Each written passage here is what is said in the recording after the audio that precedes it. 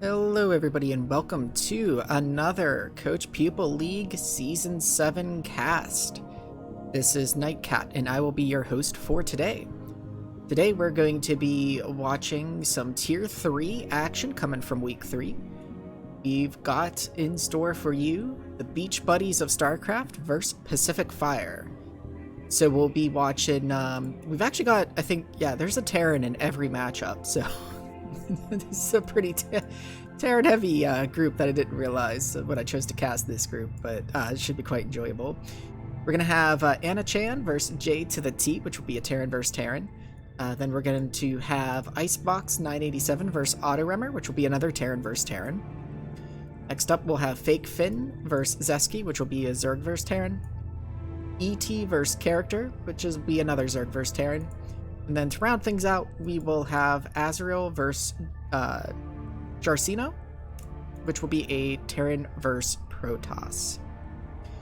So we are going to see every matchup that involves Terran with TVT twice. Should be fun. The map order for Week 3 was Polaris Rhapsody first, Holopoid second, and Eclipse third, if needed.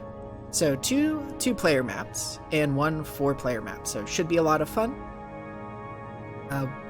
One quick note too is that I do have an Uber Eats order, and I'm sorry everybody, I may have to pause at some point during the cast if there is stuff not available that they're supposed to be picking up, so hopefully that won't be the case.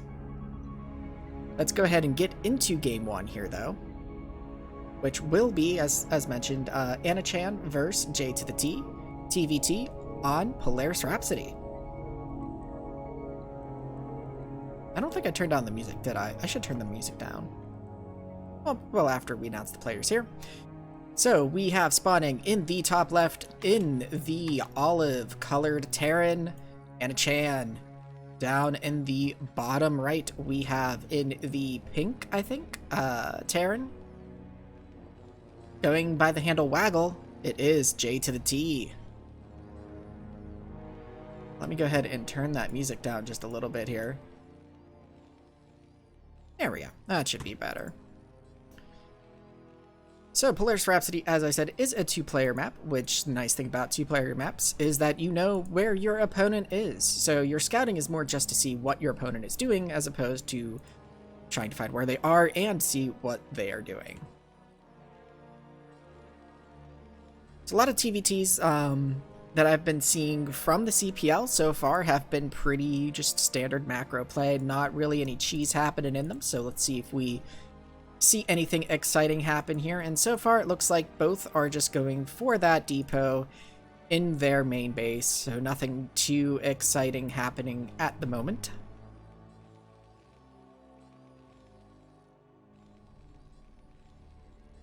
Both getting that depot on 8, now getting up to the 10 workers, and we do have the other. Looks like getting ready to put that Marine down. Looks like, whoa! Why is NightCatBot double sending messages? You know, I think there was at least one where they did a BBS, or actually no, I'm thinking of a Proxygate game, so... Let me see, I might have two instances of NightCatBot running, and that would indeed be the case. Now we just have one.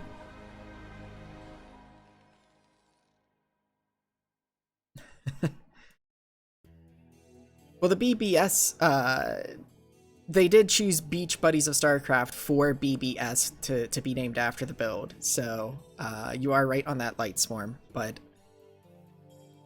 It doesn't, I mean, you can't really BBS if you're not Terran, but granted, this is Terran versus Terran that we're watching right here. And so we do see the scout from, no, I'm just going to call them J to the T, I'm going to call you Waggle, since that's the name that you're using here. Unless I remember, then I'm still undecided. Probably call you J to the T. Let's see. So Anna Chan here, looks like coming out with their scout just now. A little bit of a late scout. Kills... I think they killed their own SCV on accident there. Because, yeah, I thought they were just getting shots off on J to the T's SCV, but no, that was actually their SCV that they killed, so maybe a little bit of a misclick while they were sending their SCV out to scout, which should be able to get in here. There's just the one Marine standing, so both of them, well, sorry, Anna-chan actually got two Marines. Waggle went just for the one, and it looks like Anna-chan even canceled their factory and rebuilt it, so perhaps didn't like the positioning that they originally got, but that's going to cost them a little bit there in time. And now it looks like J to the T is going to go ahead and get their second Marine here. It looked like they switched from a righty to a lefty there. Looks like Anna-chan is going to go ahead and get ready to take their command center, but getting the SCV there a little bit early. Meanwhile, J to the T actually has the money to expand for a little bit here and is not doing so. So J to the T being a little bit slower than Anna-chan in the end to get that expansion, but so far both of them are pretty much doing the same thing, although Anna-chan did put their first factory down on a spot where they can't get the machine shop. So they are throwing down a second factory. Meanwhile, J to the T is sticking just on the one factory with the machine shop for now. Going ahead and throwing down a supply depot here and continuing to produce Marines. So maybe they're looking to do a bit of an early... Oh, actually has not even got their command center yet, so... Perhaps going for a fake double, but I don't... Oh, they're doing a 1-1-1 build. Okay. So they're getting their starport here, so perhaps they're trying to make it look like they are going for an expansion, but Anna is not going for any sort of scout at the moment. But does look to be pretty much... Units waypoint list is full, by the way. Pretty standard build here. Looks like they're getting some defensive supply depots here to sort of protect this area from vulture harass. But yeah, the nice little wall here that's hiding the fact that there is no expansion here. But if Anna-chan had flown their barracks over, they'd be able to scout that relatively easily. But I don't know, you know, if the barracks, if it had lifted off as soon as it could, if the barracks would have been here in time or not. Meanwhile, the starport is done. We do have Wraith coming out for J to the T pretty soon here. And we're getting siege tech, so... Gonna have siege tanks to help defend and the wraiths to be aggressive. There are two starports. One wraith is out. Both starports are going with the wraiths, so not gonna have cloak, but the armory is just about finished for Anna-chan, so it feels like these the wraiths are gonna be able to do a little bit, but ultimately their time to shine is gonna be a little bit short. So assuming, you know, if Anna can respond appropriately, I feel like I'm liking Anna's position right now a bit better than J to the T's, but it really depends on what J to the T is going to be able to get done with these wraiths. Just kind of keeping an eye on that minimap there to see when these move out. The armory is finished, +1, not started just yet for Anna, but that's fine. Going ahead and getting that siege mode now. So both players so far just kind of doing their own thing. Nobody sent anything to the other's base. I mean, there was the one SCV, but that's about it. They're not exactly keeping tabs on each other. To the T, though, getting... It looks like J to the T got the command or the control tower and is now getting cloaked. So gonna wait to get cloaked, but that's gonna be a while. Cloak, though, will let those wraiths do a bit more damage. There's no academy down for Anna and no engineering bay instead of fourth factory coming down. And that's one of the things that can happen if you're playing blind and not really scouting your opponent. And I'm hoping that this CV here is going to be throwing down that command center, so that is good because Anna has really been on two bases for a while, but the SCV production is kind of stopped here. And also, even if they get an academy, these supply depots kind of blocking the ability to place an add-on here. In addition to that, it's kind of creating this space that's going to be hard for Goliaths to maneuver in, giving plenty of room for the wraiths of J to the T once they decide to move out to get some work done there. But Anna looks like maybe going out with the vultures, laying some mines. Trying to get some vision and coverage going here. Might have, yeah, it does have 4 workers on the natural gas, but 3 up in the main. Now we got a vulture from J to the T coming out to see what Anna is doing. Has a pretty sizable force too, 5 tanks.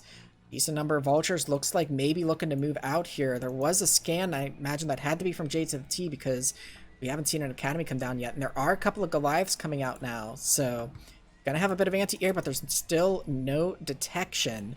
No engineering base started, but I think I was playing a game earlier where I had some wraiths, or yeah, it was earlier today, where wraiths surprised me. Well, they didn't entirely surprise me, but they got to me before I could prepare for them.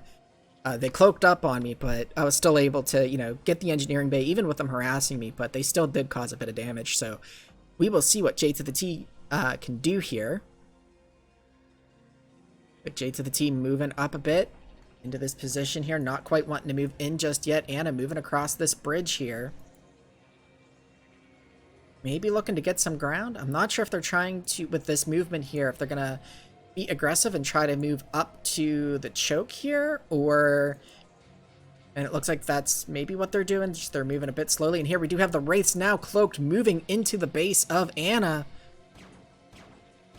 Looks like they take about 3 volleys from all of them to go ahead and take down 1 SCV, but they're going to get some kills, and Anna does not have a whole lot of workers. Anna lifts the... Oh, lifts it and lands it down there because they need the comsat. They're going to get 1 scan, but where are the Goliaths? They're down by the natural right now.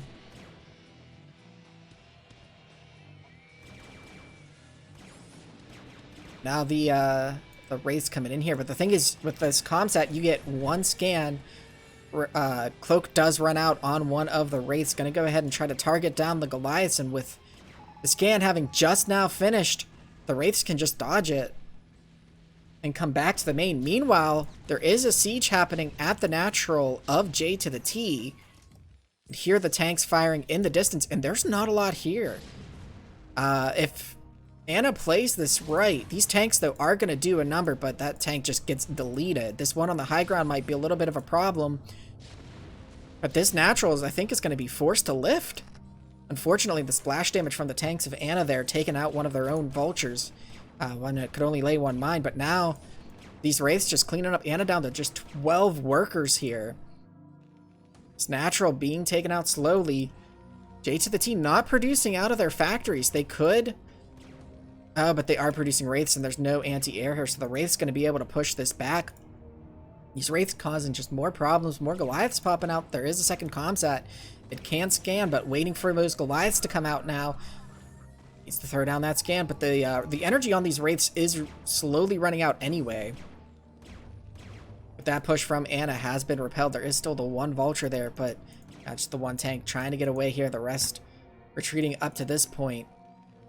And the wraiths still causing problems. Cloak running out, though. Only 1 of them is left cloaked. J to the T probably could have retreated, but is getting Anna to spend all of those scans. Forced Anna to move this command center in order to get that, so there's going to be a little longer mining distance, and it's so inconveniently placed for the army to come out. J to the T doing a lot of damage there. Took a... Oh, losing a tank to the mines that were there. But now with no wraiths, it's the wraith production is continuing though. So J to the T could potentially push this back, but there is still this 1 wraith here. The cloak is about to run out. And it looks like Anna's moved an SCV there, so I'm not sure if they were going to build a second command center there to get it closer or not. It may have just been a rally point, though. And where is this SCV going to? That might be a rally point, I'm thinking. And now we've got more wraiths coming in here, but they are low on energy in terms of cloak. And then another scan being spent here by Anna. I'm going to go ahead and chase them off for now, but now they're coming up here into the natural, where there's this supply depot wall that's just going to be causing problems. Not really going to be able to get back there easily, but does repel the Wraiths. So, a bit smaller numbers there, and a decent Goliath count here, so going to be tricky to do too much more damage, but still 22 workers to 14 workers. J to the T not producing workers at the moment, so this could let Anna get back into it, trying to move back in here with the Wraiths, but there are 2 Goliaths here, and these Wraiths are not cloaked. Might need to pull a repair, but going to go ahead and repel. Oh, and there is a 3rd Goliath down here towards the bottom. I think that might have just moved up to join, so. Yeah, it looks like Anna is going to go ahead and try to move out again, having just cleared those Wraiths, and this time moving out with some Goliath support, going to be able to handle any Wraiths that continue to come from J to the T, rebuilding their wall here, repositioning their tanks. Might have their ramp a little bit blocked with these 2 here, so that troops can't quite get down. And actually, I think this one might be on low ground technically and not get a high ground advantage, and I think this one will get high ground advantage, so this could be positioned a little bit different. And then it looks like Anna's going to take a little bit of a different path this time instead of coming across. Actually, I'm not sure if they took this path last time or if they went across the bridge. I missed it because we were focusing on the Wraiths, but that's all right. And actually, where are the Goliaths are not with this army. There's just 1 here. So J to the T has a chance to break out of this potentially, but now there's a 2nd Goliath. Bringing the other Goliaths up. The barracks lifts, but the tanks are going to siege here. That SCV gets deleted instantly. The bunker is gone now. So the wall gets removed again. A lot of tanks here. What are the upgrades currently? They are 1-0 and 0-0. So J to the T not getting those upgrades right now. I forget if it's, I think it's the +2 upgrade that lets you delete siege tanks in 1 less hit. So I like this use of the high ground here, sieging up here, sort of removing that space as safe for Anna. Anna trying to move forward here, but gonna take some shots. Doesn't have anything to add vision. Not using any scans. If we take a look, they can't see the tanks here right now because they just don't have anything given vision. The barracks has been sitting here the whole game. Could lift it and use it down here to get vision up onto this high ground so the tanks could fire. But the natural does get denied here for J to the T. These SCVs not being reassigned, though. They're going to run back down there, and if these tanks had stayed siege, they might have been able to get them, but trying to squeak them forward a little bit, but you don't have the vision. You're going to get shots off, but only after you get a shot, or get hit, I guess. Get shot at once. Does clear the tank that was on the ramp there. That SCV causing some splash damage onto the forward tanks. Would like to see some reinforcements coming in. There are some more units being produced here for Anna, but this this command center really causing some problems with the reinforcements coming out of the base. But here we do have some more reinforcements now. 3 tanks, 2 Goliaths coming in. Gonna siege up here. J to the T is gonna have to clean this up somehow. Oh, and now the Goliaths, I think the range upgrade just finished, so they're going to go ahead and take that barracks out. But it looks like J to the T already able to get himself up to 5 factors here. Has a bank that they can spend, so it's going to be a little bit before they really feel the effect of losing that natural. But now Anna is up on workers 28 to 22 when they were down solo before. Moving the damaged tank a bit forward now. And actually could siege up and fire on these starports. Another command center started, and the barracks is being replaced here by J to the T. Scan up on the higher ground, just seeing what's there. Scan on the lower ground there from J to the T. Could probably, could pick off this 12 life tank with the Wraiths. These Goliaths can't really get down here easily without risking fire from the tanks. And now this tank moving into position. Gonna get some shots off, but also take some shots itself. Excuse me. I'd also love to see Anna expand behind this too right now while you've got this contain, but I think most of their resources are going into that. And they also still have the 3 Goliaths here. The one is badly damaged. Could use some repair. just to make sure that, you know, wraiths don't come escaping out the back of the base and into there. So now it looks like maybe, oh, gonna float over to the left, trying to get the sneaky expansion off here. If Anna's not paying attention, that could pay off for J to the T. Here we do have the wraiths trying to move up here. These Goliaths trying to be careful, but getting caught by the tanks. And with the splash damage, able to clean up and get those Goliaths. So yeah, that was the danger of parking those tanks there. And really at this point, yeah, those wraiths did what they needed to do. They got the Goliath army to move into a bad position and allow the tanks to clean up. And now this, well, now second base, which is a mineral only, is able to be taken by J to the T and has yet to be discovered by Anna. And at the same time, Anna is now taking their third at the mineral only here. So, or sorry, no, this, yeah, that is a mineral only. So it looks like they're looking to expand along this left side. And here we do have the wraiths as well. Looks like they are looking to dive in.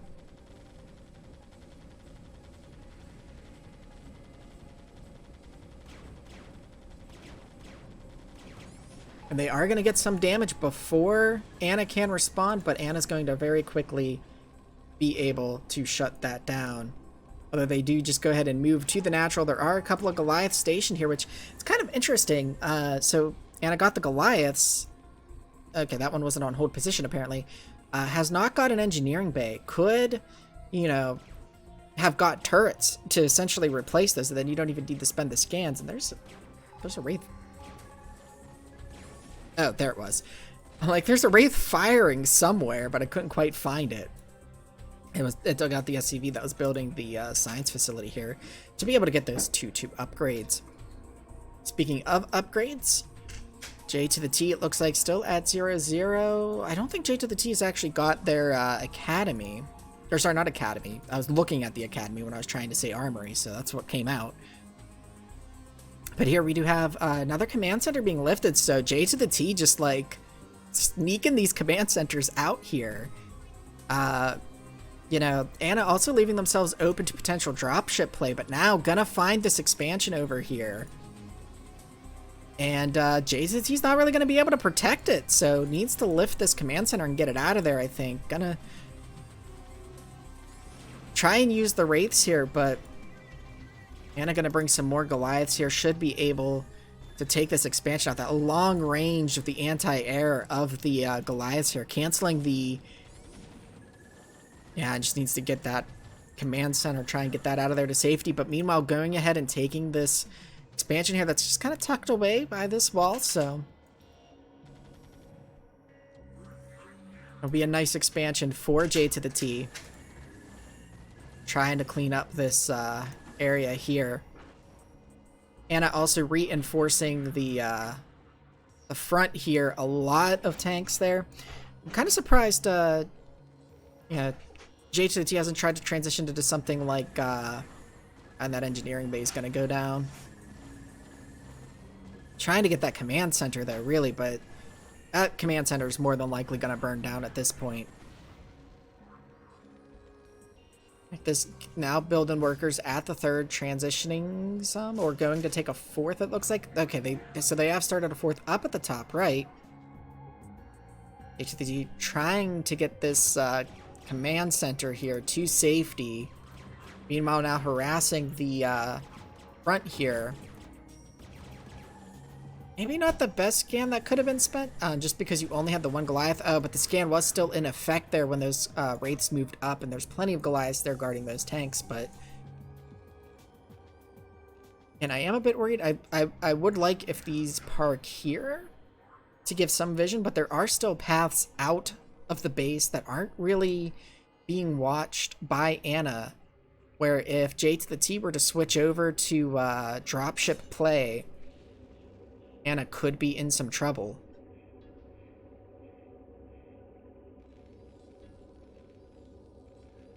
Going ahead and continuing to produce, and has not finished that science facility, unfortunately. trying to move forward a little bit here, but J to the T has some nice tank defense here.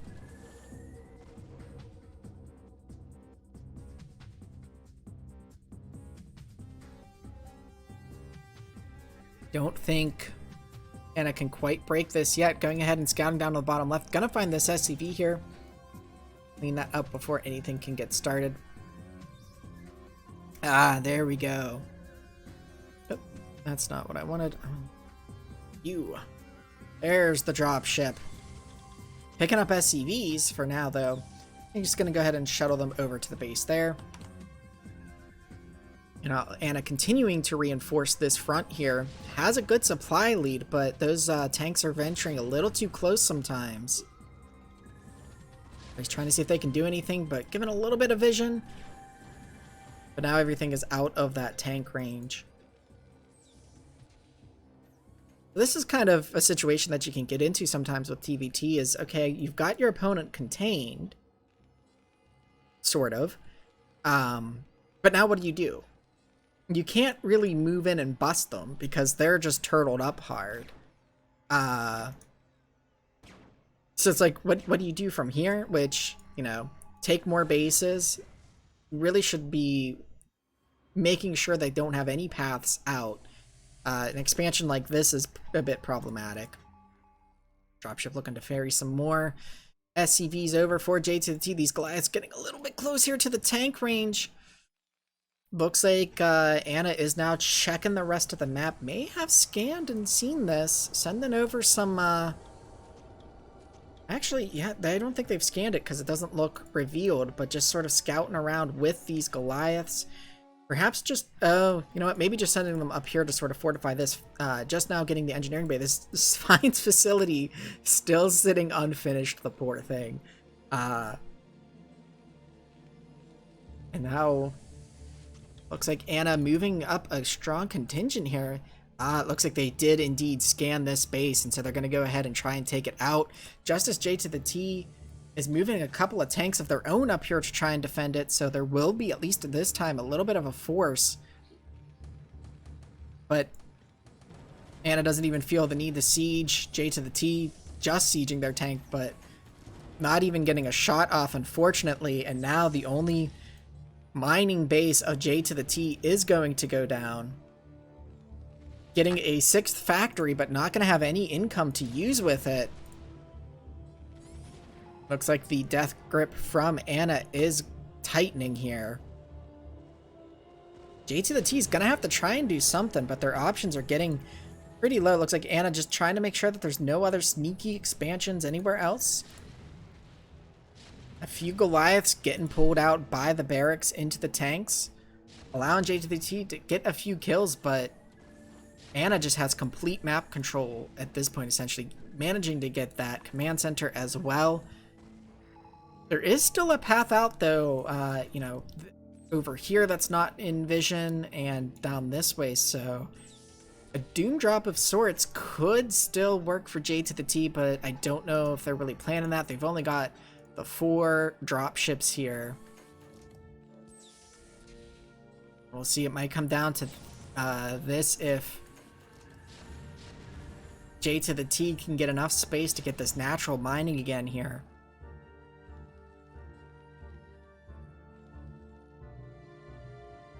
Another 5th dropship just finished, but not using them. Now they are trying to get a bit more of an arc here, but really at this point, like, it's on J to the T. J to the T has to be the one to push out of this. Anna can just sit back and mine the rest of the map and go up to 200 if they want to.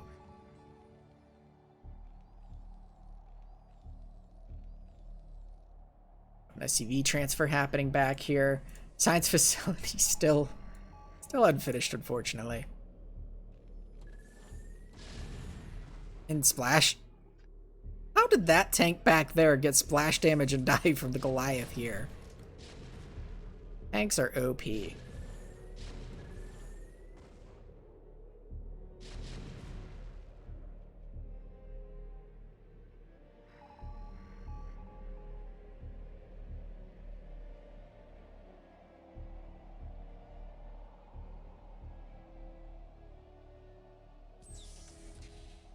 Oh, are these aren't even loaded, so I'm not sure. Oh, some of them did have vultures, but not all of them. Okay, so some of them had units. The forward ones, it looks like, did not. And Anna looks like unsieging here to deal with those drops, and now going to just siege right back up. J to the T out of money. Does still have one command center. But only 10 SCVs are going to have to lift that if they want to mine at some point.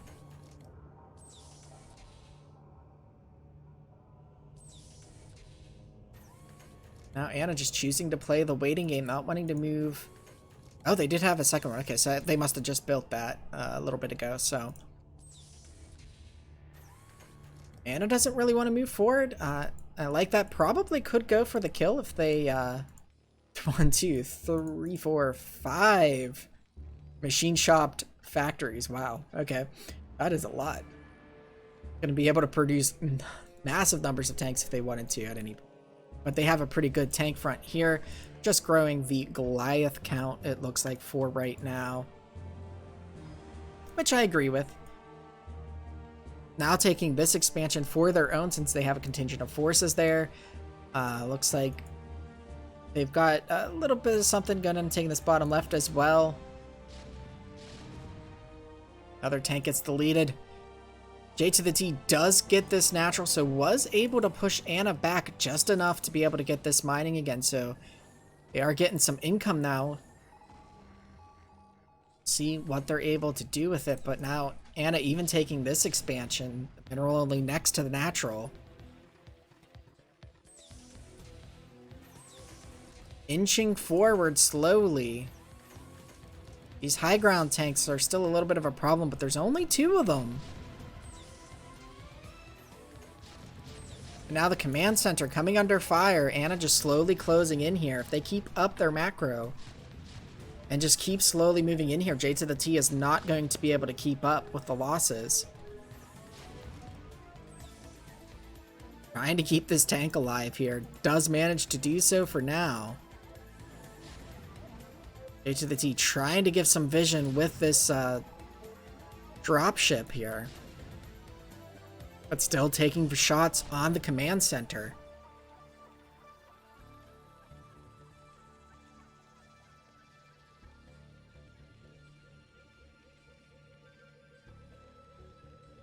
And it looks like getting ready to position some more tanks here to pressure into this natural a bit more. But only moving the one forward. It's going to get picked off. Scan going off to give some vision there. Does manage to get the tanks. This one lives with 4 hit points. Jeez. And now Science Vessel is out. So that science facility getting not completed, and instead another one got thrown down. And it is up to the 2-1 upgrades. J to the T did get the +1 to attack at least, and then gonna go ahead, loses that natural command center, gives the GG and taps out.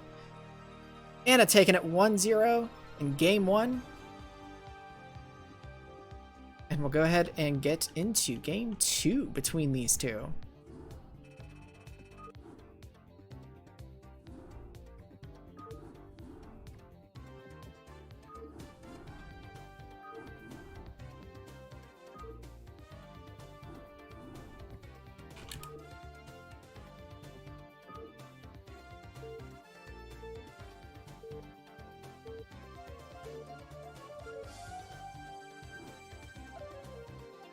Right, so game 2 has us on Polypoid with Anna Chan spawning as the purple. I think that's purple in this case. Maybe it's magenta. We'll say magenta Terran. Up in the top right.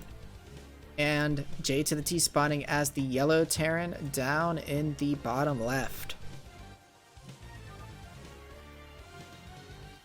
Looks like we got a little bit of chatter perhaps regarding lag.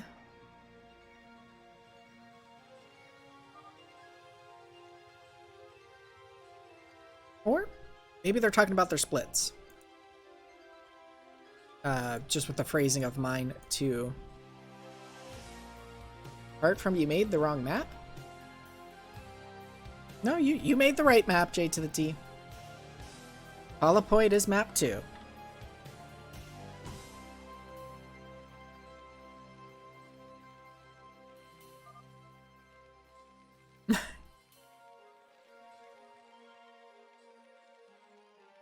This is Poly. This is what it was supposed to be.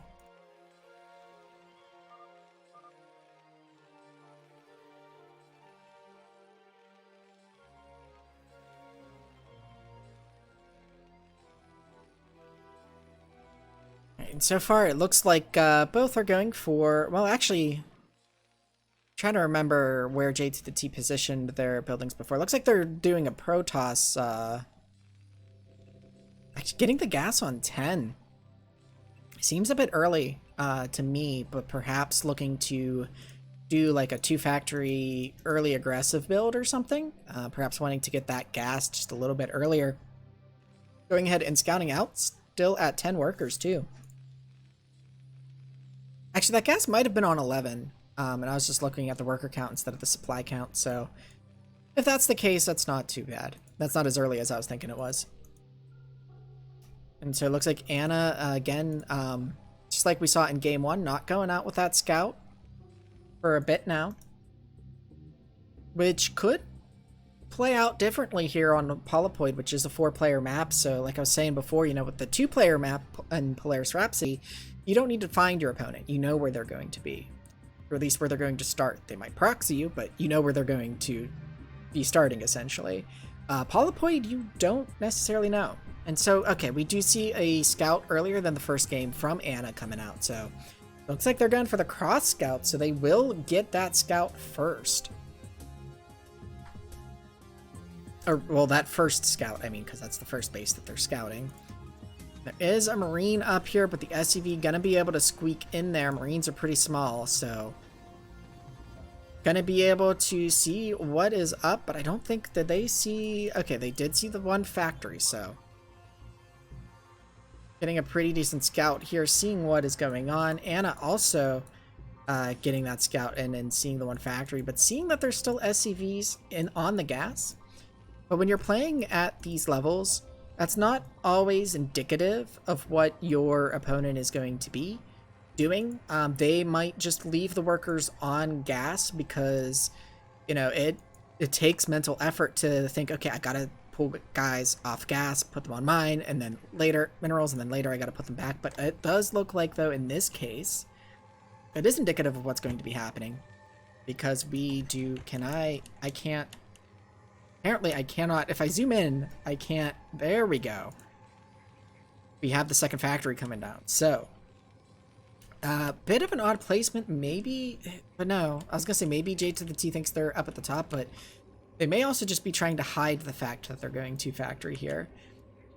This is also cross map though, so they're going to have a long distance to travel to their opponent.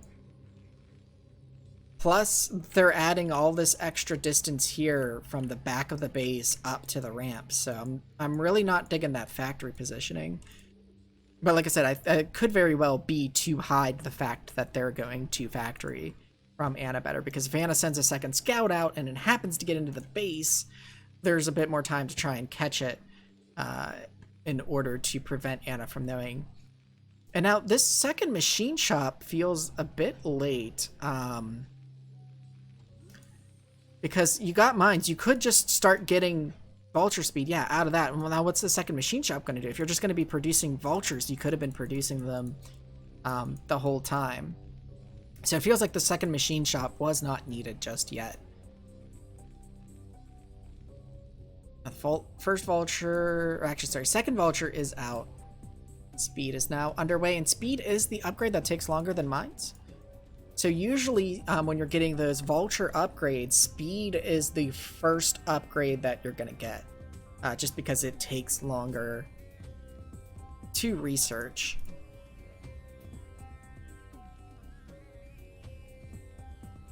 But Anna has a tank out already. So unless J to the T can snipe it with... I'm not sure why this unit's waypoint list is full keeps showing up. guess one of the players really likes to use waypoints? Not sure. Looks like J to the T did a little bit of poking. There's too much though, you're gonna lose those vultures. And the tank's gonna siege. And the vultures only utilized one of their mines. So that's some value loss there, losing 2 or 4 mines basically, not even getting to set them. Because really right now, like, you have the mines earlier than your opponent. You've got the vulture speed. You could easily, you know, mine up this, like mine up right where the transition from high to low ground is to cause a lot of problems for Ana. Mine up this, so that way if your opponent moves out on the ground, you see it. You know which way they're going. And then just go ahead and mine up different areas, different lanes. Ana gonna go ahead and move out here, it looks like. And then J to the T trying to do a bit of a run by with these vultures. Does pick off that one SCV there, but that's it. Ana moving forward with their vultures here, which are slow vultures. I don't think Ana has got the vulture speed just yet.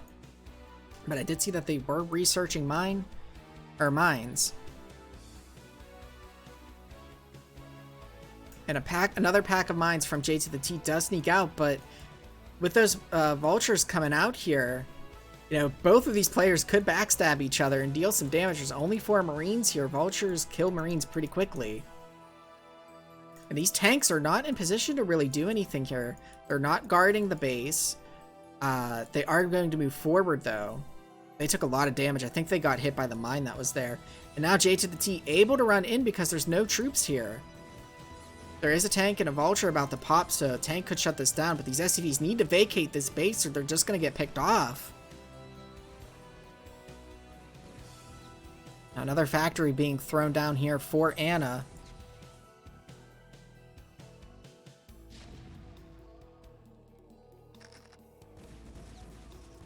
Like J to the T throwing the mine down near the worker line. Now Ana trying to push in here, but now there are tanks up on the high ground, so not really going to be able to push in there and do much. And there's no production coming out of Ana right now while this is going on, while they're trying to micro this here, so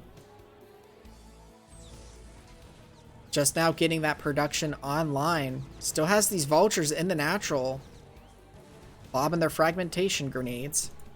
I had to double check, make sure I was going to say the right thing. Now this tank here should be able to stop this, but the vultures, letting the vultures get right past. Dangerous mine there being laid down. Does have to be careful to not lose the tank to mines.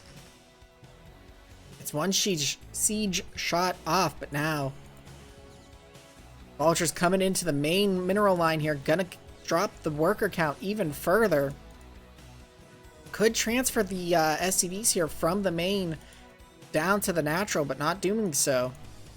Will get this cleaned up though, but has taken a lot of damage from their workers. J to the T, meanwhile, their natural is up, but it's not operational. They are continuing to produce off of those tanks, trying to move forward with these vultures here. Unfortunately, having the problems that I usually have when you're trying to lay mines to take out tanks. But then oh no. Took a very nice mine shot there. Now, ooh, this mine loses about 2 to 3 tanks there, which is a very good trade for Ana. So that contain gets broken, but now only the 2 tanks here that are more forward. Again, a bit of an odd position to siege up both of these players, leaving their tanks on high ground sometimes, but like this is just kind of wide open now. Although there is the bunker here, there is something to try and catch anything that runs by, but some of these tanks are very heavily damaged and could use some repairs as well. Another attempt at a run by, really just throwing those vultures away. Splash damage does take out one of the tanks though, so that ends up working out a little bit for J to the T.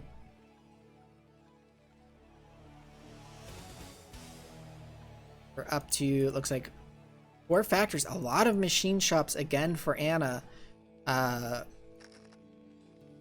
And just 2, going up to 5 factories and just 2 machine shops here for J to the T, which typically as Terran, like a rule of thumb that you can use is about 1 machine shop per base with gas. You can support, I think it's like you can support 3 on 2 bases, I think. Though you'll be a little bit short on gas, and I think you can do 2 on 1 base technically, but just like a good rule of thumb is 1 per base with gas.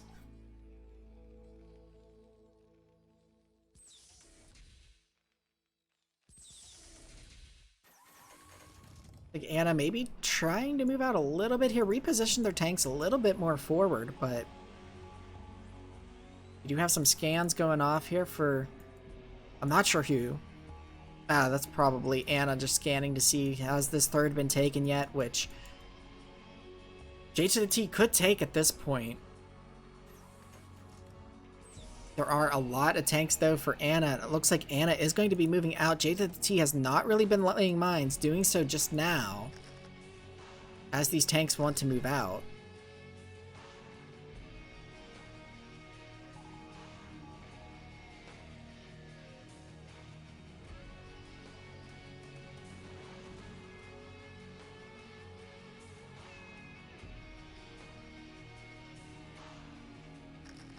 I like too how these buildings are just left on fire. It's not really a problem or anything, it's just I like that. Looks like some supply depots being thrown down. In the natural, these two I don't mind. This one might cause some pathing issues. Looks like the units are able to get out okay though. Kind of moving forward just a little bit at a time here. To the T, trying to lay down some mines. Gonna block this third for just a short bit with that. Manages to pick off the SCV that came out to build the base too. To the T, meanwhile, is going up now to 7 factories, it looks like. Looks like they're planning to be very aggressive on just 2 bases. More scans going down. I think, that Anna just checking to see the factory count, checking to see the base count, sees that the third just going down now for J to the T. Third not quite yet down for Anna. Anna could have pre-built this command center too and flown it over. Oh, nice mines. Got to be very careful here. These tanks are very clumped together when they're trying to move around. Very, very dangerous. Using the damaged tank as bait.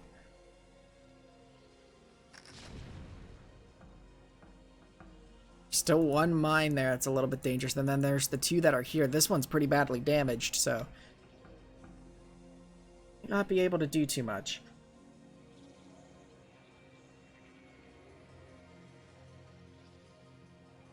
Just watching the army walk past. The 1 mine gets popped up but cleared. Ooh, that one almost going off, but not quite.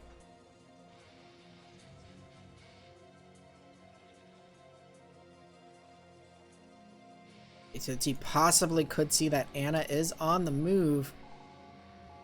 Not really positioned to protect this third. Looks like J to the T wanting to get those making sure to get those upgrades this time rather. At 1-0 right now. Anna at 1-1 does have the science facility, so could spin up those level 2 upgrades, getting the science vessels here for vision and for that D-matrix. There's a pack of vultures over here. This one wigging out a little bit.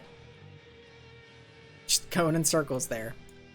Looks like the siege tanks of Anna have found. There is a scan there by J to the T. Trying to move these vultures, but not really going to be able to do a lot with them. They may have been better served like trying to do a backstab from where, or actually, yeah, from where they're positioned. There should be an escape route up there.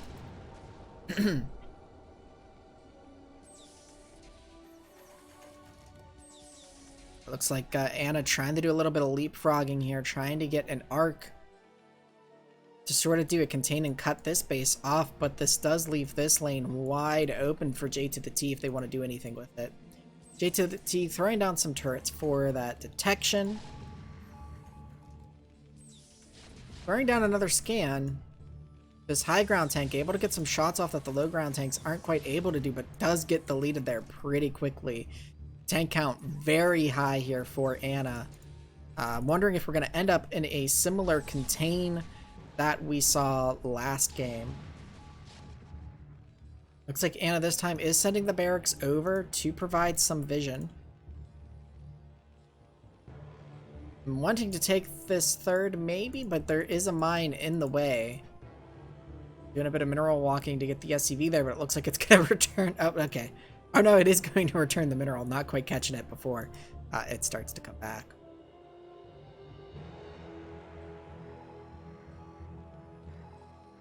Some more scans coming down, I think, for Anna. Just checking to see what is going on here. There are some vultures here, but this high ground could be taken by Anna pretty easily if they just walked around this way. Going ahead and defense matrix. It takes the volley, but took a bit the siege up there. They get one tank. They trade like about 4 to 5 tanks for like 2. But slowly encroaching on the space of J to the T here.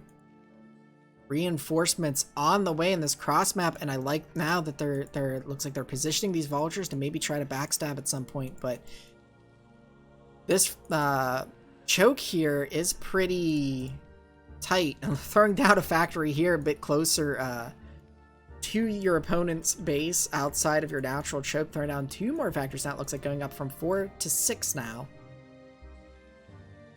That's the thing, J to the T has had more factories for quite some time, but the tank count of Anna has been very impressive so far this game.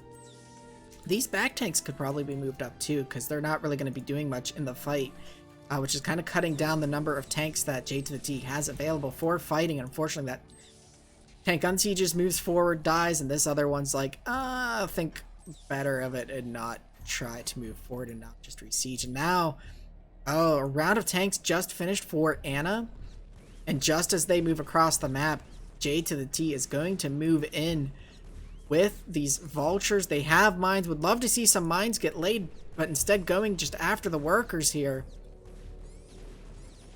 Anna's going to be forced to respond, but going to have another round of tanks pop out. This is where I would have loved to see the mines get laid, but does completely clean out the base, as Anna does not pull out the workers. Trying to lay mines on top of the tanks. One does get taken out, but the rest of these vultures are going to get cleaned up. But that was half the worker force of Anna there. That tank taking heavy damage as well. Still has a strong contain going here, though.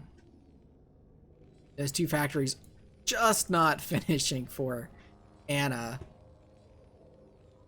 Going to be interesting to see if J to the T is able to take the worker advantage that they just got for them and translate that into something good for them here. Looks like they're deciding to try and take this base up here instead of the base over here,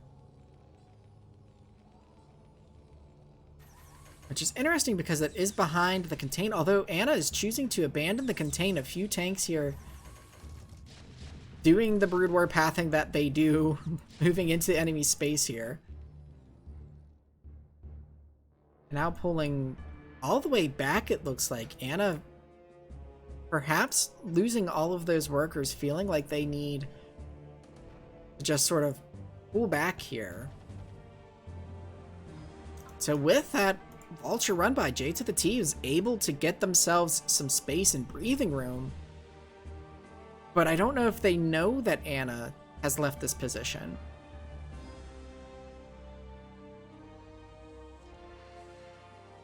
And landing that command center there.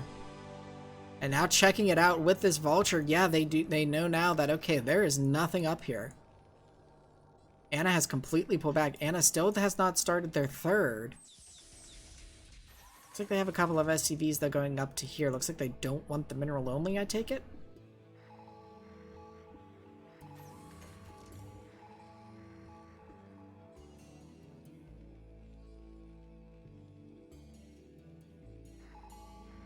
Building a turret here to push this barracks back.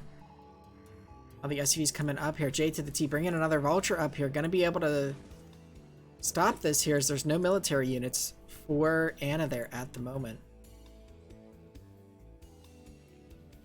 And for a brief moment, I thought this Marine was a ghost. But instead, we actually have battle cruisers. I thought we were about to see some nukes. Barracks being chased off, does manage to survive and not get into the burn down zone. Now JTT getting that fourth base there, not quite up online yet. Needs to get the workers there and produce some more workers. Anna catching back up, so J to the T in the first game knocked the worker count down a lot, but then Anna was able to catch back up as J to the T just kind of stopped producing workers. That barracks getting cleaned up here, has a couple of Goliaths. J to the T deciding to move forward here, has a large vulture force, but there is a large tank line here for Anna.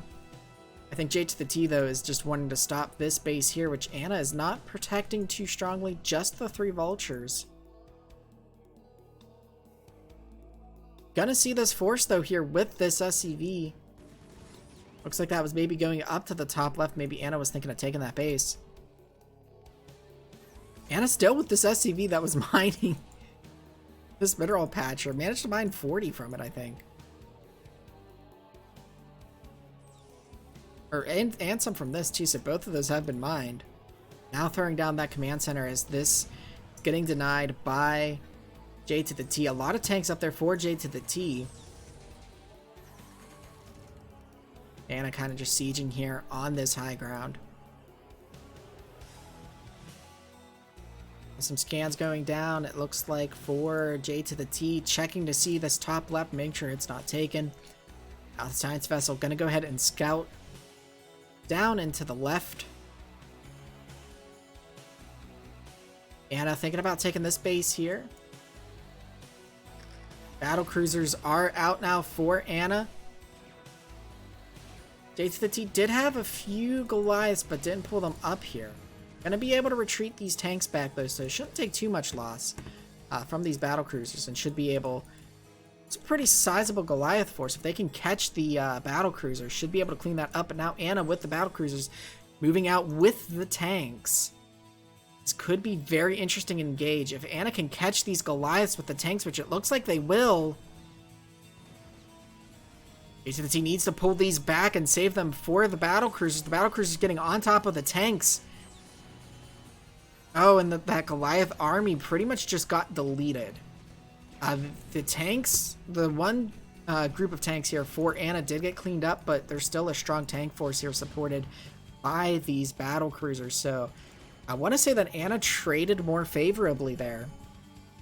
A to the T needs to get those Goliaths producing. It looks like one of the factories doesn't have a rally point, so there's just kind of 3 Goliaths sitting here.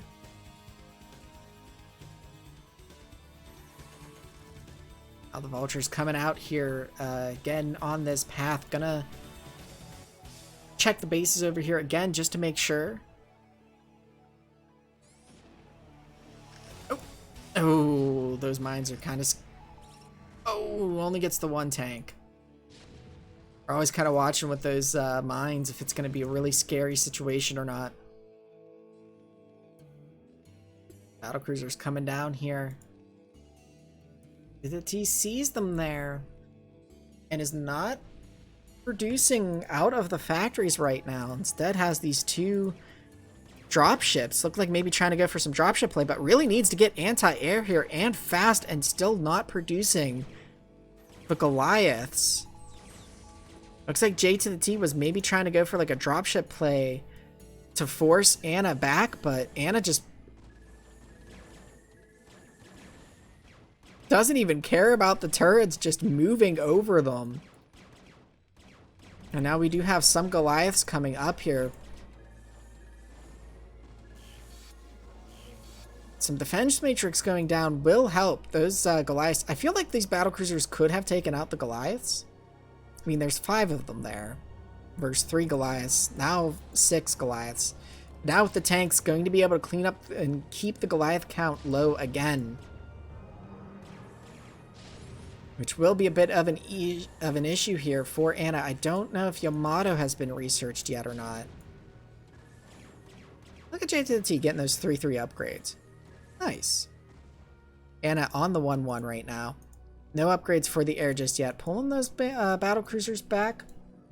Meanwhile, it looks like there were some issues here back at the main. This third here has been shut down. Thanks. I don't even know if the dropships were really necessary, but they were a part of it. But there's now a couple battle cruisers. There's some Goliaths. Gonna be able to clean this up. Should be able to save that command center. Again, not quite getting into the burn down state. And meanwhile, this 12 o'clock base here has been taken. And now with the scan by J to the T, gonna try and take out the single SCV that's here. Will do so, but again, being chased by these slow battle cruisers. I don't think they're gonna really be able to push. Now Anna looking to make a move here. Moving in closer here with these battle cruisers. We do have 4 Goliaths and 3 tanks under construction here. Each macro cycle for J to the T. These Goliaths doing some damage, but the tank cover. Goliaths can't quite get under the battle cruisers to do the damage they really want to. Meanwhile, this, what would that be, like the 9 o'clock base? Yeah, I think that would be like the 9 o'clock base. Hasn't been found by Anna just yet. And these battle cruisers, oh, one does get picked off. The other one's at 45 health. But now there's 2 more reinforcing here. Anna looking in a pretty strong position. Some of the sieged up tanks causing a little bit of a problem here for J to the T, trying to get those troops out. Struggling a bit to do so. Like loading up the dropships here. We've got Goliaths, Vultures this time. Few tanks. Needs to be careful though. If they take all of their anti-air from this position, they're not going to be able to deal with these battle cruisers if they move forward. Anna now going ahead and starting to take a 5th base.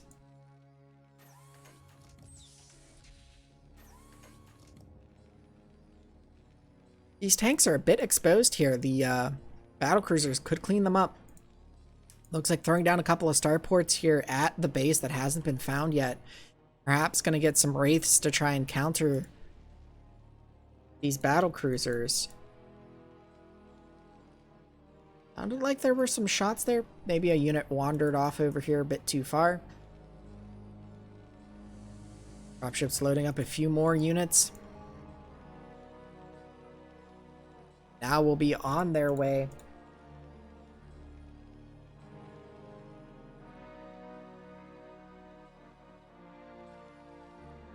There are 3 tanks positioned at the natural. More battle cruisers on the way. 3 of them.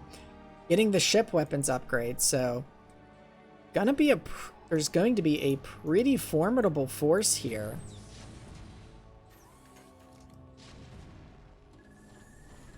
When those Goliaths just doing a number on that battle cruiser, falling back to the support of the 1 tank that's there.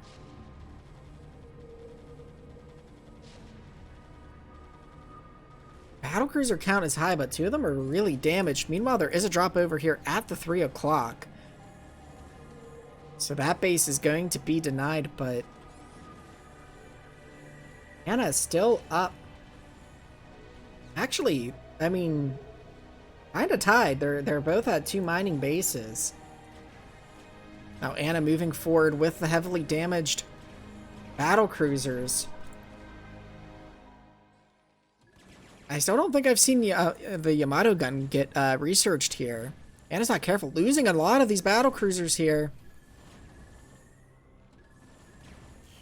This is what can happen when you don't repair the units. You had 7 battle cruisers there. Suddenly you have 2. Nice defense matrix on the Goliaths. Nothing here to support the battle cruisers, so just trying to get them away, but they're going to be able to get hunted down by those Goliaths there. couple more Goliaths moving out as well. And now with this base denied, J to the T could just leave these units here to sort of make sure that that does not get taken again. 3 more battle cruisers on the way, along with 3 more tanks now for Anna.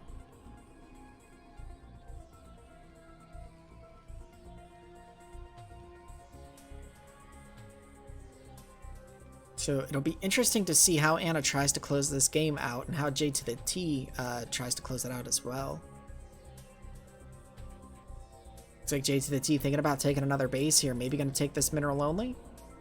Or the top left base. Looks like they're going to go ahead and go for that top left base. Meanwhile, Anna trying to clear this up here. Loses yet another battle cruiser to these Goliaths.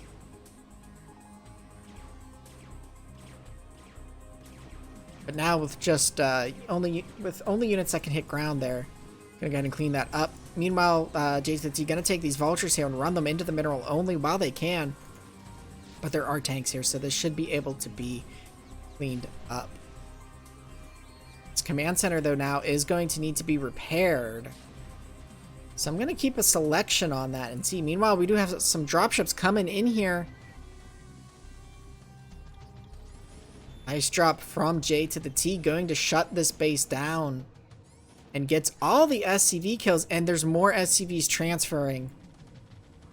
Oh, this could be devastating to the worker count. Anna manages to catch that in time, loses, I think, just 2 additional SCVs, but 19 to 40 workers here. The battlecruisers coming in. This is a pretty tank-heavy drop, so the battlecruisers should be able to clear this up. I'm gonna go ahead and try to... The tanks are panicking, trying to get into the dropships here. But the battlecruisers trying to move into position, and J to the T realizing that they've been cornered. Moving to the main here. I like this move. Dropships a lot faster than battlecruisers. They can just drop here in the main and just cause some damage to the infrastructure. This will get cleaned up in the end, but could focus fire the physics lab and cause problems. Or like just a small disruption to the battlecruiser production. J to the T getting themselves in a really good position here. Manages to get a couple of those dropships out. J to the T maybe seeing these SCVs here, long distance mining, so that might give away the fact that they are going for this base. This command center going down. It's almost halfway from the 400, so hopefully Anna will catch that and repair that before it burns down. J to the T getting this top left base established. That SCV we saw was going up there for that, so good to see J to the T continuing to expand. Worker count, again, very, very low for Anna. Down to just 19 workers. J to the T moving out with these tanks here. Like they did sniff out that this base was here. Battlecruisers trying to defend it. Oh no, the tanks are going to run right into the battlecruisers. And immediately turn around.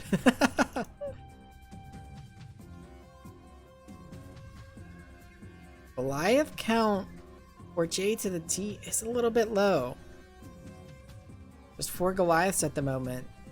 J to the T starting to produce their own battle cruisers now. This command center down to 150 life. It's really burning down at this point.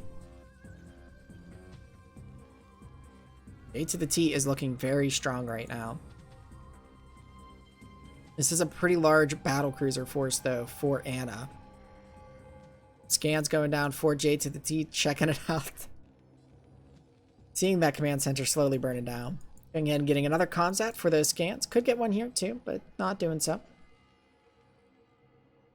And what is this SCV up to here? Gonna take this natural, or...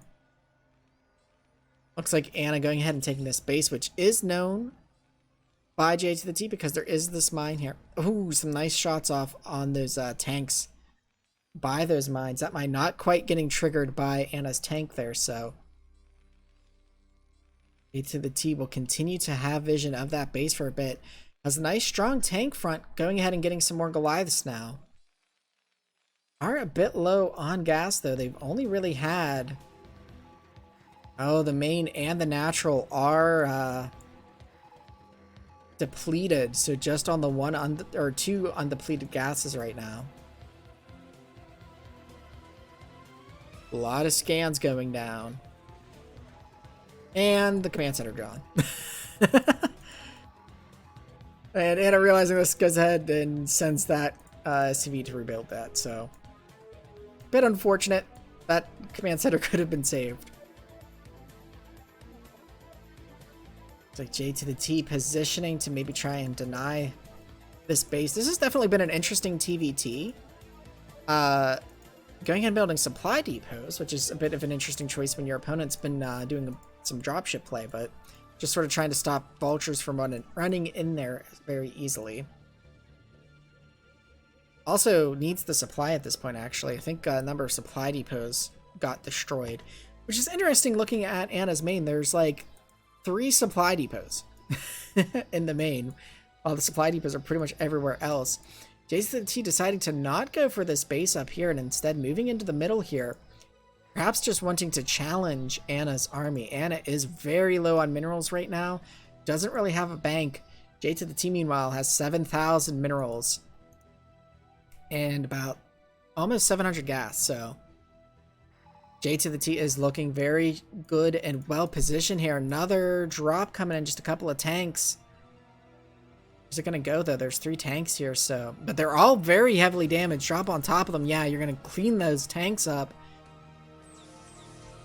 I don't know if I agree with the siege, because these SCVs could just attack in melee range then, which is what they are going to do here, but you're still disrupting this base a bit, which is good for J to the T, and forcing these battle cruisers to come up here.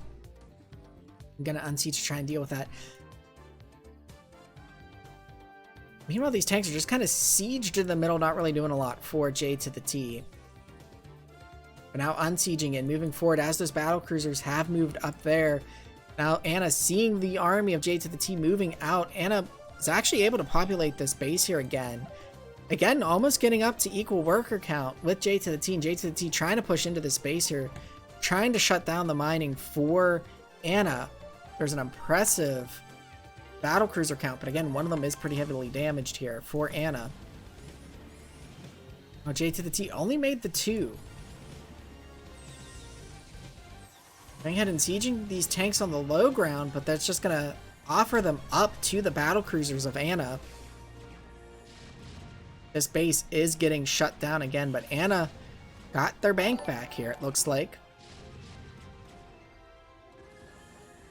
And now these Goliaths getting a lot of shots off on these battle cruisers. A couple of defense matrix going down, forcing the battle cruisers back a bit. The number of battle cruisers for Anna starting to fall a little here. Anna trying to deal with this army here, but these Goliaths are just very strong. No ship plating just yet for the battle cruisers of Anna. And now with the Goliaths getting a little bit disjointed there, the battle cruisers are able to clean that up, and this one desperately crying for repairs as more Goliaths are out on the field and coming across here for Anna, and it looks like we did have a raid from the Crazy Psychopath. Thank you very much. Hello, Raiders. We are currently watching the Coach-Pupil League Season 7 Week 3 games between the Strucktoads and Pacific Fire. This is their Tier 3 players. We're still on the first matchup here, second game, with Anna taking the first and J to the T looking to tie it up with a game 2 here. And we have had a very long TVT going.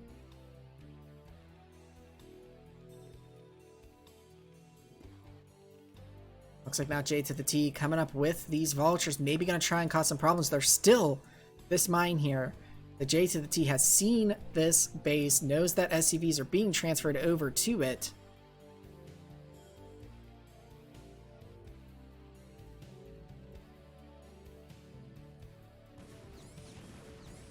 Now going to go ahead and clean up these workers here. Battle cruisers are going to try and march up to this base here, but looks like J to the T will be able to shut this down.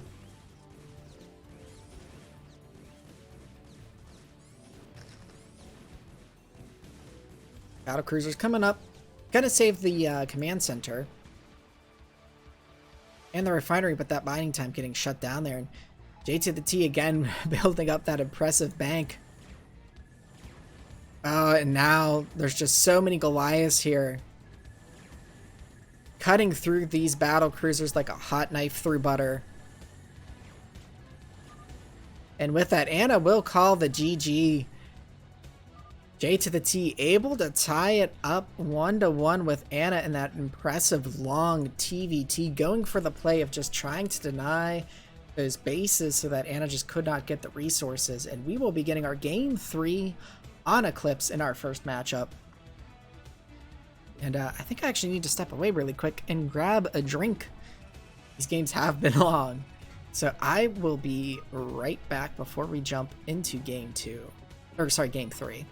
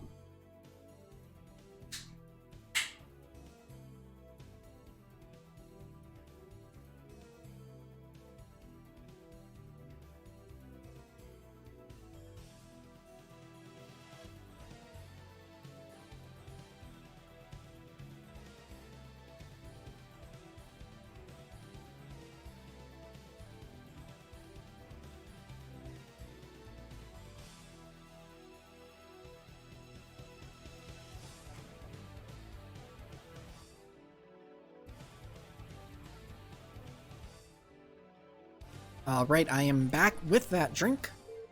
So let's go ahead and hop into the third game here between these two, which will be on Eclipse. And so we will have, spawning as the yellow Terran, Anna Chan up in the top right. And down in the bottom left as the pale Terran, or I think that's pink, we have Waggle, aka J to the T. So just a little friendly reminder from your casters here. If you play your games in top, first, bottom, if we get colors that are kind of close or are hard to see on a particular map, we can shift tab and one player will be blue, the other player will be red. If you play in melee or free-for-all, for example, when we shift tab, both players are yellow. So please do your casters a favor.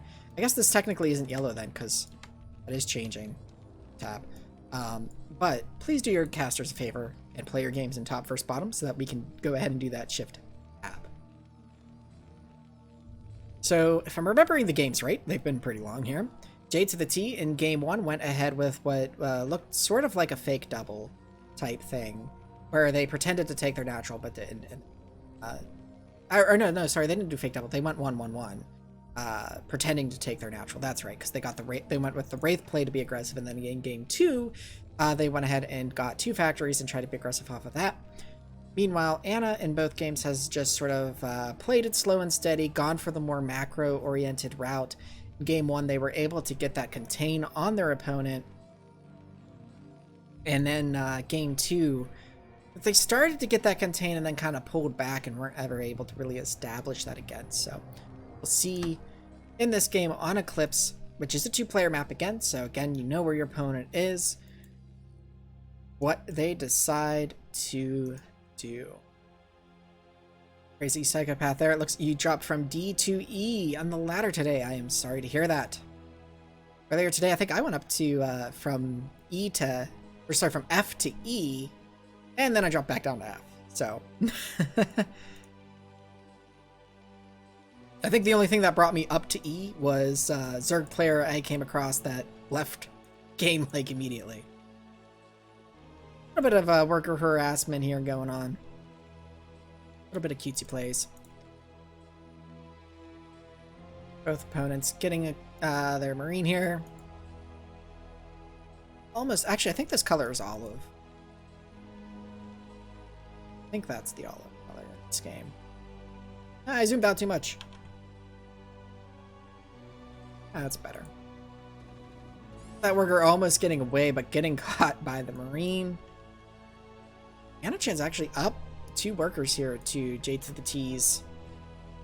Just now got their 15th, so perhaps that little bit of micro there costing J to the T a few worker or a little bit of worker production there. So far, both are looking the same. The J to the T keeping those workers, so going for the double, the 2 factory again here, it looks like. Anna's just now sending out their scouts, so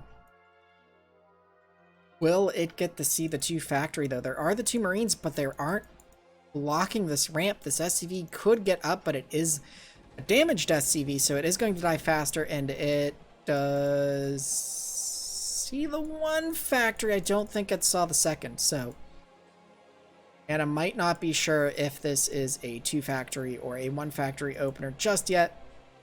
Does get their command center down. Going ahead and getting that vulture before the machine shop.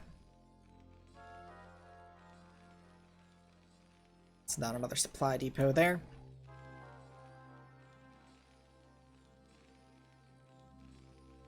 See the upgrade that... This is looking more like a 2 factory that I'm familiar with, but going for the mines first, again, you know, the vulture speed upgrade does take longer to research, so usually if you're doing the 2 machine shops, you would want to get your vulture speed first, and then your mines and on the 2nd machine shop so that they can finish at about the same time. Because see, this mine's like halfway done, but they should go ahead and start that speed on that. There you go. So at least this time, this 2 factories looking a bit cleaner from J to the T. Getting both of those machine shops some work while pumping out the vultures here. Anna just getting their machine shop now.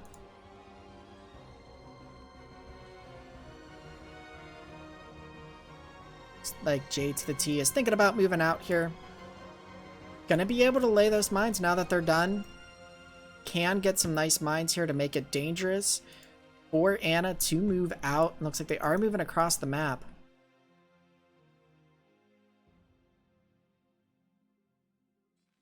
Does have the higher vulture count here, continuing to produce off of these factories here. Mine's done, starting to lay, but not quite getting the magic box micro there. I think just 1 laying at a time here. Gonna go ahead and move in. Focus this down the Marines. Gonna be able to focus down these vultures and get in here and cause some havoc. Siege mode is being researched though, so... And a tank is out, so most likely this 2 factor here... Ooh, dangerous there. Trying to get that tank with the mines, rushing here into the main. Trying to get behind this mineral line and get some kills. Be okay play, but the bank of J to the T kind of growing here while trying to micro this.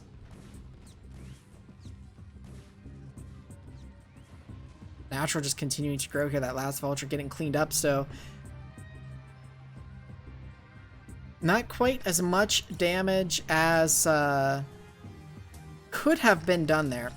Oh, and those mines getting the tank just as more vultures are coming up here, so gonna be able to do some damage. Another tank does come down though, so is another dangerous mine there, but now that siege mode is done, going in and sieging up. That mine gonna do some damage there. This could be trouble for Anna. Going in and laying mines in front of the factory that can't quite spawn tanks. It's right when you're in heat of the moment, you're thinking about just laying mines at the production, and those mines are gonna cause a problem if a tank comes out. But now Anna just producing vultures because they realize that their base has been mined up pretty badly here. Worker count falling for Anna here. Gonna be able to repel this, but if there's another pack of vultures here that are coming out for J to the T, would have liked to see the rally point be reworked here. So you're being real aggressive like this. You're getting this damage in. You're getting these packs in. You might as well just set your rally points up here. So that way the next, your reinforcements are essentially here already. Less time for your opponent to try and rebuild. Now the tank production starting, but the first tank that comes out is going to run into issues here with those mines. Workers having to be pulled from the natural here. And J to the T building up that bank, could be adding on factories, could be getting their natural. But this vulture pushing here is doing a lot of damage for them. Taking out those Marines here, now taking out the vultures. Looks like this aggression is paying off for them. Well, they lose the vulture to the mines, unfortunately, and the splash damage there takes out the other mine. But this tank, that mine's still not being triggered. I'm surprised that mine is still there. But now able to get a tank sieged up in position. This might be the end of the vulture aggression for J to the T here. This unfortunately has not been on top of the macro, so it doesn't have another wave of vultures just ready to run in here. But still. Oh, I guess that mine... Why did that mine pop up? That was kind of weird.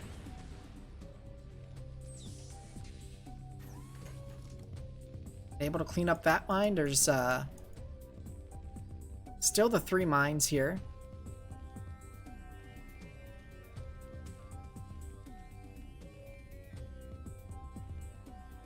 It looks like we might be returning to a bit more of a normal TVT, but Anna not all that far behind after all is said and done, as J to the T did not take their natural behind this, and the worker counts almost even again.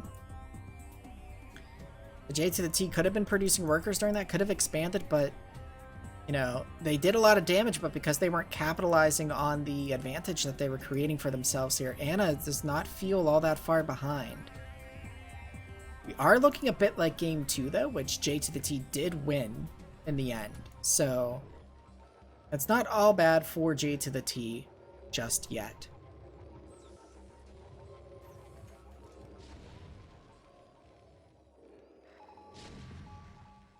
It looks like oops, Anna here is seeing that one tank, or that one mine there. Took a few shots to get, thanks to that turret. Going ahead and getting some my friend. comms scanners here to be able to clean things up, and J to the T got their natural. It's still not mining yet, so going ahead and doing a transfer now to get that base up and operational, getting that SCV production going.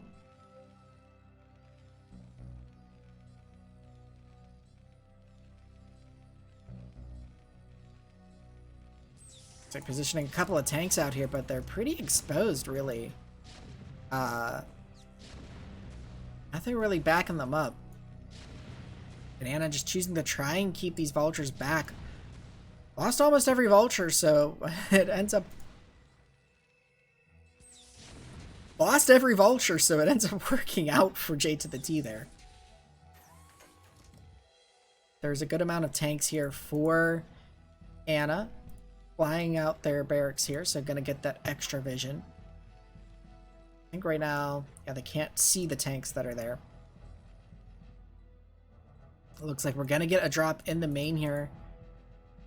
Full of tanks, and then could also pick up these vultures, so could drop the tanks in here, come back out, grab the vultures, pull them in, see what J to the T wants to do. Does pull a few vultures here, so it does have some reinforcements. And maybe try and squeak in the back here. There are a few turrets though to guard against this, so we'll see. Goes ahead and gets the tanks unloaded though in time. Sieging up, gonna cause this main to shut down for a little bit, it looks like. Anna trying to push out the front, but there are these tanks here too. Manages to clear 2 of them. But there are 2 new tanks now, and the tanks from Anna being pulled back here. Gonna have to deal with these 4 tanks that you now have in your main, which is not a good situation.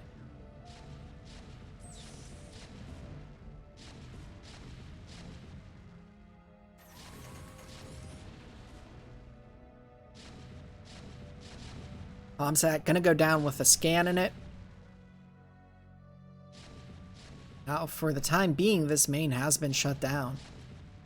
Trying to run the vultures up, they are able to get close enough to take the tanks out without the tanks being able to fire on them. So this will get cleaned up eventually, but vultures take forever to kill tanks. And with the unsiege there, Anna's able to pull their own tanks up into it. And finally clean up the drop, but now, again, the worker count 31 to 19. Now we've got those vultures being loaded up. That could have happened a bit earlier, but not the worst thing in the end. But those turrets are gone. Going ahead and giving a scan here on the main to check out what is there. Sees that the units are there, decides not to drop. Sending some more reinforcements into this contain these vultures, finding these tanks here.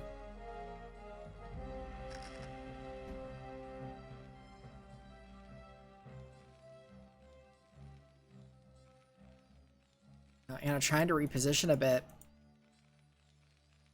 Trying to keep this main mineral line guarded. And again, catching up back up in the worker count. So J to the T. Oh, doing the drop here in the natural. Out of the range of these sieged tanks. Decimating the worker line again. Nice play. I was going to say, J to the T has some nice plays here on the worker lines of Anna. And is really, I think, in every game just been able to devastate them, but not always able to capitalize on that worker differences. You know, they have not been making workers for a really long time. They've been on like 31. They could be up to like 60 to 70 workers at this point.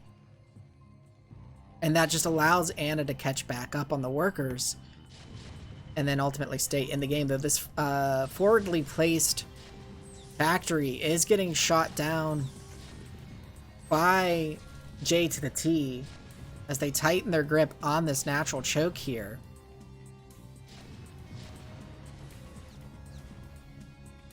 Go ahead and move in with the vultures as well, laying down some mines. And the tanks go down with that.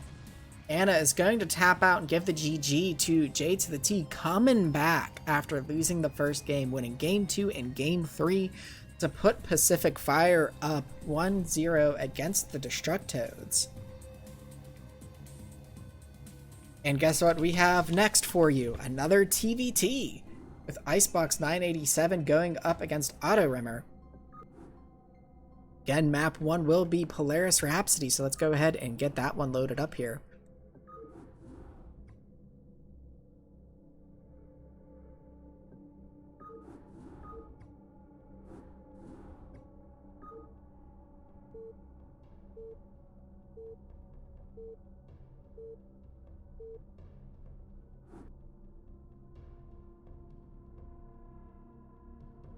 Alright, and this game was played in top versus bottom, so I don't have to deal with deep blue or dark blue on a Shakuris map.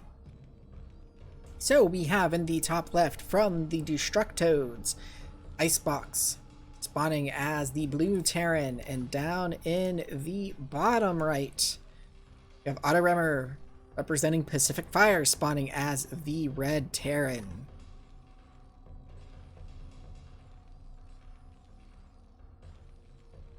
So it would be cool to see if we see some different styles here.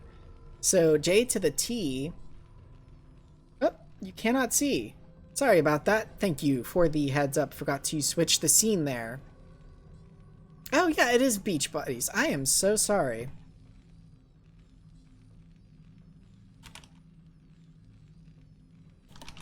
See, what happened is my notes were still... I forgot to switch the teams up because I casted Pacific Fire last week. And so I missed that I needed to update the team. And while I updated it for the announcement, I didn't update it in my notes. So that is totally on my fault. Actually, I was just... See, I could have fallen back and been like, I was just checking to make sure that chat was awake and not sleep. But no, that was totally my fault. So thank you for the correction there. Unlike earlier today when I had the wrong scene up for like 2 or 3 ladder games and my chat didn't even tell me. Still salty about that, Celine, if you're watching, but no, I'm actually not. I'm just teasing. So we've got the barracks started here, so it looks like we don't have any sort of proxy stuff. Chat is fired. Jagar Zero, I'm glad you find that entertaining. I find the tier 3 play to be a lot of fun because you see some different stuff, and you know everybody's always watching like the pro gamers and things like that. But this really gives the lower level, the amateur level, a chance. Well, I mean, actually, I guess all of CPL could be considered amateur level, but you know, it gives those players a chance to shine, really. And I mean, I'm still in tier 3 myself, so hey. Given it's my first season, I guess still doesn't really apply, but we do have the scout from Icebox coming across the map here, who is representing, as I have been corrected, the Beach Buddies of StarCraft, which it does say in the matchup screen, I'm pretty sure. We'll double check that I've made that correction. Now we have the scout from Auto Remmer coming out here.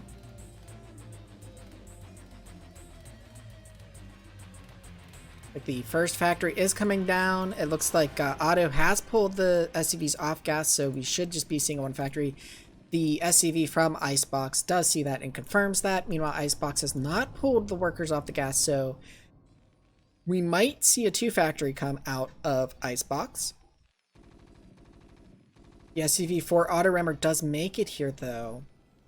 If it is going to be a 2 factory, the second factory is a bit late for Icebox at this point, so 2 factory kind of loses its potency when you get that factory down later. Could be waiting, trying to clean up this SCV so that it doesn't see it, but at this point... Okay, no. The workers got pulled off gas, so that's what I was talking about before, where you can't always rely on that worker count when you see 3 and you're playing at the tier 3 level, because... Oh, wait, no, we do see a second factory come down, so... There you go. I don't know what I'm talking about. Don't listen to me. But I think he was waiting for that SCV of Auto Remmer to get out of there before throwing down that factory.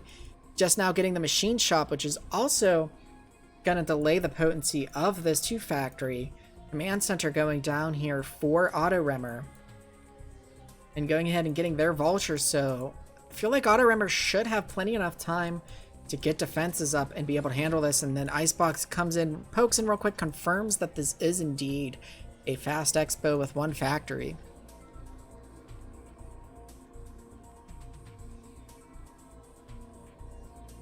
Going ahead and throwing down the bunker, perhaps suspecting that this might be a 2 factory play, having not seen command center coming down on its way out and having seen 3 SCVs on the gas for so long there. Barracks are going to float by each other here, just gently in the breeze as they pass by. Not quite touching.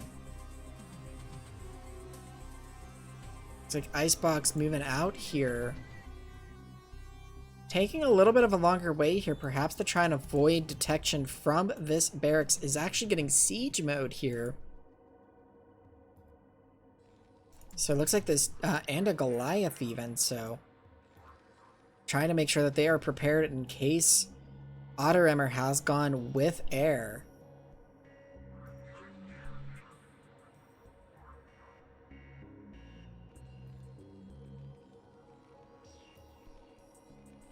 And Auto Remmer here, I don't know. Hello, my friend. Stay a while and listen. If they've actually got siege mode or not. Is Goliath going to go ahead and clean that up? But Auto Remmer seeing that there's no command center here yet, so has to suspect that there's some sort of aggression. And here is the aggression.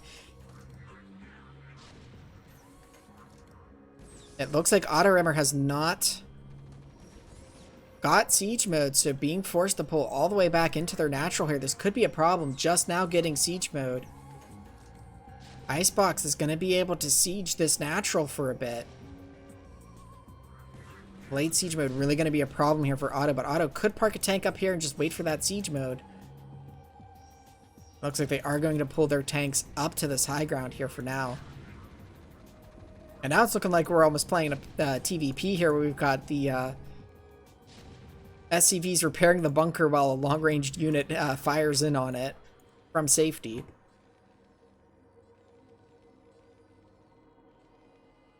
Spoxio throwing down the third factory. No plans to take that expansion. Starting that worker production too. Throwing down the eBay here at the front, so that way it's right there. You can lift it, but does have the barracks there already. Doesn't necessarily need the eBay. And now these tanks sieged on the high ground. Oh, and that tank just getting picked off there. Not quite able to keep it alive with the repairs. Both players going for their +1 weapons upgrade. But Icebox has a good lead on that here in getting this contain set up on Autoremmer.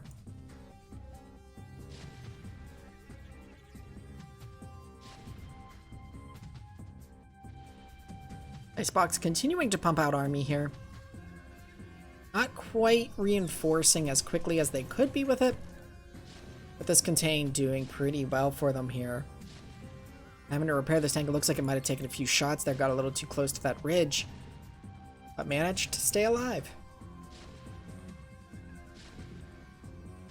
Well, Autoremmer is spending a lot of resources trying to keep this bunker alive. Gonna have to start repairing the command center, though, as the siege tanks here have realized that they can hit that command center. Having to pull back this barracks has made them lose vision of the bunker. Now this tank from Autoremmer is going to be able to get some shots off as the tanks are going to target the bunker.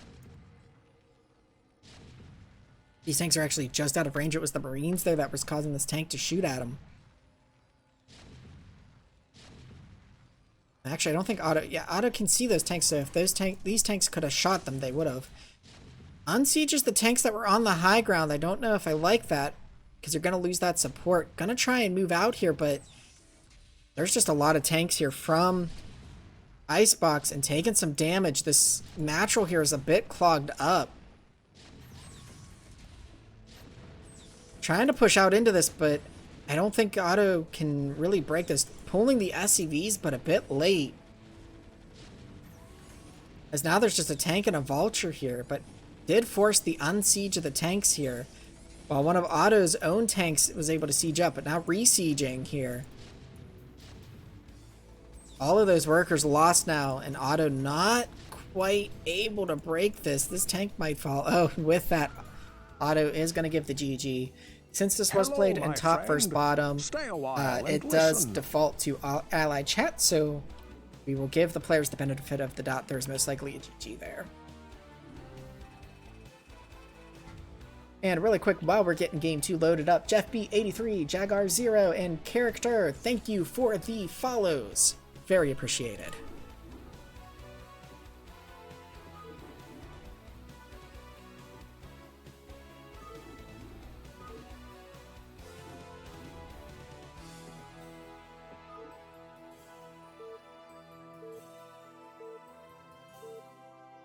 Hello, my friend.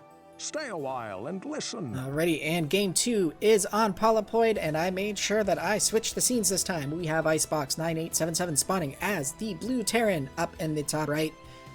And over in the top left, we have Autoremmer spawning as the red Terran.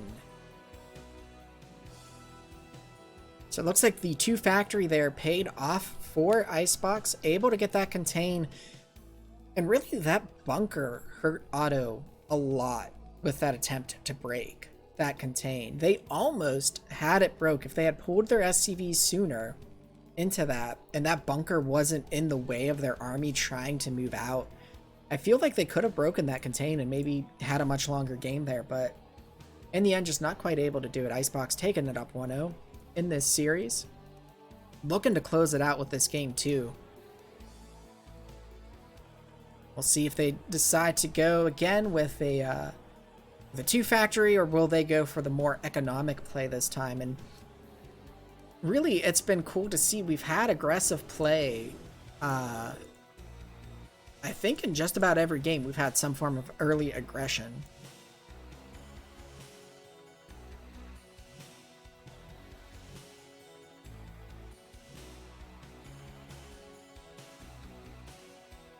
Taking a moment there to grab a drink.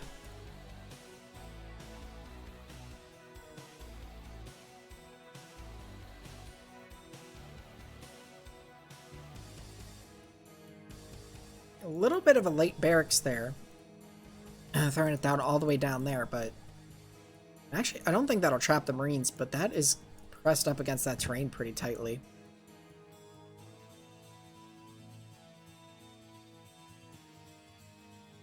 So far, no cheese from either player. It looks like we've got in-base barracks. Refineries coming down just ever so slightly faster for Auto Rimmer there. Now the scout going out for Auto.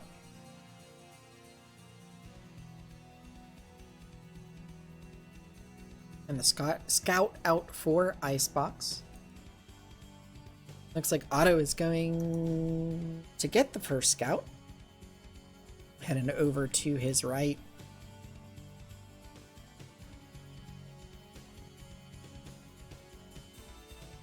Gonna get there even just as the first factory gets put down.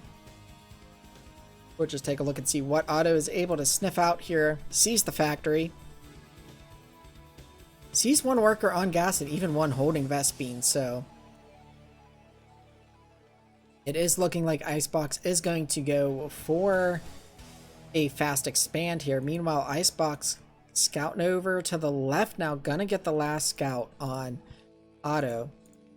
Auto did pull SCVs off of gas as well, so it looks like they will be going with that same build from the last game most likely. SCV gonna go ahead and get chased out.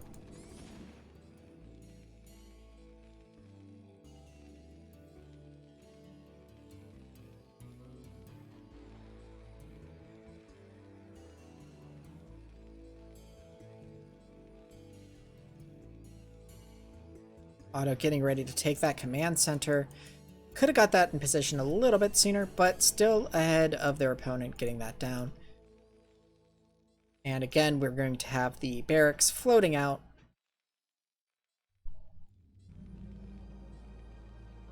As the Bengalas dances. The SCV manages to get in, sees the command center, sees the 1 factory. Oh, it's okay. So I know exactly what I'm up against. He's actually going for 2 factory here. So after pulling the 2 SCVs off of gas, goes ahead and throws them back on. Will Auto be able to sniff this out, or are they going to fall for the 2 factory again here? Tank being produced, the first factory unit for Icebox, and now Vulture production starting.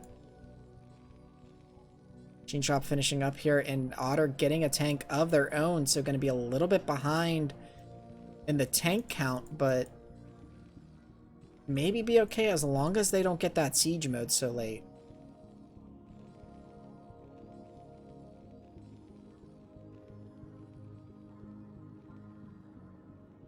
Now Icebox moving out with the tank, Marine, Vulture, SCV, Army, and the barracks floats right over them, so Auto knows this is coming. Going ahead and throwing down the bunker again. Out further in the natural, though, this time. Has a tank of their own. Actually has slightly more than Icebox is coming with here, so Icebox needs to be a bit careful with this. Doesn't have siege mode yet. And actually, I think, unless I missed it, throwing down a bunker of their own to help with this contain here. Auto's siege mode almost done here.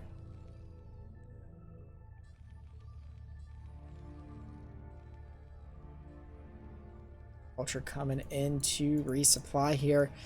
Auto has the barracks positioned pretty nicely here. Can see the reinforcements of Icebox as they come out and knows when this is going to get reinforced.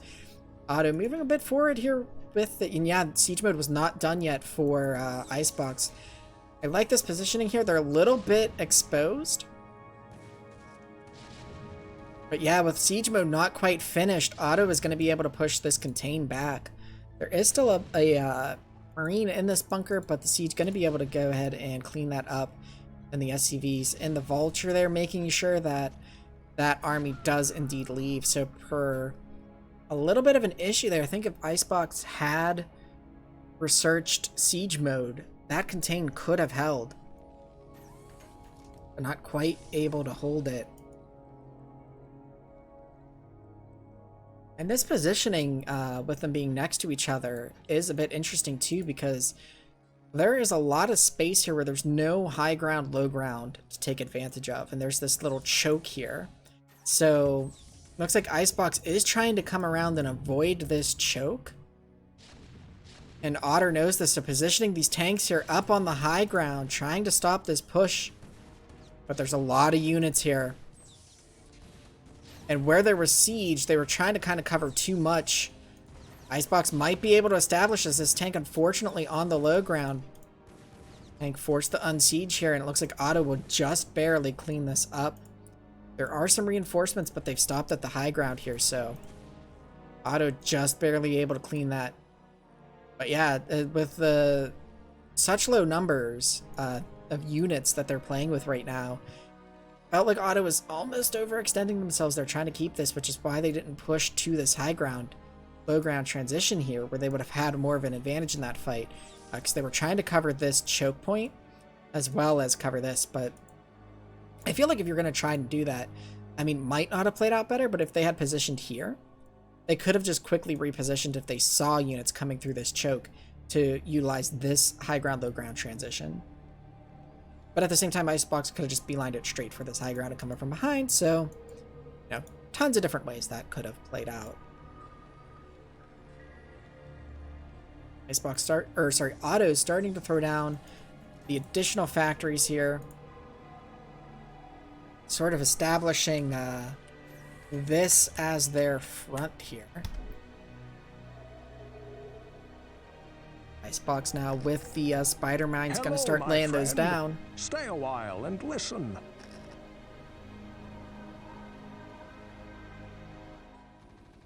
Looks like Otto is positioning a vulture of their own up here at about the same time, going and trying to chase down that barracks and get rid of it.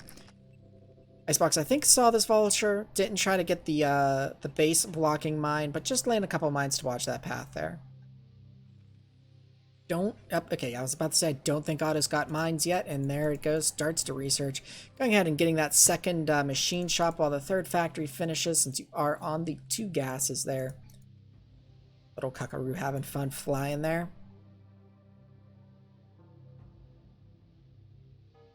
Icebox scout around a bit with these vultures. They don't have any mines, so not going to be able to lay any, but could leave a couple of vultures out there just to keep an eye on things down there, make sure there's no surprise expansions or anything. See if he keeps it down there. Just running down there and then running back. I'm gonna go ahead and check up there. They could be on patrol. Just kind of keeping an eye on what they do. But Otto is going ahead and throwing down the command center at the mineral only here. Throwing down some turrets to try and protect against any drops. They don't have any comsats though, so they did get their academy, could get the comsat scanner. They are up not quite double the worker count, as Icebox has gone ahead and taken their natural here, so we are getting a bit more of a normal TVT going on here. I like Icebox's positioning here up on that high ground. Could maybe be a little bit more forward. I'm not sure exactly where this transitions from high to low though. Just to give your opponent really no room to get onto that high ground there, to be on equal footing. Starport started here for Otto, going to be able to continue that upgrade path. +1 weapons almost done here. Now Otto going ahead and getting this third established here. Taking out the tanks, but Icebox does know about it, but really doesn't have an army to contend it just yet. And so with this, if Otto has the APM here, they could get quite the economic boom here if they can get that worker production going on those two bases, get a couple transfers going. This could be looking very, very good for Otto. We could be getting our second game 3 of the night. But I like what Icebox is doing here, laying the mines. The mine just barely surviving that splash damage there, but Icebox has pretty good vision coverage, a little bit exposed like right here. Does have the barracks here though, so it would be tricky for Otto to do any sort of drop play from that lane and it not get caught, but would not have a lot of reaction time at that point. We do have a couple of vultures from Otto that managed to sneak in to the main, but they're still slow vultures, gonna get cornered here by the depot. But nothing coming up to deal with them. This Goliath looked like he was looking at the vulture, having to take the long way around to shoot on the vulture, unfortunately. So a little bit of damage there, but cleaned up. These mines, if Otto catches it, saw those 2 SCVs go down there. But that is the path that Icebox is going to want to expand, because there's really nothing that Otto can do about it.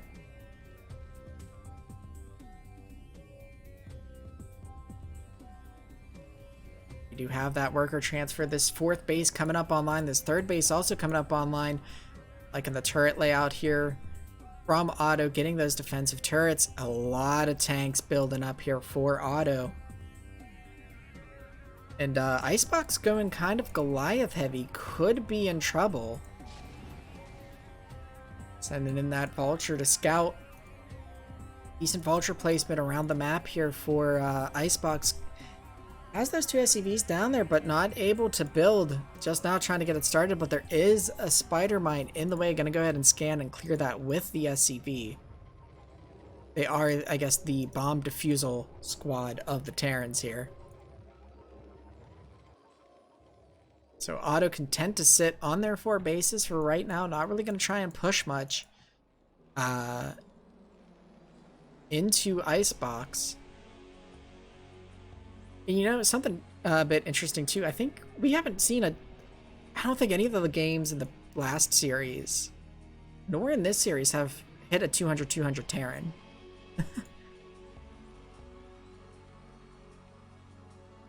So the player's going with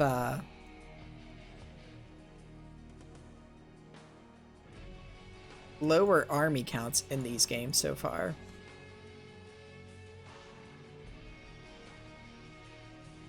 Xbox now getting that 3rd established. With the troops that have been stationed here, this mineral only could have been going for quite a while too. Looks like sending out another sacrificial Goliath to Otto, trying to get a bit of a scout off, but just sees a few tanks are still there. Does have comsats of their own. They are using them, it looks like, but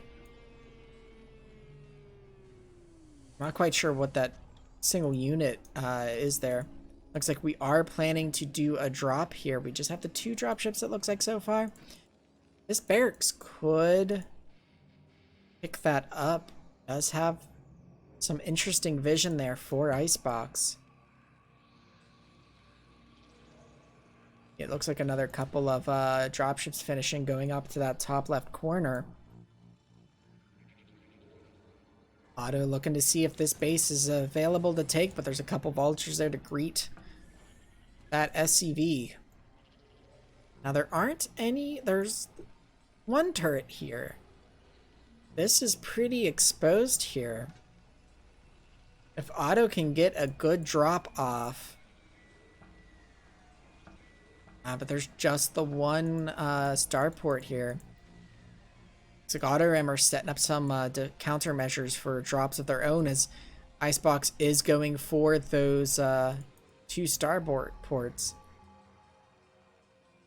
Got some scans going off here. It looks like not sure who scanned it there exactly.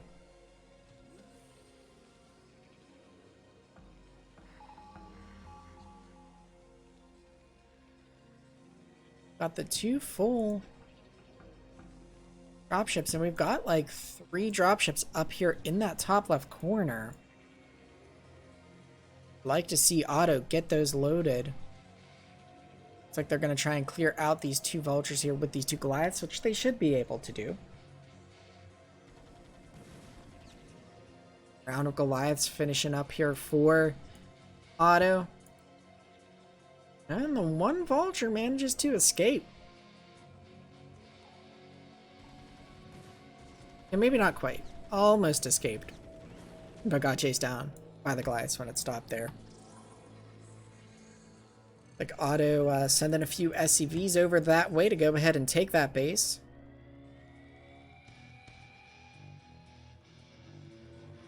And it looks like Icebox planning on doing some drops themselves. This one has an SCV, so that could just be there for repairs. Could fit a few more units in these dropships here. Looks like that's what they're doing. Go ahead and get a few off. It looks like we've got some scans from Otto here, just looking for expansions, trying to make sure that Icebox has not taken over that whole side of the map. Where are these dropships gonna go, though? Otto has hit 200.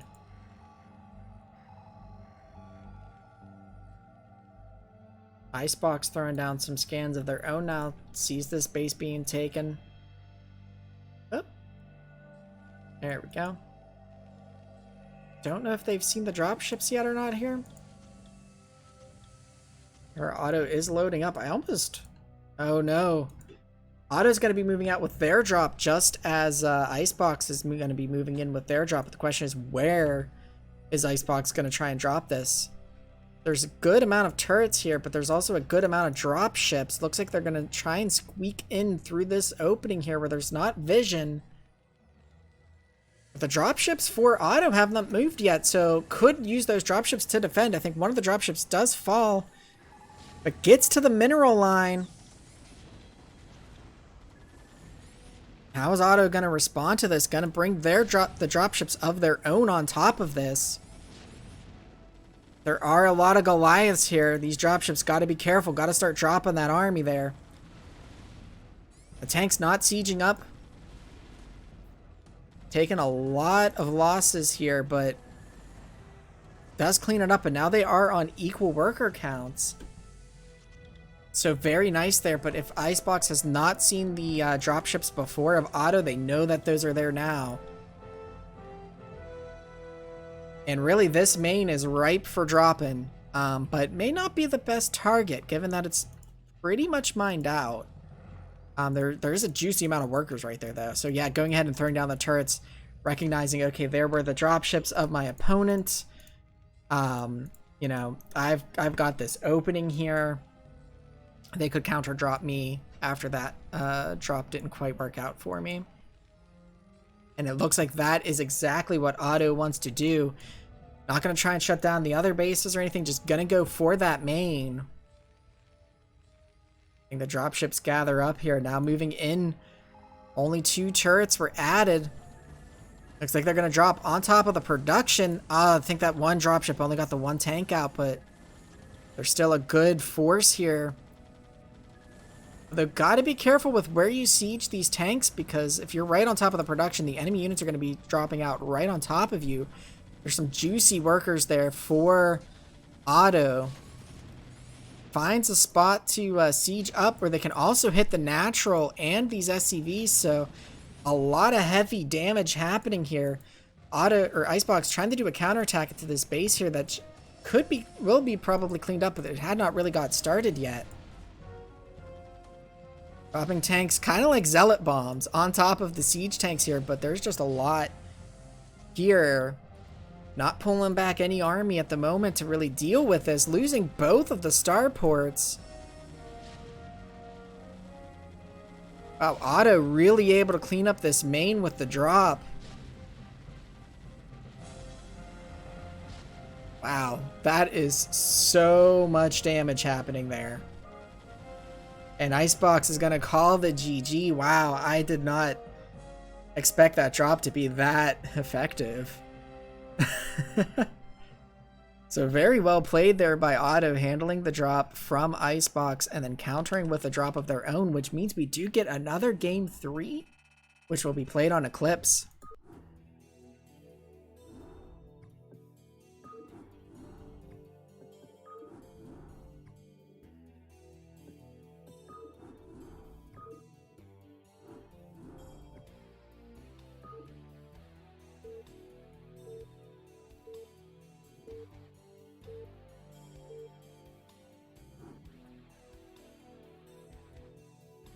Right, and game 3 sees Icebox spawning as the blue Terran up in the top right. And Otto Remmer spawning as the red Terran down in the bottom left.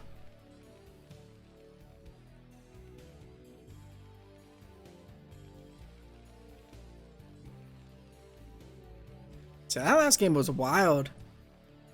With the tank drop behind the mineral line of Otto, and then Otto just bringing their own drop in there to deal with it, and then countering with a drop of their own into the main of Icebox.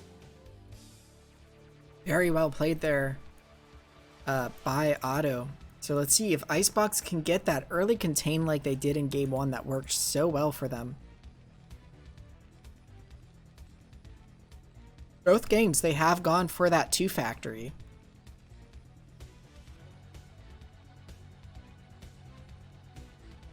And this will be the last Ted v Ted game of the night. Regardless of who wins this one, as this is the 3rd game in this series. And then up next, we're going to have a Zerg vs. Terran, then a Zerg vs. Terran, and then a Terran vs. Protoss. So, very Terran heavy group in this one.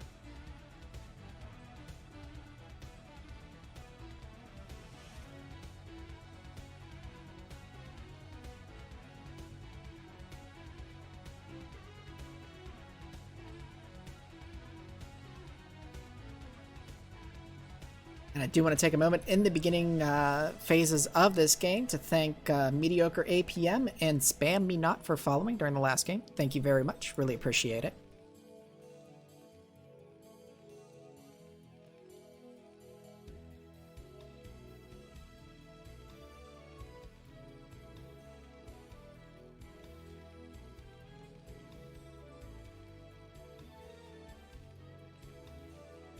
Where's this SCV going?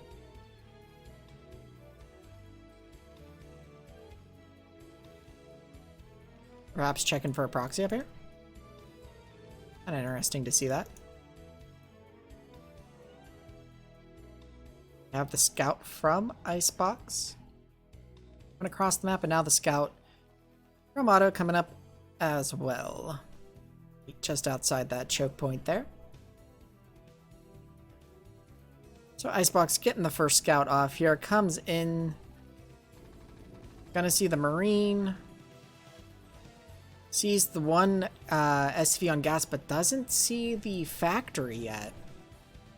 And then gonna be chased off here by the Marine of Otto. So not a lot of information being gleaned there for Icebox, and now Icebox getting the block on the scout of Otto, so Otto's gonna get 0 information. And it looks like Icebox will again be going for that 2 factory play.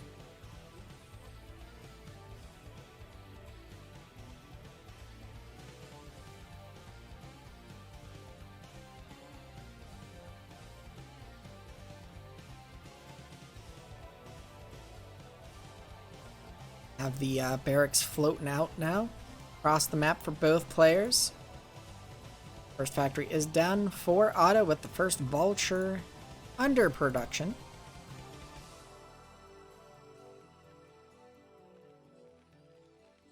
And it looks like this time Icebox is getting Vulture speed for their upgrade. So it looks like they're looking to do a bit of a 2 factory Vulture war here.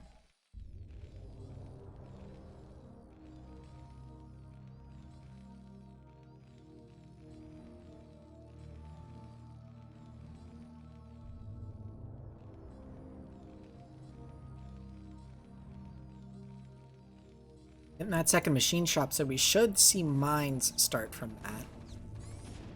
That SCV trying to get a scout in, but not quite able to. I think where it died does see that there's no command center started, so has to suspect at this point that this is a one base play coming at them. Machine shop finishes up mines, just getting started now. There is a bunker down for Auto. Playing it pretty safe here. Has just getting their second factory started.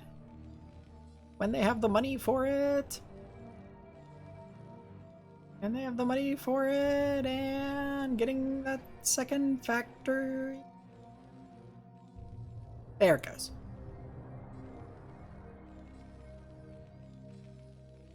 Fox waiting for those that mine upgrade to get a little closer to finish. Now be able to move out with these speed vultures here.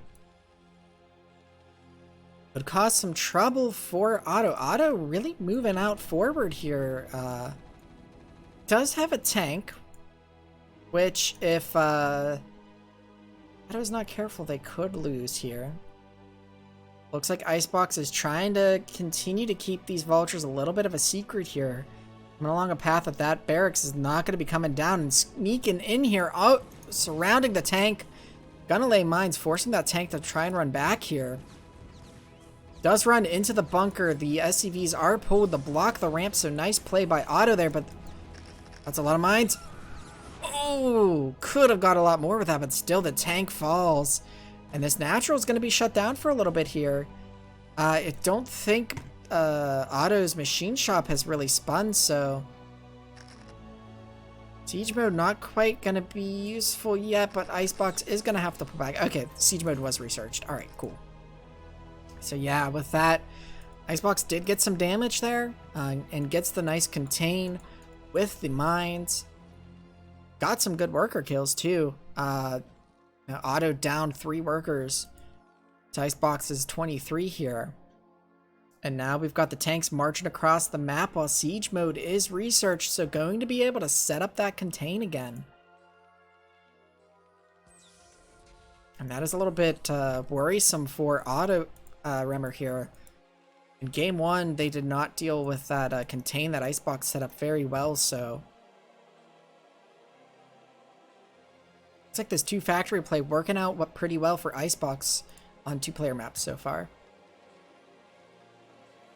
3rd factory coming down, still no expansion for Icebox, so Icebox really committing to getting this contained down.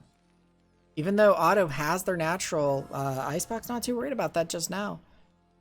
Because while they'll be a little bit behind, they slowed down how behind they're going to get from that, though, from this situation by picking off the workers that they were able to. And Auto trying... Ooh, I think that mine did go off. Those tanks very heavily damaged. Needs to be extra careful with them. Trying to throw down a bunker there, but it's not quite gonna be able to finish. Leaving it there with the 5 health could cancel it. Get 75 of those minerals back. And there it's gonna get shot. And there are some SCVs now repairing these tanks. I think the 1 tank did go down. Yeah, this is what Auto was trying to avoid by trying to move out as best they can. Now they're pulling their SCVs into this, but there are vultures to catch them. Threw away a lot of workers there and did not gain any ground, unfortunately, for Auto. But right now there's just the 1 tank. There is a bunker. Threw away a lot of workers to get that.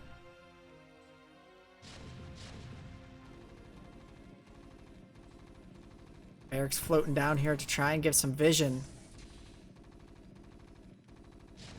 Icebox reinforcements coming up, but it's just a couple, or just 1 tank and 2 Goliaths, so tries to pull back but not quite able to. And now Auto stepping forward, trying to make sure that they don't get contained like they did, and that they'll be able to take their 3rd here. Pushing that barracks back, though. Icebox is taking this high ground.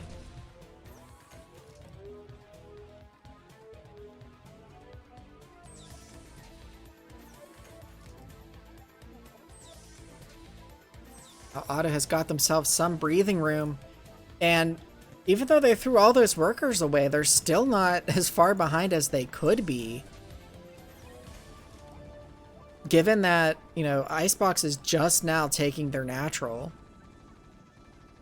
So the worker count is not all that different, and Icebox has not really been producing on this main, so could have had the workers to really saturate this natural when it goes up, but instead having to produce those workers now. Burn some tanks down on the low ground here. Perhaps just trying to get like an arc here to prevent Auto from really pushing out here further. Auto just on the 2 factories for right now, really pumping out what they can. The tank, yeah, they were trying to get that, ooh, that tank kind of wandering off there a bit. Or tanks flooding in for Icebox, but really the lines are kind of forming here. Icebox getting them sort of nicer concave here.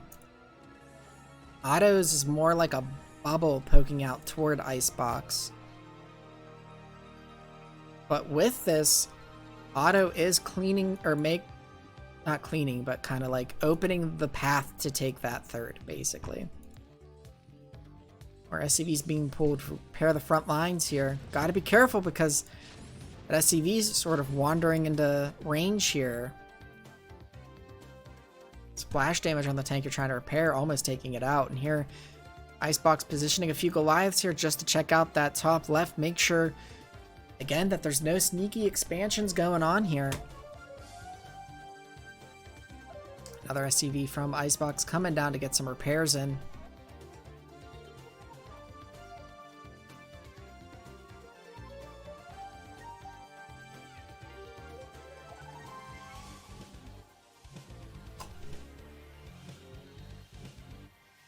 We have the starport started for Icebox. Ooh. Ship weapons being upgraded. So perhaps we're going to see Icebox pull out some Wraiths.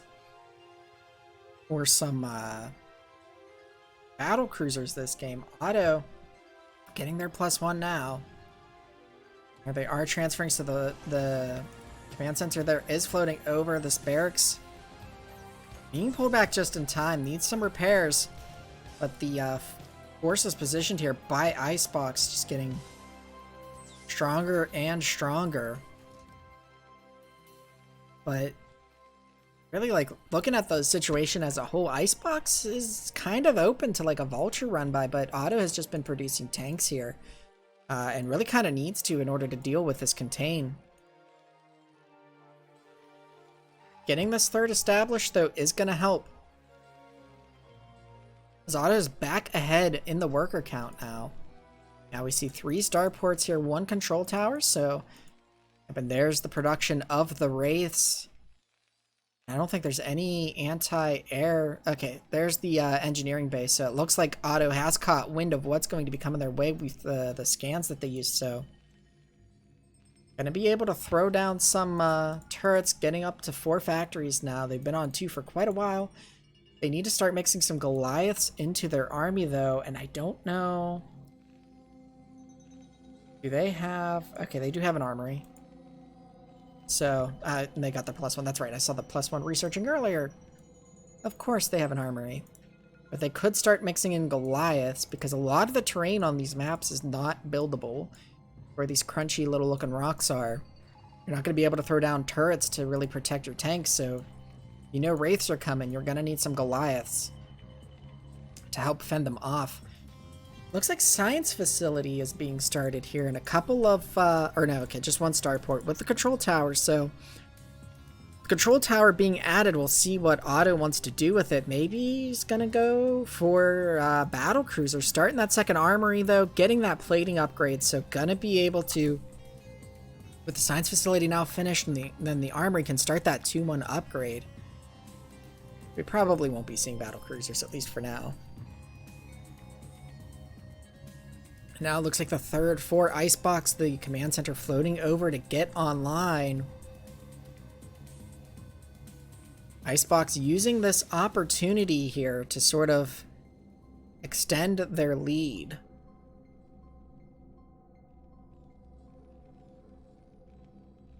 Or really, I get, yeah, they like kind of extend slash grab it here. Got some more scans going down. It looks like it's Icebox doing some scans. Keeping an eye on that factory count and on the starport, see what it might be producing. Science facility's done and the second armory is done. We haven't seen the level 2 upgrade. There it goes, gets started. Vehicle weapon damage there for auto.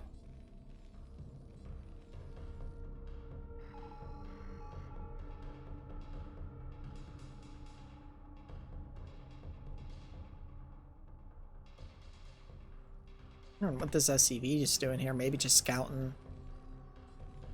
Being placed as a spotter, it looks like.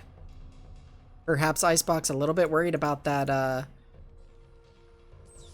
dropship play, throwing down some turrets. Also could be for detection since the control tower is there as well. It looks like dropship play is what Auto is going to be going for here. Auto Wraiths. These Wraiths have not really revealed themselves yet, but Auto's more than likely scanned and suspected that Wraith play is on the way. Did get at least one turret. And has a few over here too, so. Another scan going down for Icebox. Auto doesn't know about this third though. Has not looked there. Did look over here. Icebox throwing down some more scans, maybe? Hard to tell who is scanning who. Who has the Among Us Medbay scan job. Right now, both players. So we do have the +2 started in the weapon upgrade. For Auto, we've got now the +2 plating started. It looks like getting the +1 plating here for Icebox. We don't have a science facility yet, it looks like, so. Looks like Auto is going to try and move out with 3 here, but they're not careful. They're going to get caught. There's a little bit of firing happening here. Looks like there was a tank positioned a little bit closer. This one tank down to 2 health now. There is a pretty wide gap, though, for Auto to still come out. Could come out with vultures, could come out with dropships through that path, so we'll see if Auto is able to find that. But Auto's going to reposition the tanks here and really clear out this cross the gap here, force that back a little bit. And a CV getting picked off before it can finish that turret, so I like that repositioning. They're done by Auto once they realized what was happening across the way. Scan going down by Auto to give that extra vision, clean that up a little bit more. And now that the Goliaths are gone, moving in with the dropships, this will reveal their hand if it wasn't already, but gonna go ahead and clear up that part of the contain. Sort of try to establish themselves here now. Icebox having sent a few units there to try and be able to rebuild, but those units getting caught by Auto's units. With that, Auto's going to be able to establish themselves a 4th base here. Are a lot of Wraiths here now, at least 12. Wraiths continuing to be produced by Icebox. Wraiths haven't quite come into play yet, so there is a little bit more than 12 there. Which is a lot of Wraiths, and there's just a small number of Goliaths here. It looks like a turret being thrown down here. I don't quite think that will be in the way. And there's a scan by Icebox checking this out. Gonna move in with the Wraiths, cloaking them first. Flies over the Goliaths there. And I'm gonna try and target down, but there's 2 packs of Goliaths kind of getting caught in the middle, but some of those Goliaths were just moving. A turret does finish here. And Wraiths are called paper planes for a reason. Not quite able to take on that many Goliaths, so there's reinforcements from Auto getting there just in time. Very unfortunate for Icebox there on the timing of that, and very fortunate for Auto. Now there's dropships coming back home. More dropships continuing to be produced here. More Wraiths underway for Icebox. But I like this here. So that SCV that was there as that spotter I mentioned, throwing down turrets. Throwing down turrets here. So just trying to make sure that there isn't a path over here. But now this is wide open. And Otto throwing down some scans, trying to see where they should hit next. Still hasn't scanned this space. Oops. I keep doing that. Icebox throwing some scans of their own. Checking out the status of this. Command center not thrown down here yet.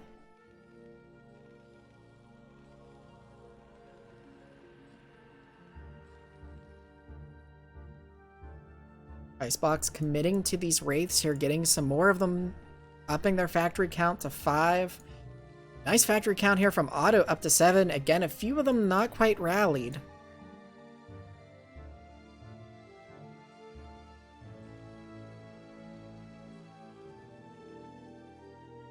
Wraiths kind of dancing around. Not really much that they can poke into. Probably just going to need to support the army here. And Otto's supply well ahead of Icebox's.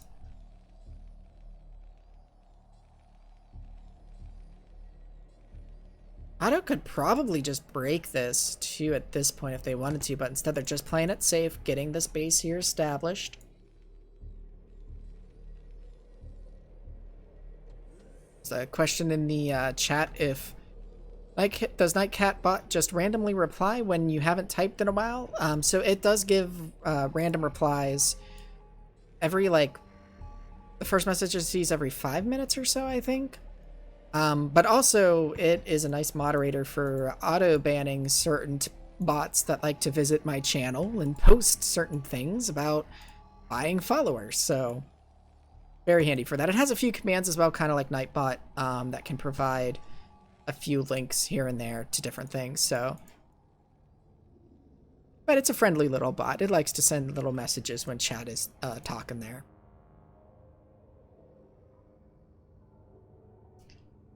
We have a lot of scans coming down here from both sides, but Icebox starting to pump up their production now, trying to match the factory count of Otto. Otto's gas is pretty low. Really, oh no, that turret really messing up that gas gathering.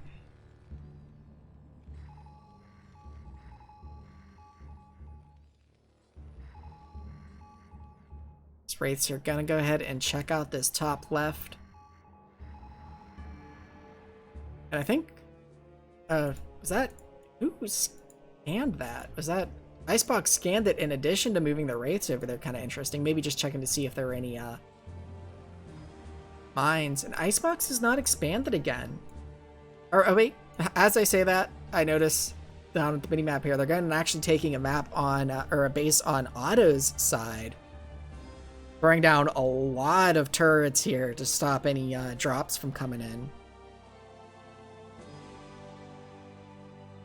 So really, it's going to be interesting to see how they decide to be aggressive. Gonna have to be careful with these dropships. There are a lot of turrets. If Otto doesn't scan, we're able to squeak by that set almost, but there's a lot of turrets here. And they're gonna not go quite straight into that base. Icebox does see them though. Gonna go and try and hunt them down with the wraiths. This could be a problem, but Otto is unloading now. Needs to scan. A couple of the dropships get caught. It looks like Otto has said, so you want to go ahead and take my base? Alright, I'll go ahead and take the base on your side of the map.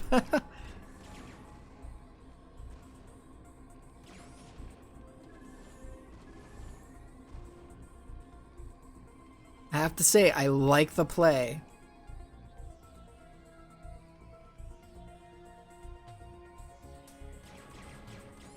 Oh, but Icebox here being smart, trying to get the SCVs. Otto needs to keep at least one alive so they can take that base a little easier. This rate's gonna be a bit problematic. One turret is finished though. That is gonna give some vision.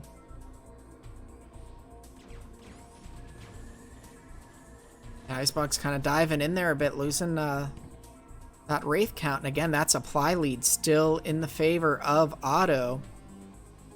Needs to be careful that both of those SCVs are sort of out on the edge, but the Wraiths are down here, so they will be safe for now. Some more scans going down for Otto, checking the base situation here.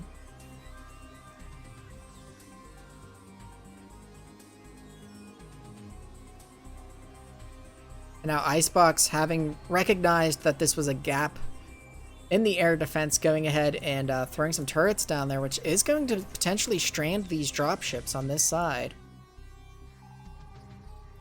And there's a lot of units just sitting here in the main, unfortunately, for Otto. Otto moving a bit here, gonna try and secure this location and make sure that it can't be taken.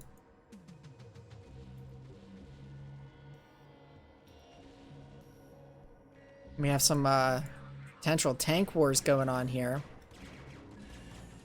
Goliath's not quite in position to guard these forwardmost tanks.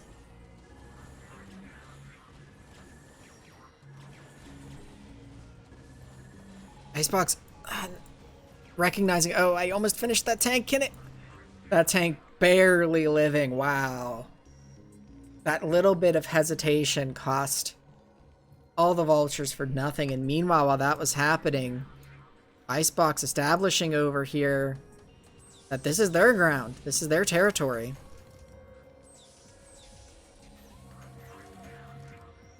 Sieging up now.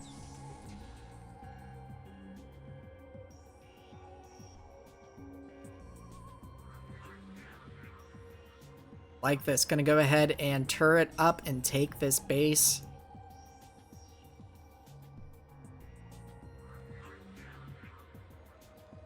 Nice positioning here by Otto.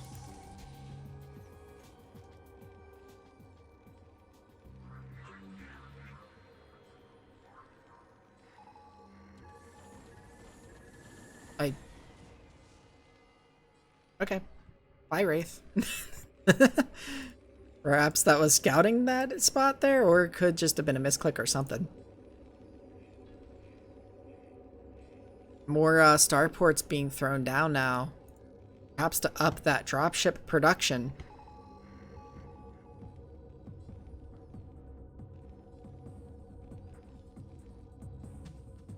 Actually, maybe not even going to take this base. This turret, I think, is blocking the command center position, so just wants to make sure that Icebox can't take this ground, and Icebox really having to throw a lot of forces over here now.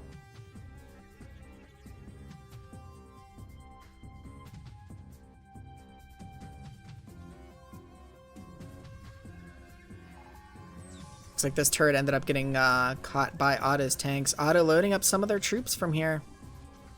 See where they want to move with them. They're going to push across here to the space that they cleared. There's just the one tank, so unfortunate this one can't unload. Even if forward a little bit there, the tank does get cleared up. And this base is going to be cleaned up here by Otto. Icebox trying to send reinforcements, though. Might be able to save it in time, but Otto, I think, maybe trying to reposition here to really... But pulled the Goliaths back. So now the tanks are exposed here. Goliaths able to get on top. Icebox might be able to save this for now. But I think all of the workers ended up getting killed there, so... Worker count still even, though. But for right now, all of those workers are up here. There's nothing down here, so this is like fully saturated. Icebox is down to just the one mining base. But can repopulate. Pretty quickly, but we'll see if they actually do the transfer or if they just build new workers down there. Otto is looking very strong and in really good position here. Throwing some more units here. Gonna have to take them a long way, though. But now there are turrets here. I don't think Otto has seen them yet. Or has. Oh, and taking the nice snaky route here. That's another thing. So Icebox has had control of this land for so long, has not laid spider mines all over the map, so unaware that those dropships able to sneak out. But there are 3 tanks still here, gonna have to drop directly on top, unsieging the tanks here to deal with this. These are 3 tanks against 2 tanks though. 1 dropship goes down. Pulling in the SCVs to fight 2. It's tank on tank. Just barely that tank wins, but the SCVs are going to clean it up, so not quite able to clear that base still. There's an SCV up here at the top left. Been there for a while at the double gas, but Auto, 11k minerals in the bank, almost 4k gas. Doesn't really need to take it at the moment. Just needs to try and keep Icebox from gathering really right now.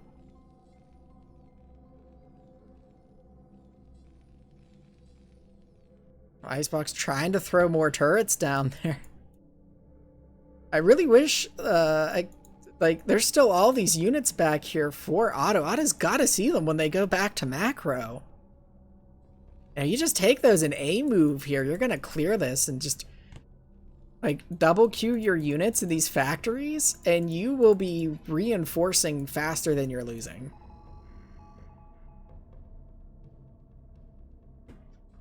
Battle cruisers now coming out for Icebox, so transitioning from those wraiths, which we haven't seen in a while, to the battle cruisers. There aren't really any Goliaths out on the map. They're all in the main around the factories right now for autos, so these battle cruisers could be a bit of a problem, but does have the production capabilities to quickly switch a large amount of Goliaths into the army. Going ahead and reinforcing up here. Actually, this is where on the map all the Goliaths are, but now it looks like the battle cruisers are coming down here to maybe push into this position here. Otto now going to take that top left base. So what's funny is this base here hasn't even been mining, hasn't really built workers at it. So really, if Icebox is able to clear this, it's not really going to hurt Otto all that much, to be honest, because they haven't really done much with this base. This position has just kind of been a thorn in Icebox's side.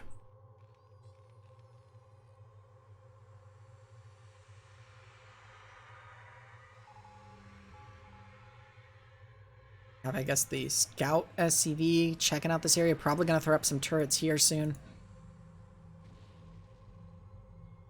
There's some shots being fired. Oh, over here. Clearing some of those turrets there.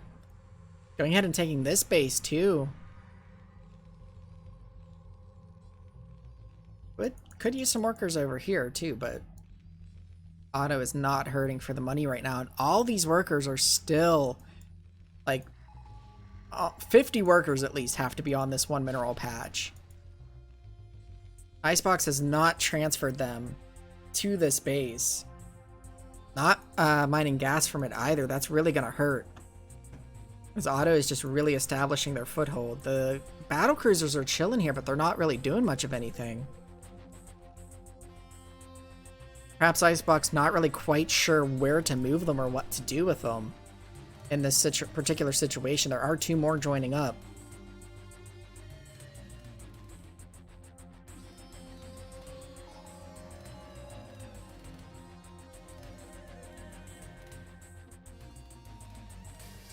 It's 1 o'clock base here, now mined out.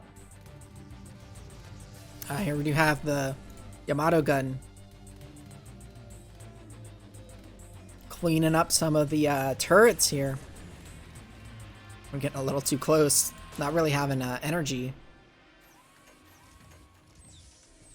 Yeah, I think Otto recognizes, okay, I'm not really going to be able to stop this, but this really won't hurt Otto too much. This will give Icebox another base, though. So Icebox will be able to get back up to 2 mining bases if they ever transfer all of these SCVs. Maybe tried to pull some of those tanks out, but getting caught there by the Goliaths. Yeah, I think Otto recognizes, alright, you can have that base. I'm not really too worried about it. Still, a lot of military just sitting here at the factories. That almost makes me feel like it's desynced, but a lot of new units are still doing stuff, so it has not desynced. Now we do have some SCVs coming out from here. Down to these bases here. And there's still some turrets here causing problems for the battle cruisers. But there's no ground units here, so and the repair on the turret, I love it. But the mech units here are gonna be able to move in and clean that up, and Auto can claim that base, and it's pretty well protected from drops. There is still sort of a path that can be followed. Now a lot of the units that were hanging around the barracks, or sorry, the factories being pulled up to the front, but there are these tanks here catching the Goliaths. Very unfortunate. The Goliath count essentially... Actually, that could be on purpose now that I think about it. That is probably on purpose because Otto was at 200 and needed to free up some supply.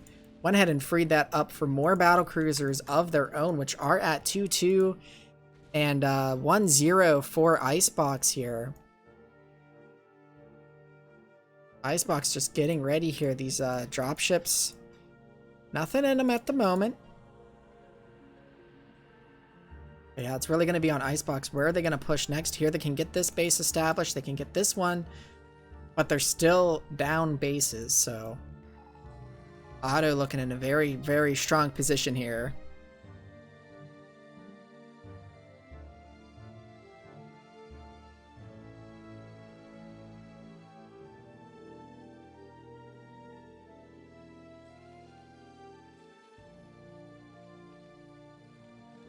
Now the workers from up at the 1 o'clock base being moved down to like the 4 and 5 o'clock bases.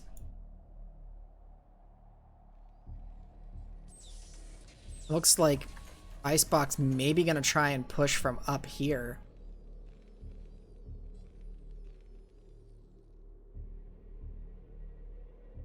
But really, this is pretty well guarded by Icebox. Not going to be easy for Otto to push. This is pretty well guarded for Otto. Not going to be easy for Icebox to push. This middle is probably the weakest point. And this here, where you could just move troops through to the other side relatively easily. See what Otto is planning to do with these 11 battle cruisers here. Even more than the 6 battle cruisers that Icebox has, and Icebox went for the battle cruisers first, so Otto's like now throwing away these drop ships, maybe doing a little bit of a distraction if they can get past that force there, get a little bit of scouting in and make Otto maybe pull back a bit, thinking that maybe a drop is on the way. Does manage to catch one of the drop ships, and yeah, does pull that army back a little bit there. Icebox maybe thinking that they got a little bit of a bigger win there than they really did. Really just freeing up supply there for Otto. Has the supply to get another battle cruiser. Tanks moving up here. Otto perhaps deciding to not really try and push in here. Now these 5 battle cruisers do have full Yamato energy. So, gonna go ahead and start whittling away at the turrets here that Otto has established. Meanwhile, Otto is repositioning all the way back to their 3rd with their battle cruisers, which I'm a little bit surprised about. A lot of scans going down. It looks like for Otto, just sort of checking out where the army is of Icebox, and now gonna pick off some of these tanks. If Otto isn't careful, they could let Icebox gain some more ground here. It looks like they're going to try and push, but there's still this army here on this high ground that they're going to have to deal with. They just used their battle cruisers for it. They really could clean that up easily.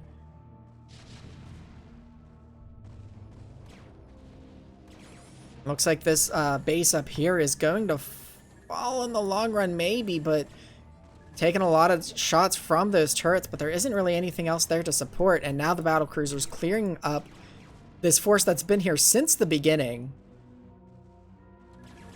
There's so many battlecruisers, they don't even... Why are they falling back? You don't need to fall back. You could clean up. There's 2 Goliaths there. It's alright. Yeah, this base is going to be cleaned up by Icebox. Icebox is going to be able to expand here if they want to, but this position...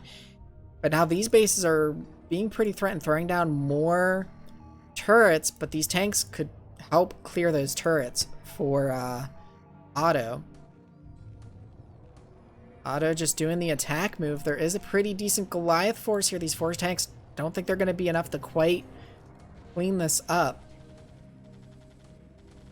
I heard a tank on siege somewhere, not quite sure where. That one tank wandered a bit too far, and here now we're sieging up. Try and poke some holes there. The battle cruisers coming up along this way here to deal with the battle cruisers of Icebox, which did clear out this base, but haven't cleared this position, really. So Icebox not able to really take this, having to divert army now over here with these tanks threatening. And there's sort of this tank line here that could move forward. There's these just 2 tanks of Icebox here. But Otto moving up here with the battle cruisers. Icebox trying to do some repairs, but there's just so many battle cruisers here. Otto does the scan, sees that they've got the significant forces, gonna throw down some Yamatos of their own. And the battle cruisers for Icebox there just melt. Starting up some production of Wraiths, pulling back those battle cruisers a little bit. Don't really need the push there, just needed to clean up those battle cruisers, re-establishing the command center. See if they rebuild those turrets. And now this pathway has been cleared of turrets, so... I mean, there's still some here, but really, like, this area is now much more open for the battle cruisers of Otto.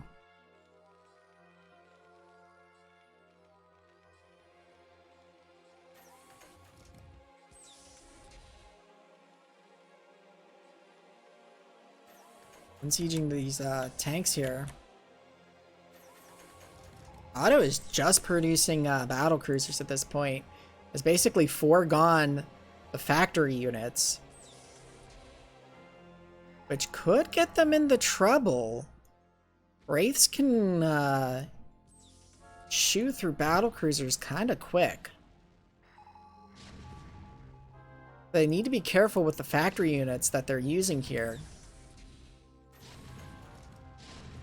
But it looks like they're really committing to this large battlecruiser force. I would like to see, you know, some more factory units being produced, but they are just going full 5 battlecruiser production here right now with the supply that's freeing up. Now there are Wraiths on the field, but it is a pretty small Wraith force.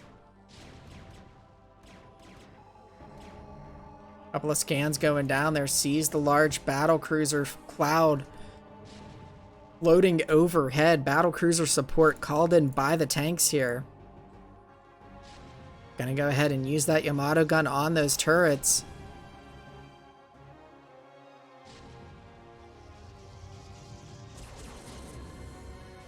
That one getting caught a little bit by that it's a turret, but it's alright. They're at 3-3 now. We have a large Goliath force coming up here, gonna try and catch these battle cruisers. Which can also be a problem for a large battlecruiser force with no land support. Wraiths coming in from behind, gonna try and pick off some battlecruisers here. One does get picked off, but there's still just so many battlecruisers here. Now there's tanks moving forward that's gonna allow these Goliaths here that are also at 3-3 to come up behind these battlecruisers if they move forward.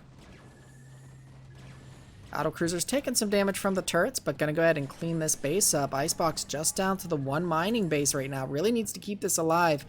Moving their ground force here.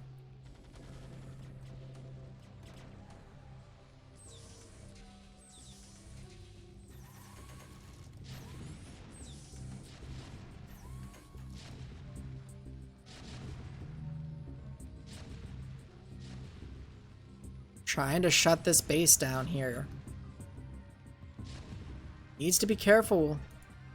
There's only 5 wraiths though. This battlecruiser force should be able to handle it. But there is a large contingent of Goliaths here that are going to back up these wraiths. Right down the scan. Sees the Goliaths though. Needs to back out of there.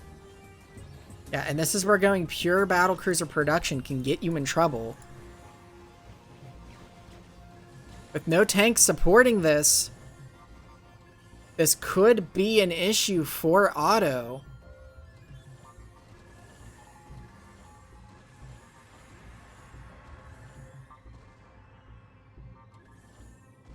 Trying to get those battlecruisers away. They're taking some heavy damage.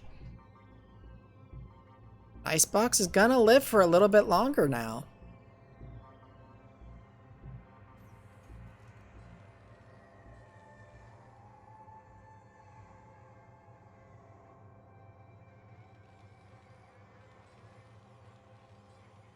Their autos has a fair number of workers, but there's a lot of them that are just idle, just living off of that bank that they managed to build up right now.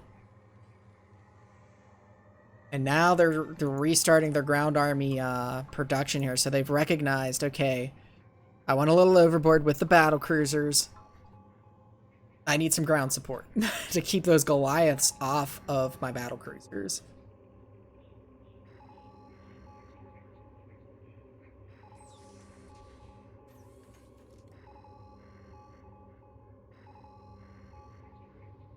A lot of scans going off here from at least one of the players, if not both. I would have liked to have seen some repairs on these battle cruisers, but a lot of them are, or some of them are heavily damaged. Trying to position these tanks here.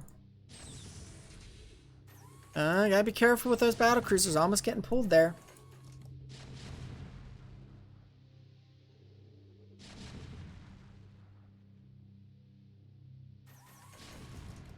Oh, and this damaged one kind of being pulled forward a bit here.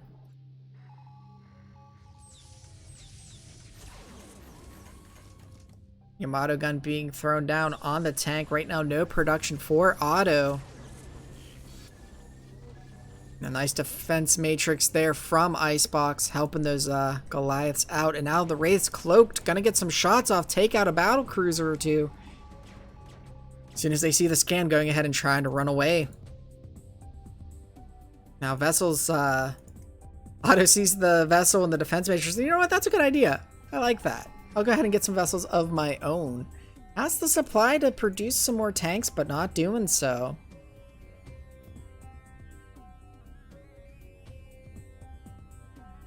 Just trying to keep an eye here on what Otto might be doing.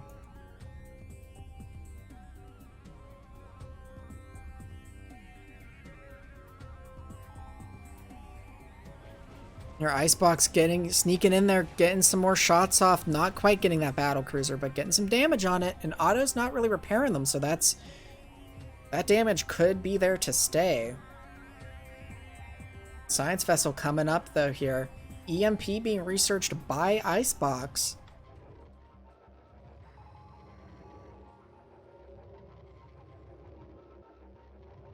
Have some more scans going down here. Otto trying to make sure that Icebox doesn't get this base here.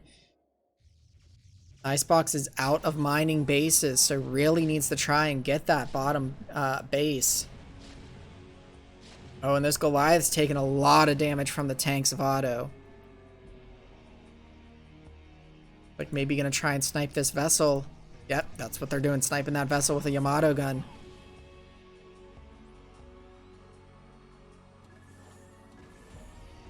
Taking some shots from the Goliaths, but gonna get another tank.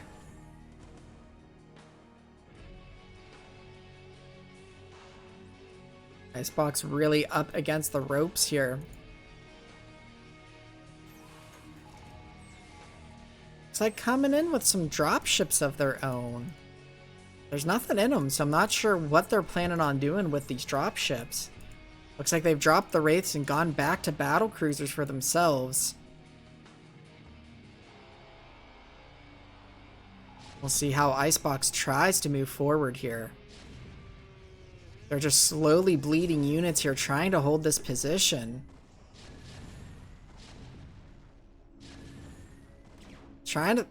Does get off an EMP on a few of those battlecruisers, but there's just so many of them.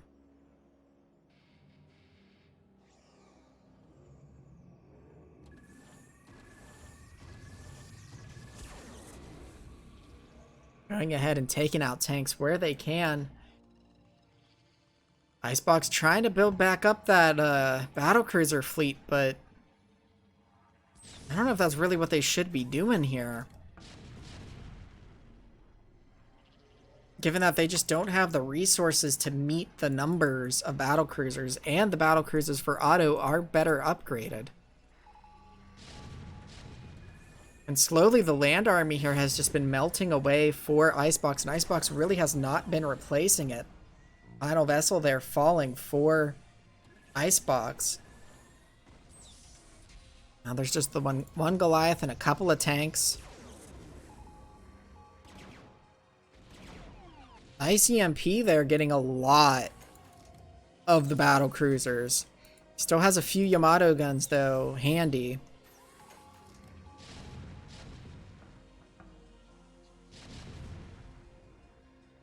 Now slowly pushing here. And Icebox really doesn't need to hold this position at this point, given that this base is dried out, although all of their workers are here. So that could be an issue for them. I think we're getting close to seeing the final volleys being traded here. So now Otto's army is going to go ahead and move forward here. Icebox has been able to get a sizable battlecruiser force of their own, but again, I think the superior upgrades and numbers of Otto are just going to be too much. Here we have battlecruisers versus battlecruisers. Otto's going to clean this up here at this point. I don't think Icebox has anything that can really stop this force. Yeah, and with that, Icebox is going to give the GG, and as we can see in the bottom right, the 51 minute, 49 second game 3 of the second TVT. We're at 3 hours and 2 minutes into the cast, and we've just finished 2 series. Very well played games by all the players involved so far, though. With that, though, Otto is going to take the win, and so the Pacific Fire team is going to go up 2-0 over the Beach Buddies of StarCraft for now. And so with that and the length of these series so far, I am going to try and cast the rest of these games. Did not realize that this tier 3 was going to be quite as long. I need to take a quick potty break. And maybe grab a small snack of myself. So if you want to take a small intermission here, maybe grab yourself a snack as well or another drink. Now would probably be the time, as I'm probably going to be stepping away for just a couple minutes here. Once I get this game 1 of the 3rd series ready to go. Alright, and I will be right back.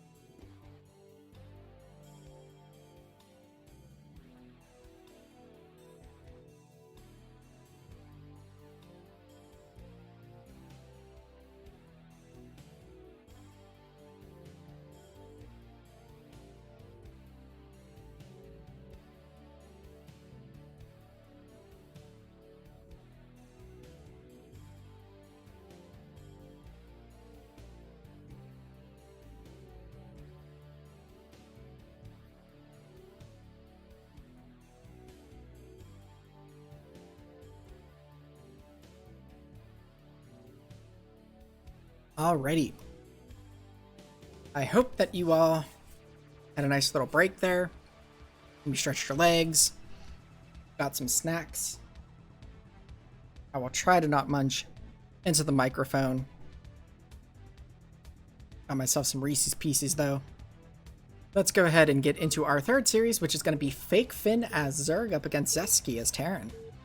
First match, always going to be on Polaris Rhapsody. And so we have, they did not play in top versus bottom, but they ended up playing as red and blue anyway. We have Fake Finn spawning as the red Zerg up at the top left, and Zeski spawning as the blue Terran down in the bottom right.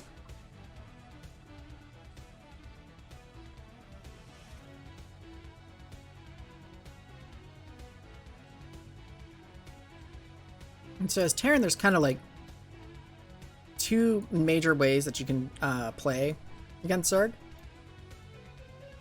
And then obviously, depending on the way that you want to play, there's different offshoots and different strategies that you can do. So you can do mech openers, or the main two branches though, where if you're going to go mech heavy, or are you going to go bio heavy. And then depending on what you want to do from there, there are some more fancier openings like 1-1-1 and things like that. But generally, you're going to see either mech or bio type of opening. And really, where you're going to be able to determine that is when this gas gets taken. Does it get taken with a more TVT, TVP timing, or where you're like around 12 supply? Or are you going to take it later?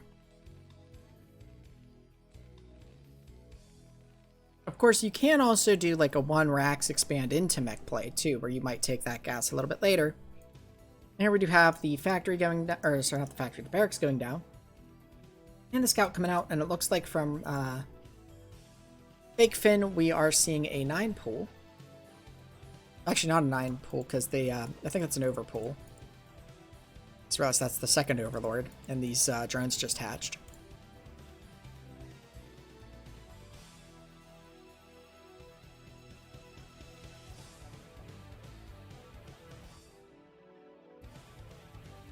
Looks like with this drone coming out here, I'm gonna see hatchery down at the natural, which Zeski, I think, saw. Or if that SCV parked. I think they stopped just to make sure that that went ahead and went down. Now parking here. Doesn't quite see the spawning pool, sees it now, sees that it's going to finish. But also sees that larvae really weren't being banked, so... a second larva does pop out though, just as that spawning pool finished, so we're going to see 2 sets of Zerglings come out of this pretty quickly. Looks like Zeski has decided to throw down the command center without even getting a Marine. So playing pretty risky here as these Zerglings are now out, but Zerglings are more interested in trying to keep this SCV out of the main, and it looks like it's going to loop around and get back in there. It's a very nice play there by Zeski.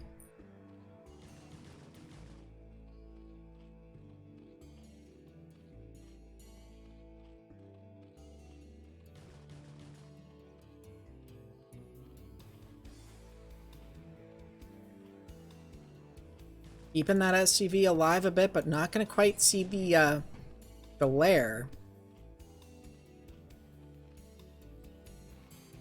It probably has a pretty good idea of what is going down, and it looks like we're going to see Bio play out as Zeski as he is getting the second barracks along with the refinery here. Pretty nice timing on the SCV transfer there, just as this is finishing up. Unfortunate that the one SCV had mineral chunk in it already, but does get caught and return back quickly. Having to throw down the supply depot here. Only has 1 Marine so far, so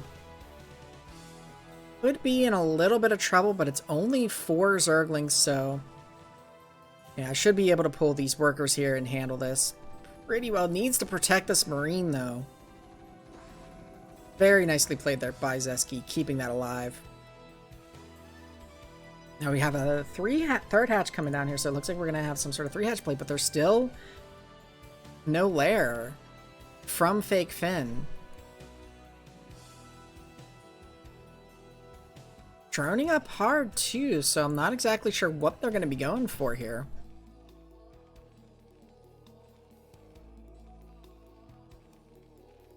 Zeski now getting a couple of medics. Up to 4 Marines, so pretty nice there.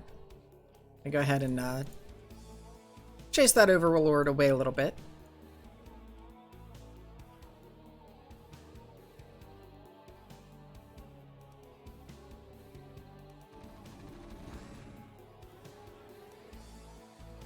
Now we have the little move out from Zeski.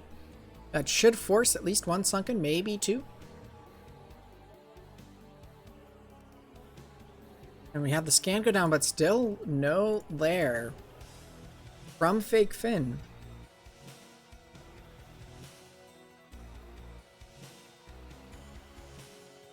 The creep colony's just now getting morphed into sunken, so these Marines and medics should have been pulled back quite a while ago, but getting out of there just in time.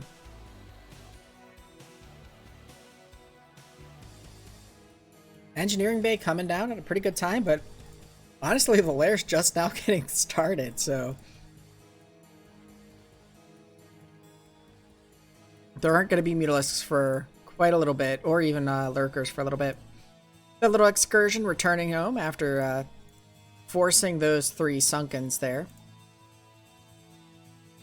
Now Fake Finn coming out with the Zerglings to keep eyes on the Terran. Scan going down for Zeski, checking out the timing there in there. Sees a 4th hatchery coming down along with a lair. No Hydra Den yet, so oops. Looks like the scan also went down at the natural. Oh wait, no, I did not do, never mind. I didn't do the vision the way I thought I did there. So looks like a few Zerglings poked into this natural here, saw the Bioforce. Maybe a few more than were needed to poke in there. And doesn't it just suck how this Comsat can throw off this mining?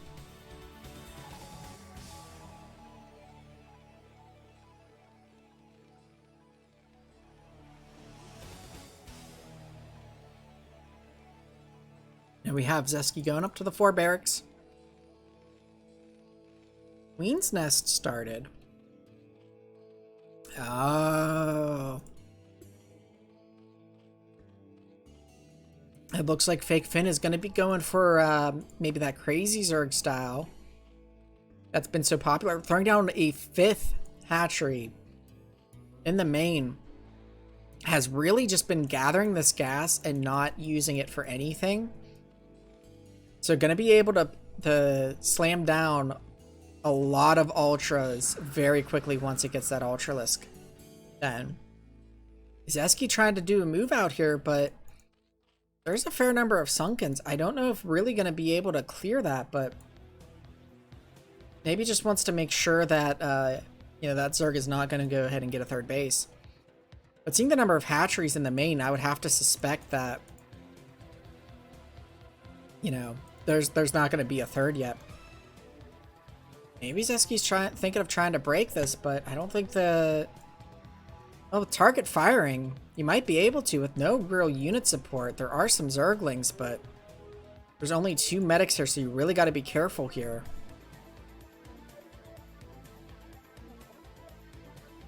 If there is a Marine coming down here to check, there's a Marine coming up here to check, so yeah, looking for those bases.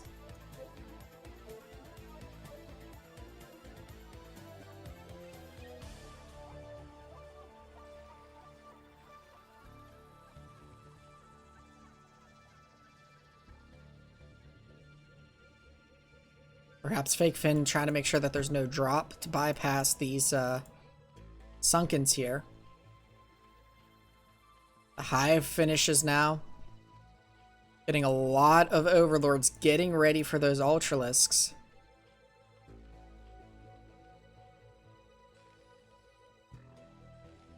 Factory floating out there. And we do have the dropship, so it looks like Zeski's going to want to ferry these units over this little ridge.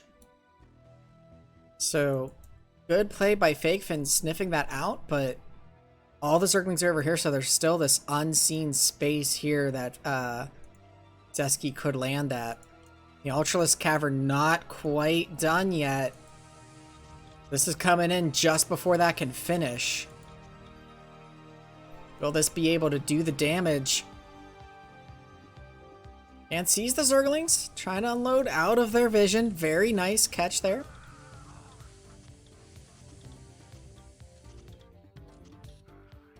The Ultralisk Cavern just finishing. No, the Marines run ahead of the medics. Lost a few Marines there, and there's still a large Zergling force, so I think Fake Finn's gonna be able to repel this with these Zerglings. That Bioforce needed to be a bit stronger there to do damage, and now we've got a large number of Zerglings coming out. Chitinous armor being researched here. Another scan sees all the eggs here, sees the Ultralisk Cavern. Gonna try and take it out, but really there's enough Zerglings here that this should be able to be handled by the Zerg pretty well. Before that, it's getting close. And the lift, there's no anti-air, so yeah, there's nothing that can stop these dropships, really.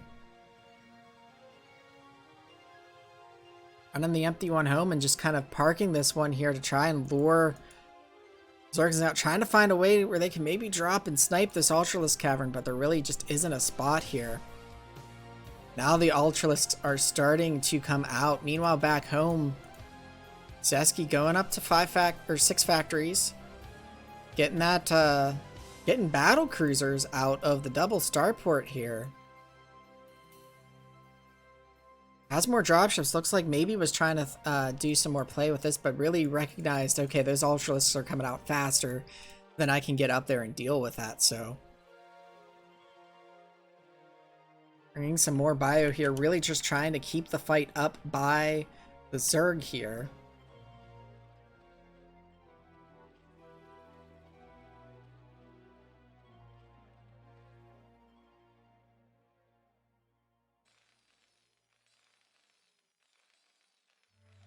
First battle cruisers are popping out here for Zeski. And again, there is no anti-air for the Zerg right now. No Spire for Scourge. So those battle cruisers are going to be free to deal damage for a little bit. Zeski scanning around, seeing if there's anywhere where they can drop their forces. There's maybe a spot here, but Zerg has pretty good coverage in their base right now. Looks like they're looking to move out with their Ultralisks. Actually run past the drop ships here. Zeski's gonna get the alert on that Marine getting attacked. Pulling back, having to pull the battle cruisers back too. This could be an issue for Zeski with those Ultralisks running in. We're on that 3-1 right now. Carapace +1 not quite done. Trying to use this choke here. These Marines are 2-1 upgraded, so trying to throw down some bunkers and just make this choke as tight as possible, but a little bit of mishap there with the Marines just walking around. Now they're going ahead and firing on the Ultralisks. Focus firing on, on them to try and take them down faster. A little bit of a disjointed move there, but also behind this, Zeski does do the drop in the natural. Looks like forces the drones to retreat and gets a fair number of kills there. And the battle cruiser's just coming up because there's nothing to stop them. Taking out the Ultralisk Cavern with the battle cruisers, very nice. Meanwhile, this natural being overrun. Irradiate on the Ultralisk there. So trying to keep this Zerg force from coming into the main here. And then the battle cruiser's just going for the tech, going for the upgrades. And still no Spire being thrown down by the Zerg, so these battle cruisers can just kind of clean up the Zerg base as long as the Terran can survive. Keep their main alive here.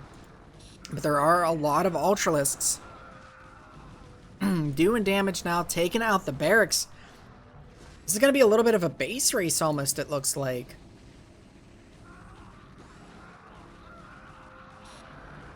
These Ultralisks here, it's like trying to deal with an anthill by crushing each ant individually here, having to deal with each Marine that pops out. Ground force evaporating here for Zesky. But still, these battle cruisers doing some damage. Trying to get another battle cruiser out at home, but I don't think it's going to get out in time. Zesky did take this bottom left here, though. So, even if the main melts, you don't want to give away that you've got that base and you're running the SCVs there, which is going to lead the Ultras there. Realizes that and quickly moves them to this space here. Battlecruisers trying to take out the Hive here if they can. Now a Hydralisk Den going down. Was the choice of anti-air. 4 battlecruisers coming out. Offensive hatchery here in the natural. Zerg saying, no, that's my base. Nice, leading the Ultraling away from that bottom left, but if that den's able to finish and now these Hydralisks are being morphed, this could be trouble for Zesky here. Not quite focus firing the Hive anymore. Now back to focus firing the Hive, so that's going to be an issue once those... I think once these Hydras hatch, we're probably going to see GG here. So yeah, these Hydralisks are going to be able to take out these battlecruisers first and back. And yeah, with those hatching, that is the GG. Good play from both of these players. The battlecruisers just not quite able to get it done. And Fake Finn's going to go up 1-0 with having won the first game. Second game will be on Polypoid.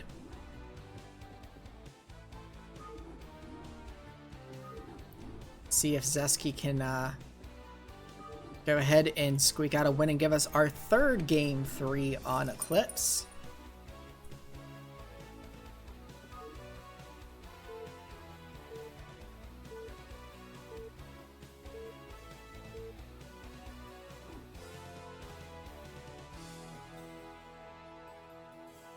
Alright, and we have Zesky spawning as the Blue Terran up in the top right of Polypoid. And Fake Finn spawning as the Red Zerg down in the bottom left.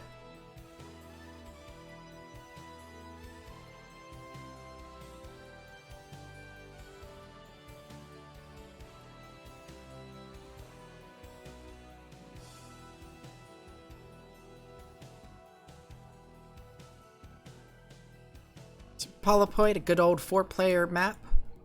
Feels kind of like maybe the successor of Fighting Spirit. Perhaps Fighting Spirit will one day be retired in favor of Polypoid.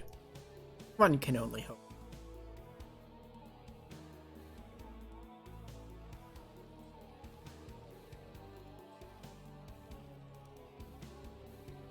So we'll see if Fake Finn decides to go with that same sort of 2-base crazy Zerg play.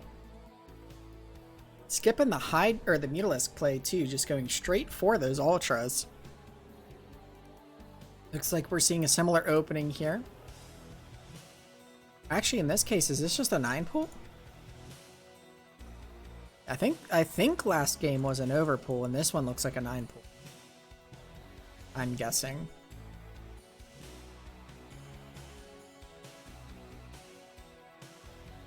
Zesky getting that barracks really far down there by that ramp and going ahead with their scout. Looks like both players scouting to the same base up at that top left position there.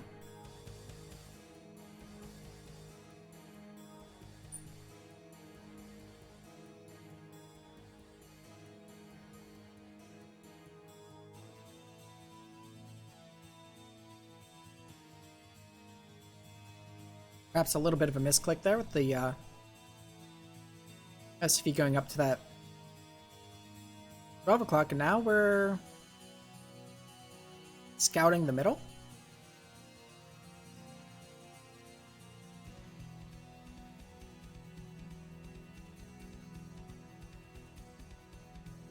Zesky in chat saying they're checking for the Overlord there. Gotcha. Now the Zerglings are out for Fake Fin. Still no Marine for Zesky right now, but getting lucky with that cross position or cross spawn positions here. The Zerglings won't be knocking on the door just yet. And running into the Zerglings there. Quick reaction to save the SCV. Zerglings got to make sure that there's nothing there and that that wasn't an SCV leaving the main. So they try and build the natural. See that it's empty. They see that the top left is empty, and now those Zerglings are going to be coming. The bunker being thrown down in response. Marine started. Should be done in time to handle these Zerglings. Didn't mean to do that. Now the SCV finding the base, seeing the natural hatchery. Coming down here. Sees the main, sees what's going on. Meanwhile, these Zerglings are getting up here. The bunker is finished. There is the one Marine. Zerglings are going to just run past it, though. No blocking of the ramp, so now Zesky's going to have to deal with lack of Zerglings and then unloads. Quickly pulls back towards that bunker, trying to lure these Zerglings to it to get those extra shots off. The Zerglings trying to find a spot here to do some damage. Blocks that Marine from going towards the bunker here. Nice bit of micro here going on between these two players. A lot of damage being put on that barracks, but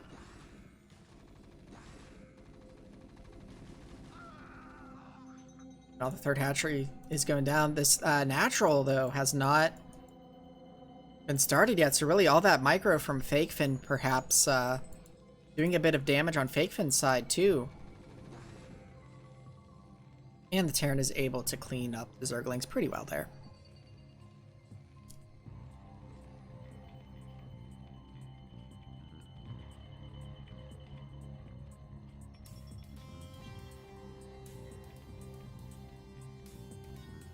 Looks like the lair is getting started here for Fake Fin a lot sooner than in game one.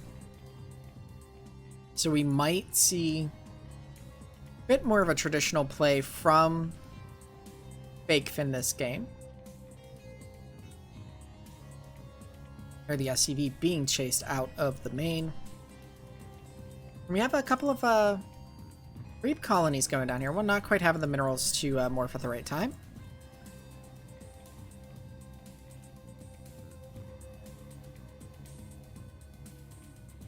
Really nothing moving out from Zesky just yet, so no need to morph those into sunken colonies, but it's going to happen anyway.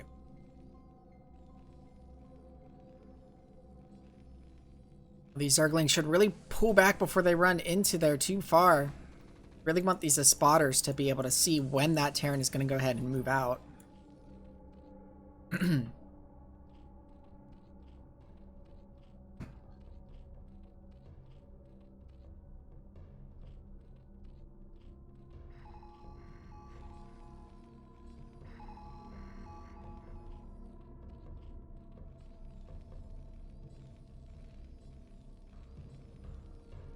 Couple of fire bats out now for Zesky. Now the Slayer is done. Second gas is going down. You don't up. What's this? There's the Spire. So it looks like we will be seeing some Mutalisk play from Fake Fin in this game too here. Zesky, meanwhile, going ahead, getting the factory, going up to 5 barracks here. Getting the +1.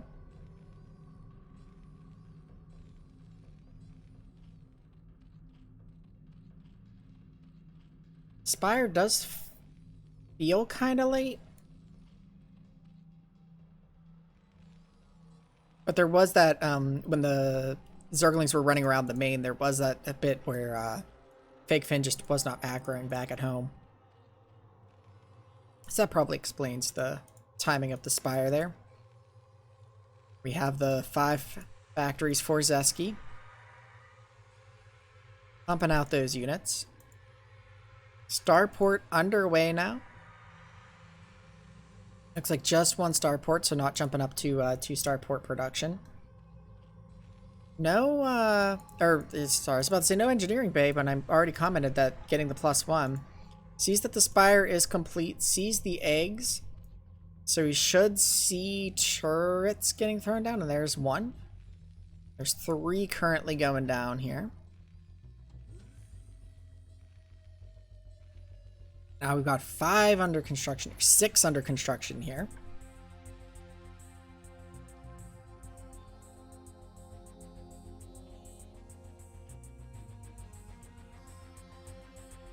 Mutalisk Cloud is out now.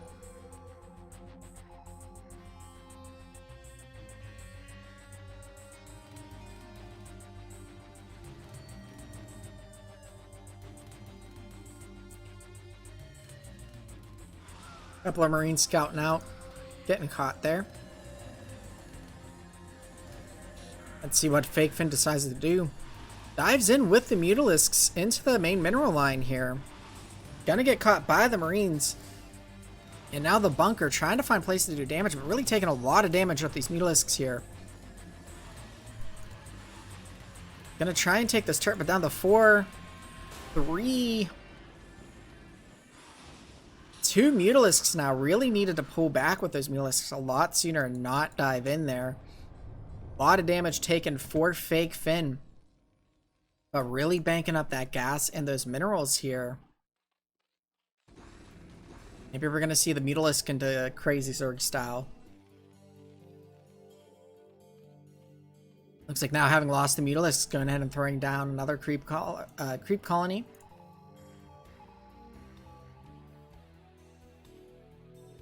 Really, if Zeski can move in before too many creep colonies get placed down, they could bust this. They do have tanks this time, getting a Radiant, getting a Vessel. The Hive just now being started, so Zeski has a little bit of time here where they might be able to crack this open.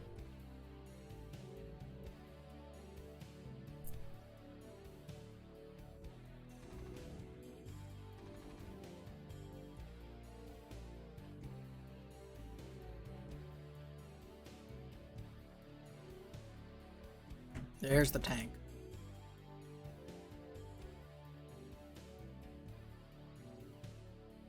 Fake Fin also does not have the hatcheries behind this that they had in the other game. Just the 3 hatcheries. Getting Scourged this time. But there is a tank here. Gonna try and take out the tank with the 1 Mutalisk that was alive, but this is where losing those Mutalisks is really gonna hurt Fake Fin here, because now there's really nothing that can pick off this tank. If the Mutalisk Cloud was still alive, would have had the opportunity here to really try and use it to get that tank, but the Hive almost finishing now. Zeski moving in with the Marines here. With that tank support in the back, taking down those sunken colonies. The damage output of not sieged, but stimmed Marines is so crazy. Zerglings being made from by Fake Fin, but only at the natural. Now making them in the main. And the Sunkens have fallen, and with that, Fake Fin is going to GG. And Zeski is going to give us our 3rd game 3 of the night, taking it to 1-1.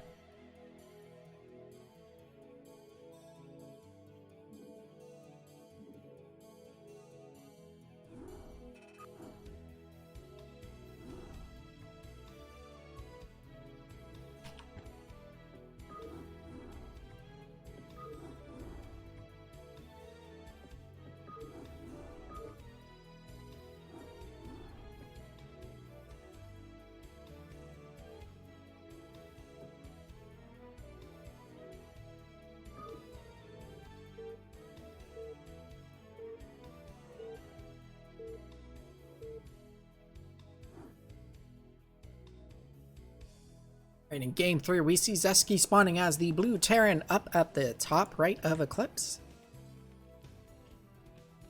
And Fake Fin spawning as the red Zerg down in the bottom left.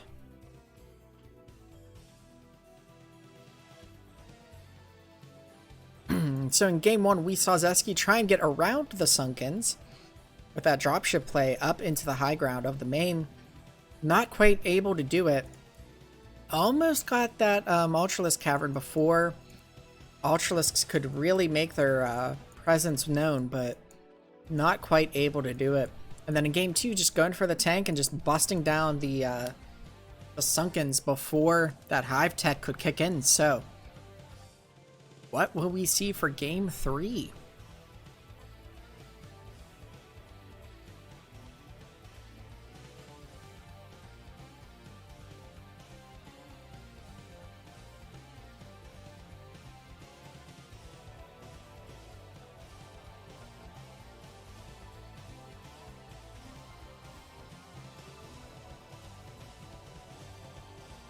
Looks like Fake Finn is going for a slightly different opening this game as well. Perhaps it'll be a 12 hatcher here.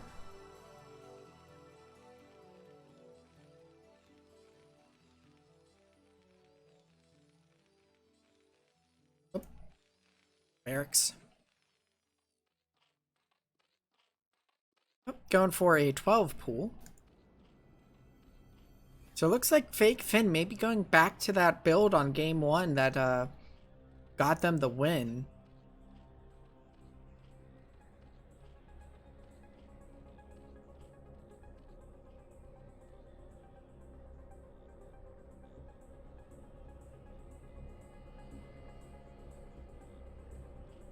And for the 12 pull, 11 hatchery here. And the scout from Zeski coming in, seeing that natural hatchery. Gonna see the spawning pool and no gas. Get all the good juicy info there.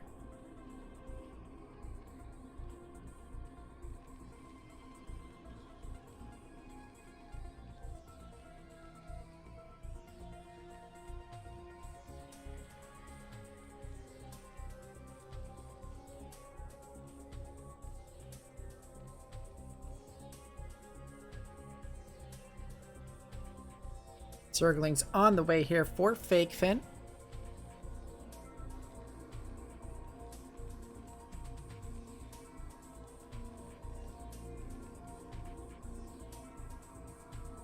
But it's only 2, and Zeski keeping the scout alive.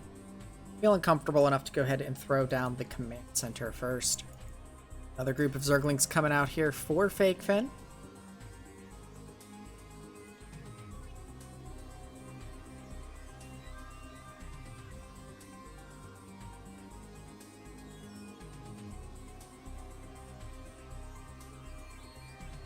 Little old U-turn there with the SCV.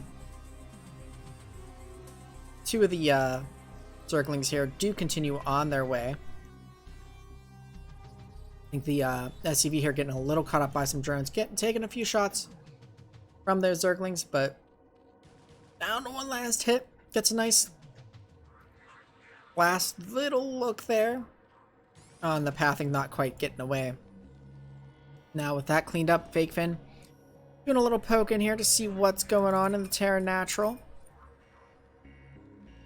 Had a nice little visit there to the minerals, and I'm going to go ahead and back out.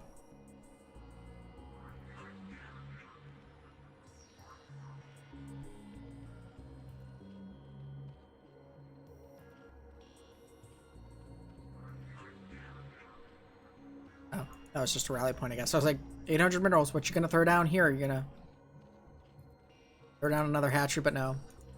Looks like getting the lair earlier, so maybe we will see Mutalisk play again and not the same build from the first game.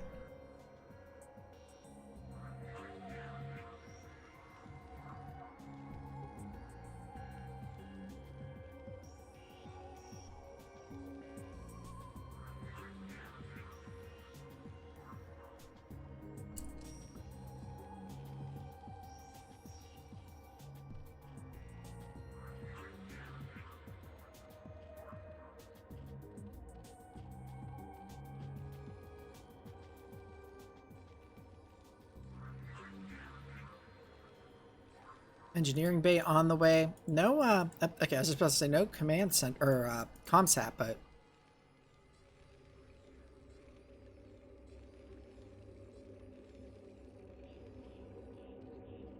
here we have the creep colonies getting started here by Fake Finn. The lair is done.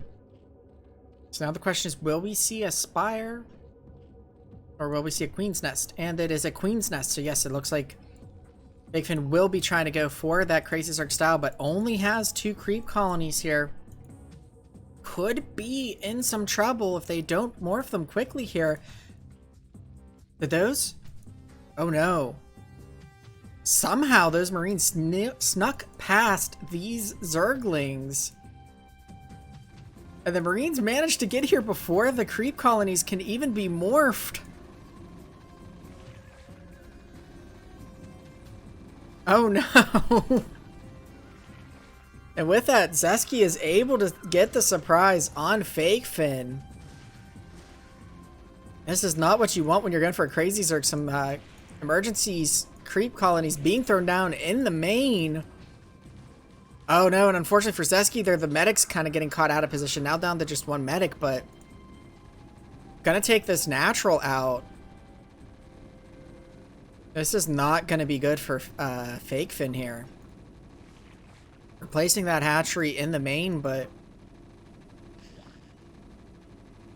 not gonna quite have the gas like they did in that game 1 now. There is like this little Zergling force, but at this point not really gonna be able to counter there. Oh no, Zeski, don't lose those forces now. Trying to come around and find an opening to harass the Zerg, and able to find a spot where they can harass the spawning pool and this gas, but now there's a decent number of Zerglings here that might be able to clean this up. Not quite enough to get it, and really that attack angle just did not help. Now drones being pulled here. Actually, the spawning pool helping Zeski here, and with that, Fake Fin is going to give the good game. And I need to see really quick how those Marines like snuck past those Zerglings. So I think we're all just wondering how they're seen. The Zerglings just did not auto-acquire them as targets.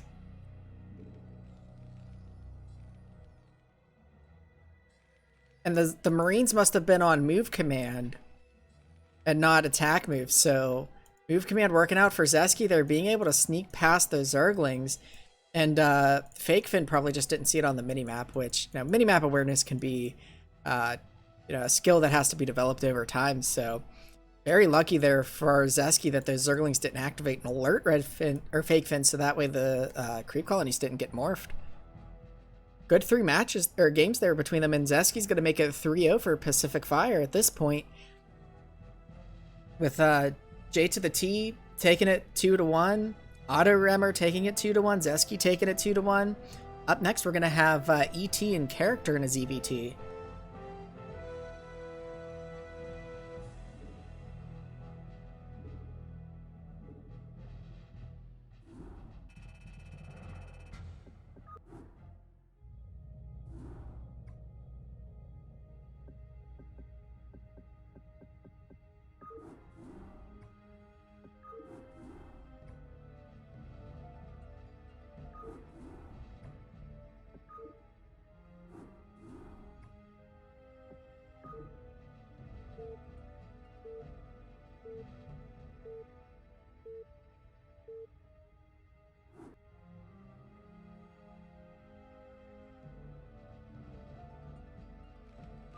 So game 1 has us on Polaris Rhapsody, with character spawning as the yellow Terran up in the top left, and ET spawning as the red Zerg down in the bottom. And held it in play in top versus bottom. So we've got yellow Terran versus yellow Zerg. No, I'm kidding. We'll do yellow and red. That's fine.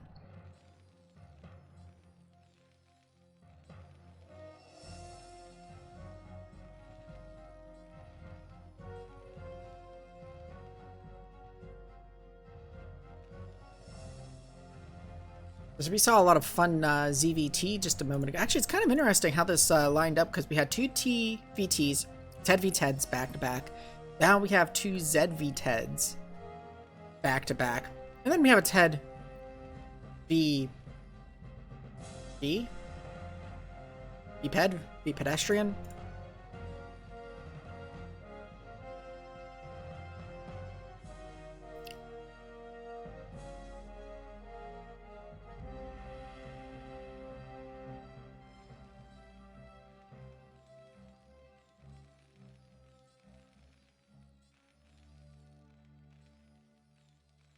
And it's looking like character gonna go for the bio play as well.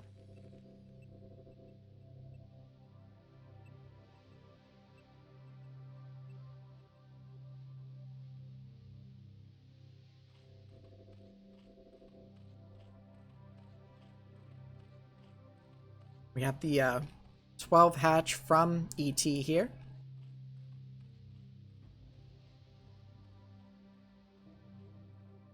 Going out with a drone scout in addition to the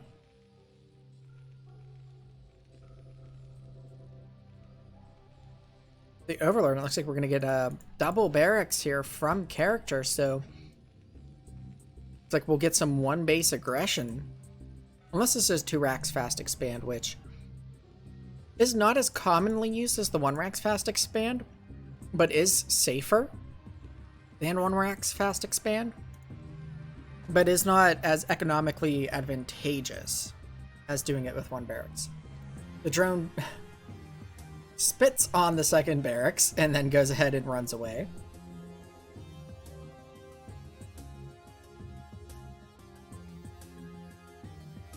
Meanwhile, the SCV from character sees what it wants to see, goes ahead and decides to head back home. And the two scouts pass each other salute as they return home, celebrated veterans to their teams. Spawning pool will finish, and a couple of Zerglings are going to go ahead and go out, and Creep Colony going to be thrown down by that returning scout. Perhaps ET sensing with those 2 barracks that there's going to be some early aggression, knowing they need to get those creep colonies down a little bit faster than normal. Academy almost finished here for character.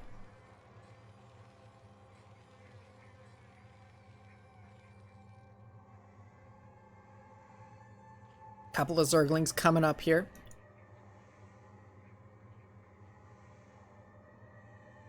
Gonna act as spotters to see what this Bioforce is gonna be up to. Academy is finished. Stim is researching. Still just pumping Marines.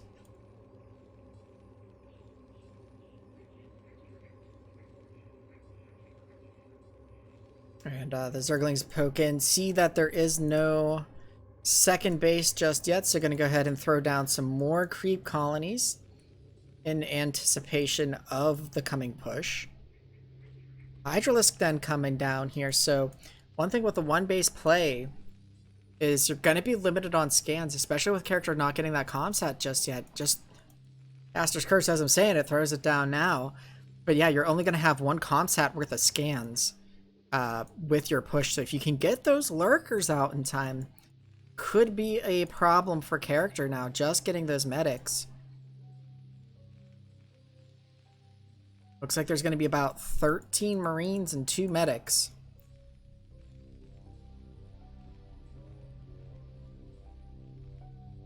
Zergling force here is growing a bit.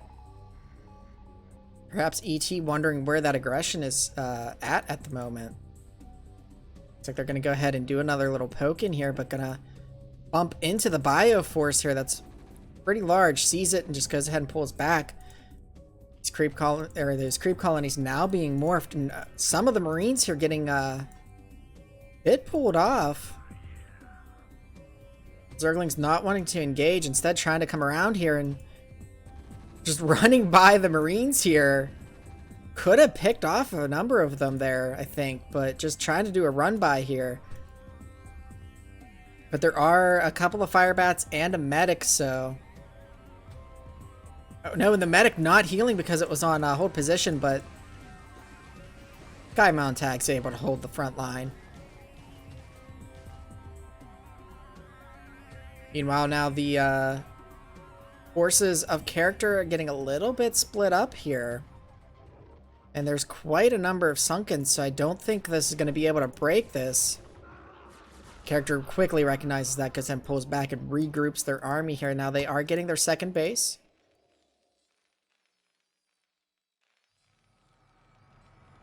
Continuing to build that worker count up. I don't think we've had a lurker aspect be researched. Okay, yeah, we did. Okay. So there's the lurker morph now. But this comsat does have at least one scan.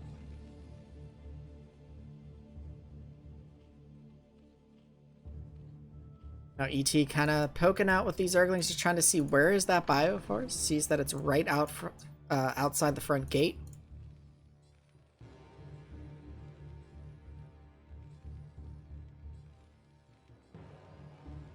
Here comes the transfer to the second base. The second comsat is under construction now to give character that extra scans they're going to need against these lurkers.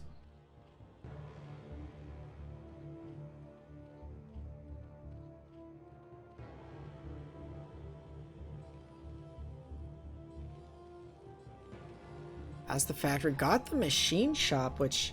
Oh, and their large chunk of that Bioforce just melts to the lurkers.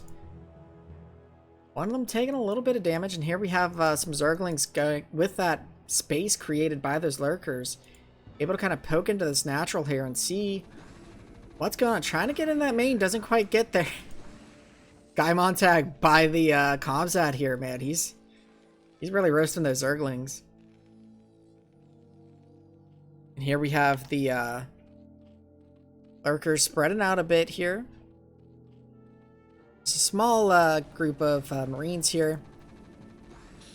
Oh, the drone getting caught by them. But easily cleaned up by ET here. Looks like ET planning to take this mineral only.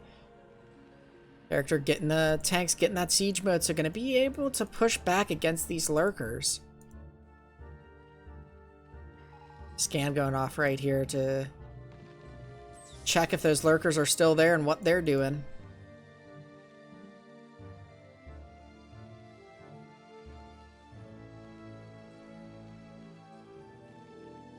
The double upgrades. The science facility not started just yet. Looks like this SCV's probably planning to throw that down here soon. Getting that second gas now. Here ET going ahead and getting that third at the mineral only up there.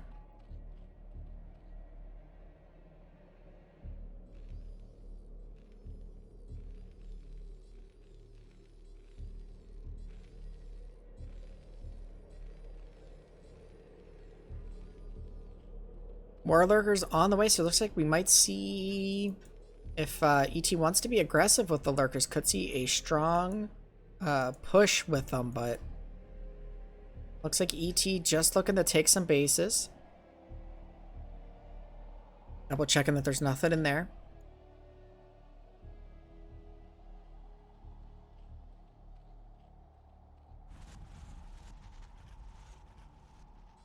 Character has selected the Marines to go ahead and run out and sacrifice themselves to get the scouting information. I come close to seeing this base, but gonna bump into the Zerglings there and get caught up by them. Almost could have got in there if they had done the move that Zeski had done. It does get a scout on this base. He said this mineral only is not being taken yet. The Zergling's moving up a little bit more forward.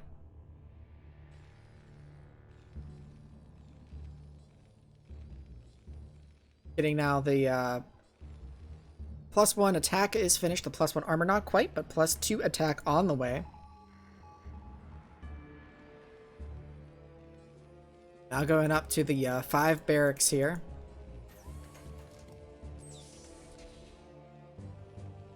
So not exactly going with the SK style Terran, but with the tanks in the mix, but stimming just the one Marine to get that out a little bit faster in case there is non-hold position lurkers out there. Looks like moving to, I guess with those Zerglings there, suspects that this base is here unless they did a scan, which it looks like they did. The Zerglings catching wind that these Marines are coming here, quickly cancels the hatchery, so does force the base to cancel. And now these lurkers trying to come up on these tanks. Lines up to be able to get shots off on both of them there. The scan going down onto the tanks. That poor Marine and those poor couple of, or that poor medic and the poor couple of Marines there got wasted by the tank.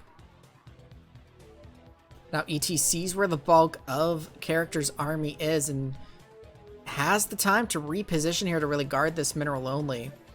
It's going to be hard to push in against lurkers, so you only have this tight little choke here to get into, but ET getting some Zerglings out from there, though. ET trying to get these lurkers positioned, but really just losing all of the lurkers without burrowing any of them. Oh, that's so bad for the Zerg. Just ghosted immediately. GG's. That's... I don't blame them. That hurts so much to see all of those lurkers just evaporate and not one of them get to burrow. So character taking the first game, going up a quick 1-0. And we will jump into game 2 on Polypoid.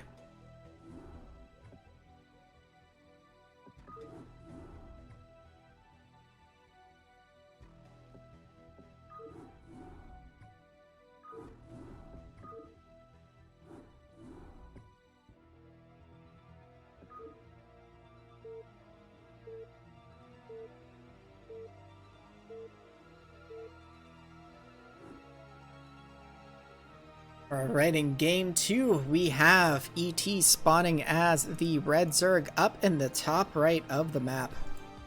Character spawning as the Yellow Terran down in the bottom left. ET going up with the Scout. So not going to get the Overlord Scout on character.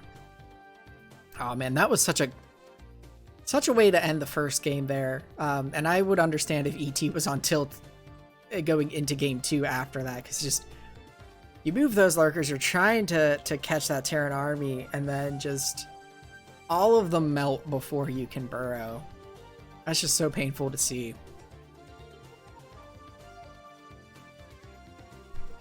Character given the good luck.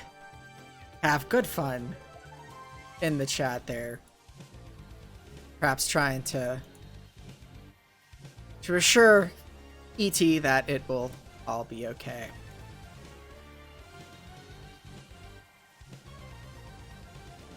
Four hours into a solo cast, you're a machine. Well, thank you. I did not know this group was going to go this long. Usually there's warnings given, but it's all right. We will power through. We will make it through these.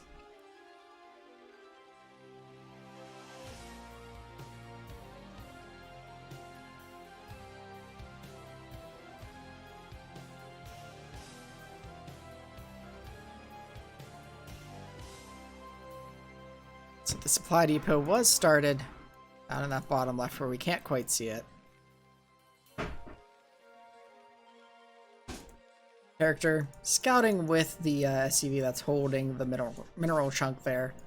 Perhaps going to try to offer it to the Zerg, but they will most likely not accept it. Drone Scout coming across here to the left. It looks like actually on the 4-player map trying to get the command center down here.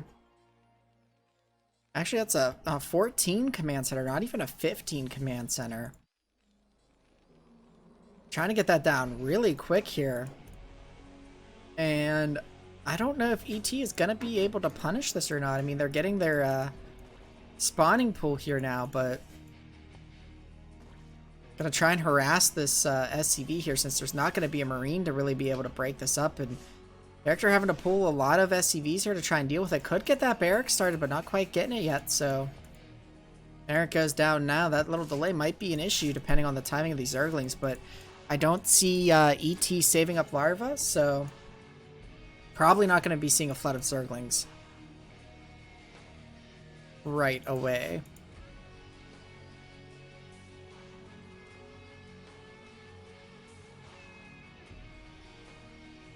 Here we have the drone confirming that the barracks not completed just yet.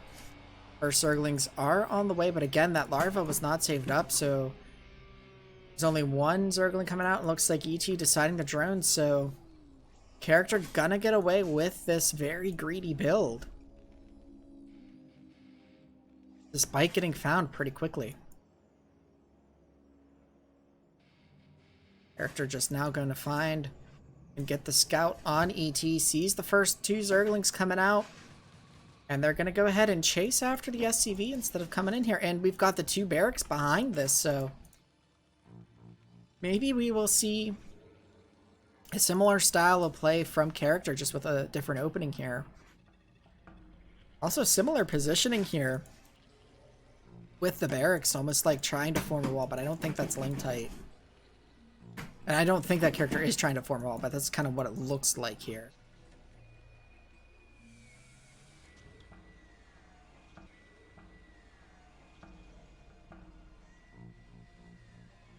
Zerglings chasing the SCV back. Looks like it's going to make it back with the mineral chunks, so those 8 minerals will not be lost. And there are 2 Marines in the bunker, 2 Zerglings. Not really going to be able to do much get past them. Going to turn around and try to run away, but actually the 2 Marines were each attacking a different link, so they both get caught there and die at the same time.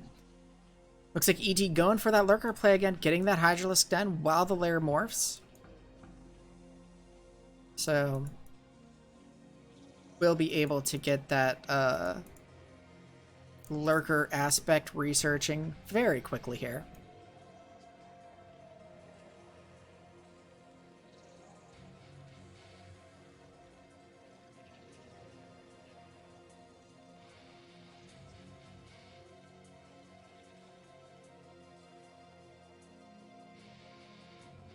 ET here sending out these 2 Zerglings. Need to replace the spotters that they lost. But kind of moving in with them again a little bit there, I guess, just confirming what was out there. Accidentally lifting the command center there at the natural when you're trying to build that comsat station. Always hate when that happens. And maybe spread these lings out a little bit since you've only got the 2, but there are 2 more coming, so they could perhaps be a bit spread out.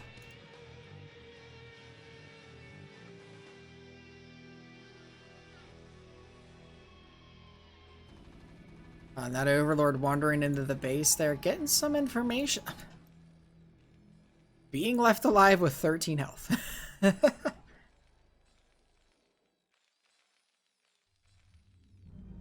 That Overlord does not get picked off.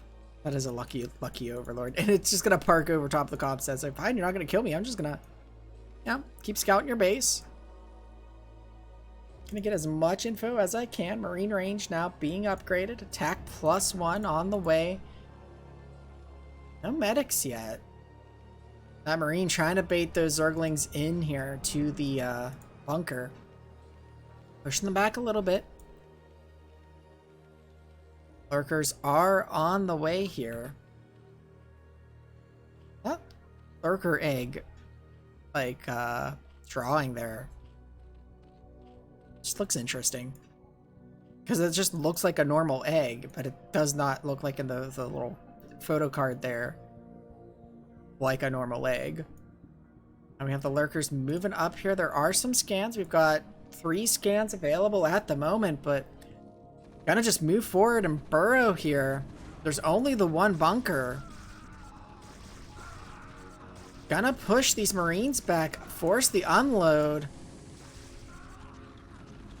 Needs to be a bit careful here though with these lurkers, but now trying to pull the SCVs, but they're just gonna get chewed up by these lurkers here, doing a lot of damage.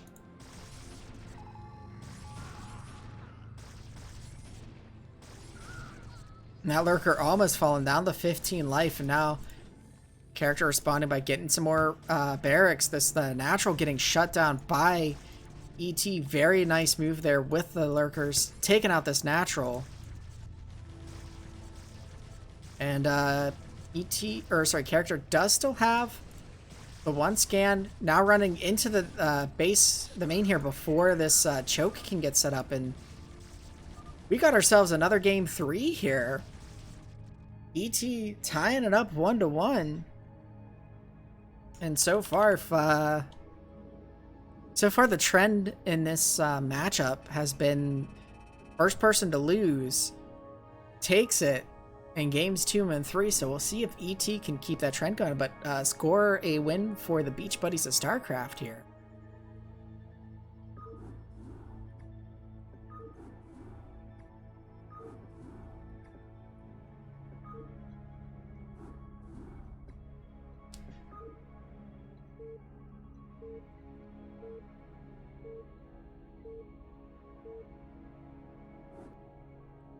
Game 3, of course, is on Eclipse. We have characters spawning as the Yellow Terran up in the top right of the map, and ET spawning as the Red Zerg down in the bottom left. And character not telling ET to have good fun this time, just telling them to have fun. So ET both games has gone for that lurker play. We'll see if they stick with it for game 3 here. And character not quite getting or seeing what they wanted to see with... Ooh, what's this? What are you doing, you sneaky little SCV here? I think we're seeing our first cheese of the night. Where is this SCV gonna go? You want to be careful. You don't want to get spotted by the Overlord. Also got a second SCV coming down here. It's like we're gonna get ourselves a BBS by Pacific Fire against the BBS team.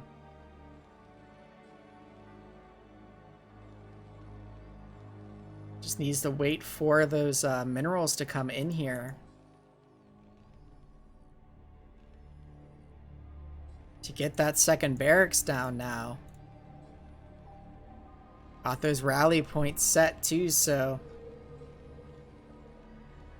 to get those minerals for that supply depot, and it is indeed 8 racks BBS in the drone. Gonna go scout straight to the opposing base, so not gonna see these 2 barracks, but that drone will get there and see the low worker count in the supply depot. So really depends on what ET's going to do, and ET is getting the spawning pool here, so I'm not sure the exact timing that spawning pool was, so ET will be in a better position to deal with this than if they had gone hatchery first. Now the bunker being thrown down in plain view of the hatchery of ET. ET sees the base too, has to know what's up. Zerglings are under construction. The drones are being pulled, but the bunker finishes. Character needs to get that Marine in that bunker, and does, and needs to keep these SCVs alive. Gotta get the repair, needs to pull that SCV back, needs to get that second SCV in there, but oh, never mind. Just all the drones are going down. Needs to get the repair though on that bunker, can't quite get to it. They pulled the drone. So many drones being lost here that SCV does get picked off, so it's a bit of a precarious situation here now. The Zergling's going straight for the main of character. It's unfortunate too, because there was the second SCV that was here by the barracks that could have been involved in that fight. And now with the 4 Zerglings coming here into the main to counter. Now more Zerglings being produced. This is not a good position for character to be in. Those SCVs are not going to be able to fight, and now character deciding to Even with these 3 Zerglings, or 3 Marines rather, just misses those 4 Zerglings moving out into the main. Trying to move these SCVs down. They're going to get caught by these Zerglings. Trying to move in here with these few Marines in this SCV. But yeah, now there's creep colony going down here. This is pretty much it for character. If ET is able to clean this up, they should have the win with this. Now the Marines coming in to join the fight with these SCVs here. The SCVs trying to keep the Zerglings off of this fight, but all of the Marines go down. Now the SCVs go down. Character given the GG, well played. Good try with the BBS, but ET able to take the series 2-1. Putting the score so far. Pacific Fire up 3. Beach Buddies of StarCraft 1 win. And with that, we will be moving to our final series of today, which will see Azrael playing a TVP against Jarcino.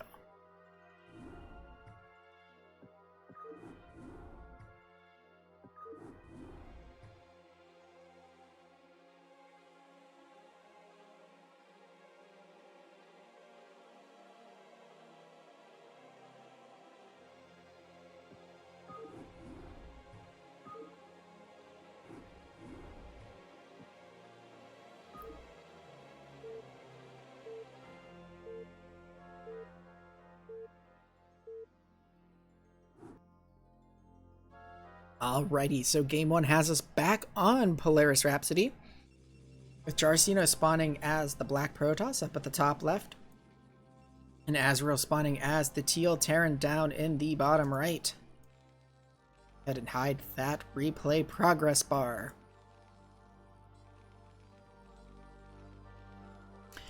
Jarcino coming out with the immediate probe here, so I'm suspecting we'll see some sort of proxy come out of this.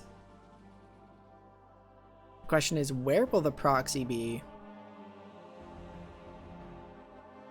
And will Azrael see the proxy?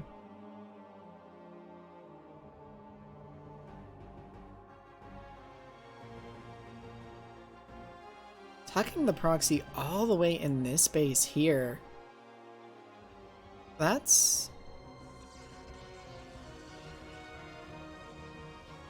I would think where you would want to hide like a proxy robo, not necessarily proxy gates. We'll see what Jarcino tries to do with that. Meanwhile, Azrael going ahead, getting the supply depot here. Which is an interesting position for it. Looks like they're not really going to be getting a good... Well, maybe if they put the barracks here. Yeah, this... I think will be Zealot tight once the refinery is down. Yeah, it is going to be double gates, but this is like... This is still a bit of a walk here, because you're going to have to go around, over, down, and then to the Terran. Like, that is quite a walk. Still perhaps shorter than going all the way from your main, but still. Looks like Azrael is checking for proxies, so perhaps that is a good choice for Jarcino, but that is still that is still a walk. And really, while Azrael is checking for proxies here, this is a 2-player map. If you just scout your opponent's main, you're gonna see that they don't have gateways. You're gonna know that a proxy happened. So Azrael, you know, like if your opponent's gonna tuck the proxies in a spot that's a little perhaps unorthodox, you're gonna find out faster what your opponent is doing just by going straight to their main as opposed to trying to look for and find proxies. But now Azrael gonna come out here with the Marine, needs to be careful, sees the Zealot here. Perhaps wondering where that Zealot came from, like I checked for those proxies and did not see it. Needs to get in those little spots there and do that micro. Oh, that Marine just a little bit too forward. That SCV messing with the Zealot, trying to retreat here. And Azrael's SCV just parking there in the natural of Jarcino. Oh, and that SCV unfortunately getting caught there. Now the factory is done here, so the vultures are on the way. A nice little SCV wall there. Needs to pull these Marines back, though. Very nice micro from Azrael so far, dealing with these Zealots. But now there's 3 Zealots. Manages to get the probe. The Vulture is out here. So now these Zealots are just trying to get the kills that they can. It's the one badly hurt Zealot that's not quite getting picked off. One of the other ones does get picked off, going ahead and just grabbing worker kills where they can. So, you know, continuing to produce out of this, but now those 2 gateways are all the way over there, still pulling Zealots into here. Oh no, this Vulture almost getting picked off there. Almost, but a second Zealot, or Vulture rather, is out now. Ursino just really trying to, you know, get this harassment off on Azrael. Azrael, they're trying to push this out, but needs to be careful. Their forces are still pretty squishy here. Losing the Marines. Just has the 2 Vultures now. Managing to clean that up, and Jarcino falling off on the Zealot production here, perhaps now trying to transition. Getting a supply depot here. I think normally you would go ahead and throw down on eBay and get it to like 99% and leave it there, because that'll give have 850 health as opposed to, you know, or not 800. You'd like stop it around like 840 or so, and then as opposed to what you can get with this, which would be like 490. But for now, that will slow down the Protoss a little bit, going ahead and getting 1 cannon back at home just in case. Now Azrael really trying to find, where were those proxies? They have to be over here, which indeed they are, and so Azrael will now find that. I'm gonna go ahead and attack that pylon there, forcing Jarcino to pull these 2 Zealots back to deal with that before those become unpowered. There isn't a probe over here though, so you know, if Jarcino wanted to kind of continue with that proxy, not going to be able to. At least for now. Now floating out the barracks and the command center. The thing is though, that cybernetics core is done, but there is no Dragoon production being done just yet, so these Vultures could clean up these Zealots here by just kind of trying to let them pass, but then catching them as they try to run back here. And still no Dragoons under production for Jarcino, so this proxy looks like it's going to get cleaned up here. Does have to be a little bit careful that Zealot doesn't come running up, but yeah, it does go down there, pursues that Zealot, and cleans that up, and then goes after that pylon. So those 2 gateways are going to go ahead and get lost. Jarcino recognizing that, going ahead and throwing at least 1 gateway back in their main.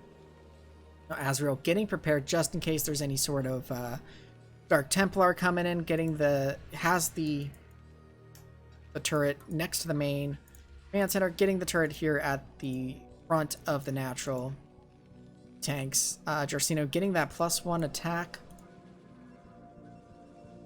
And Jarcino gonna go ahead and leave those gateways there for now. No need to necessarily clean them up now that they are unpowered. I'm gonna go see what the Protoss is doing at their front, because that was 2 gateways that got unpowered there. And the Protoss went and took their natural. Sees the 2 cannons up front, decides to back off, doesn't lose any of the Vultures, so very nice there. It's like we are getting spider mines, so going to be able to mine up around the different lanes that the Protoss could take on their way out, so that way Terran can just keep tabs on when and where the Protoss moves.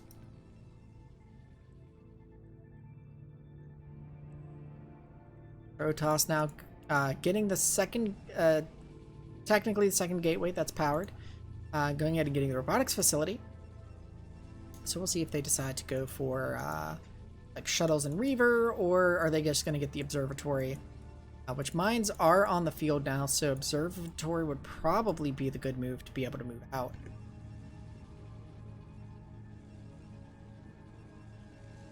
Robotics facility is complete, and we are getting the observatory here, so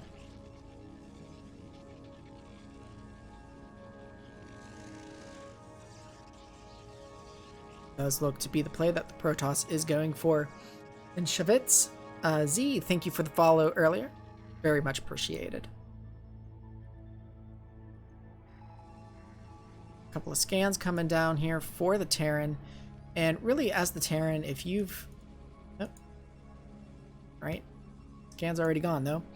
If you scan and you see, okay, I see robotics facility and observatory, you can go ahead and spend your second scan at that point, because you know at this point, okay, I don't have to worry about any sort of Dark Templar play, so I don't need that other scan for detection right away.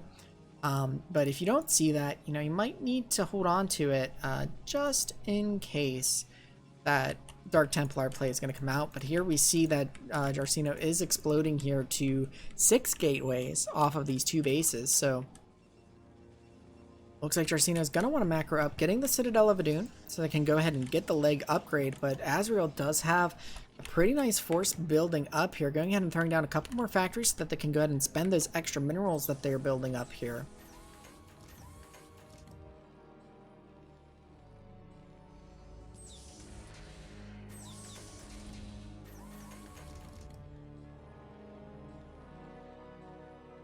And I would like to see more mines get laid down, because now, you know, this path here is just open up for the Protoss. And Terran has no idea that, you know, this move out is happening. This base is going to be taken. There are some scans coming down here on the main now for Azrael, but, you know, if mines had maybe been planted here,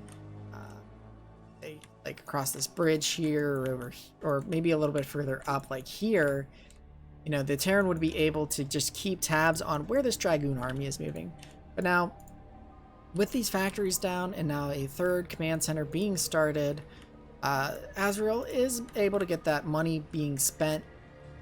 Worker count still in the lead, but not by a whole lot here. Looks like they're really just going for very high tank army at the moment, very spread out to just sort of hold this position here.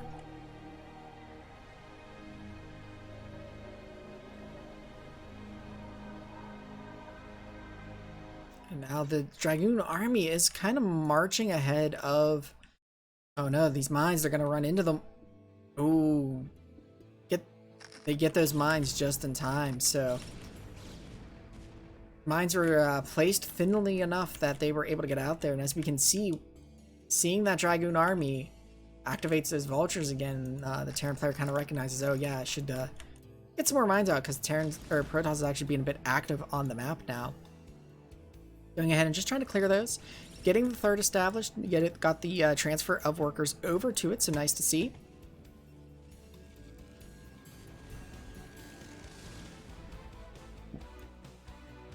Proxy gates are still there, and now the Vulture's gonna bump into the Dragoons here and run by, and they've already spent all of their mines, so just kind of scouting here, seeing that this 3rd has been established. Looks like a scan by I don't know, they didn't scan up in the top right here, so I thought maybe they were checking to see if that double gas base had been taken yet or not. And it looks like Jarcino is kind of going gateway man style here, just continuing to climb that gateway count. Azrael here looking to make a move across the map. Just getting their +1 attack and getting the Goliath range. Looks like they thought about heading over here to the left, but instead they're gonna move into the center. I'm not sure if they're gonna try and push into this natural or into this 3rd. I think there was another scan. Still don't know about that top right base. Jarcino moving a large contingent of Dragoons down here to the bottom left to make sure that there's nothing there. Which is really making their army out of position here. Azrael could do some serious damage. They did land their command center here. It is a bit naked without having any defense. And Azrael's just taking a really roundabout way here to put pressure on this third. And now this Dragoon army just sitting here.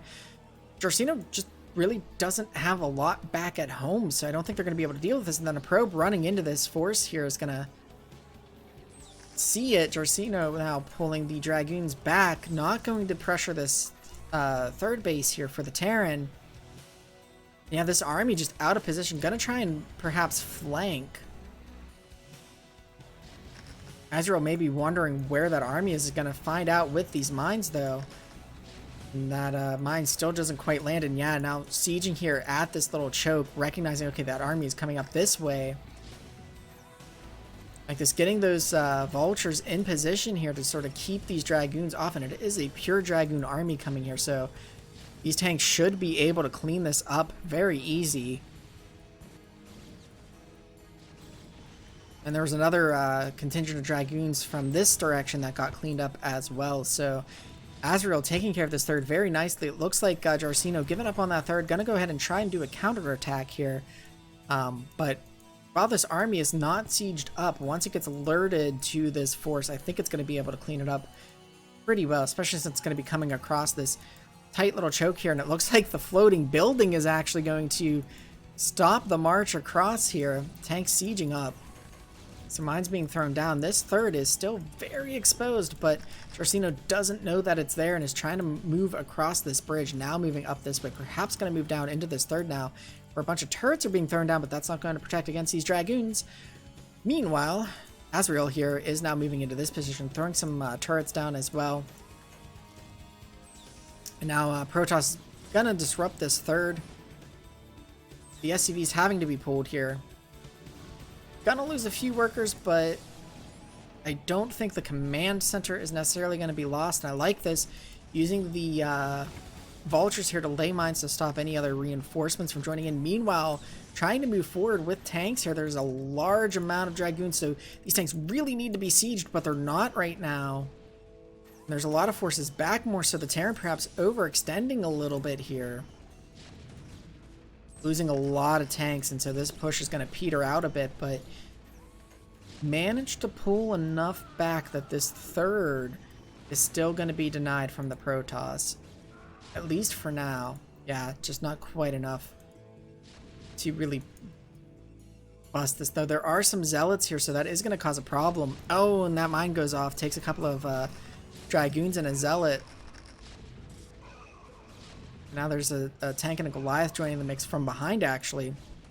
And yeah, just not quite enough to bust this. Terran now reestablishing this third, retransferring those units. Up on, throwing down some more factories as they are floating some minerals and gas. Protoss has a lot of gateways, but not really a lot of workers and income, and so that's really cost them. I think they might actually have more workers in the Natch. Actually, it's about the same, it looks like, but can't really produce out of all of these gateways all that easily. Actually, maybe just barely able to do so on each macro round. And now the Terran moving over here onto the left, leaving this third position a little bit weaker. Protoss can probably take that with their next push if it's not reinforced. Terran maybe perhaps just looking to say, okay, so I've denied that enough. I'm going to try and make sure that you can't try to expand in the other direction. And just as a probe was coming out there, perhaps to try and take that mineral only, the vultures do swoop in and take that out.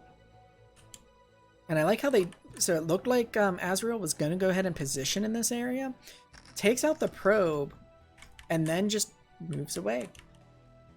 So getting Jarcino to move the army out here, but these tanks are a little bit exposed as the Protoss army does move out here, and looks like Azrael's going to try and get up onto that high ground in time, but Kind of getting there, but this tank I think is on the low ground. Nice arc here for Jarcino, but again, it's a mostly Dragoon army, which is going to melt to these tanks, so... And Azrael getting the army in position in time to really protect that third. And there's more army coming here from Jarcino in the middle, but these tanks arced like this, yeah, not going to be able to get through there. And Azrael able to clean it up. So managed to get to that high ground positioning just in time. Prevent the reinforcements from really doing anything. Meanwhile, Jarcino has got this top right up and running, but it is very much in danger. There's only 3 cannons here to protect, so just a couple of tanks could clean this out. But for now, Jarcino is a 2 base mining Protoss, and Azrael is maybe just expecting the forces out of a 1 mining base Protoss. So let's see if that comes back to help Jarcino and hurt Azrael. But this is a pretty large tank force here. Looks like Jarcino trying to take this mineral only now, since they couldn't take the other one. Perhaps Jarcino is just thinking that there's more there, but they do have this observer that has seen nothing's come to reinforce this. It's Azrael choosing not to fight. They're gonna go ahead and perhaps scanned that top right and sees it there. They are starting to try and take this bottom left, and now that's going to get denied by this Dragoon squad here that's moving over to the left. But Azrael is looking to deny that top right as well. Jarcino has not taken either of the gases yet at this corner base, so hasn't really had the gas to their advantage.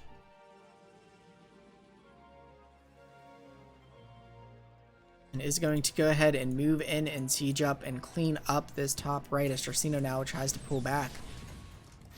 Tries to get those probes to run away. But really, they're just going to run into the siege tanks here.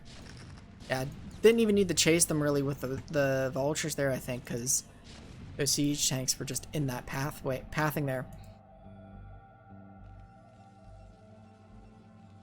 There is a large number of Dragoons here. Gonna join up and maybe try and pressure this third.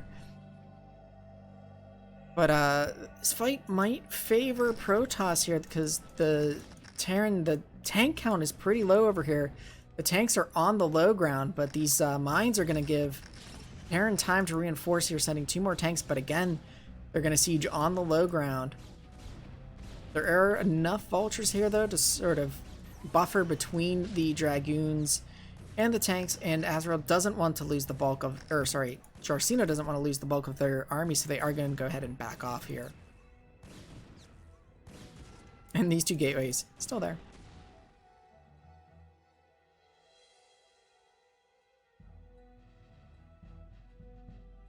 Jarcino going ahead and moving down into this bottom left, just making sure that Terran's not taking it again. But really, that's leaving some of the other bases exposed a bit here. A lot of scans coming down here for the Terran. Oh no, Jarcino catching those Dragoons, almost going the wrong way. Would have been in a bad spot there. Terran's offensive force here, just kind of in that middle right position there. Azrael maybe looking here to take this bottom left now, with an actual force there to defend it, instead of just taking it not blindly, but just with an SCV building a command center, which they've tried the last 2 times. Looks like maybe I'll clean up those gateways, but not doing so just yet. And now Jarcino finally moving up here and cleaning up the couple of tanks that were there. Going to be able to claim this mineral only as well, but they're going to be, I was going to say they're going to be kind of gas starved, but they've got 15k or 1.5k in the bank still, rather. Go ahead and check in this top right base here just to make sure that the Terran has been there, but the Terran army is on the move right now across the middle, going to challenge this mineral only. The Protoss army is not there to defend. Maybe looking to counterattack, but the army is just kind of sitting there in that top right.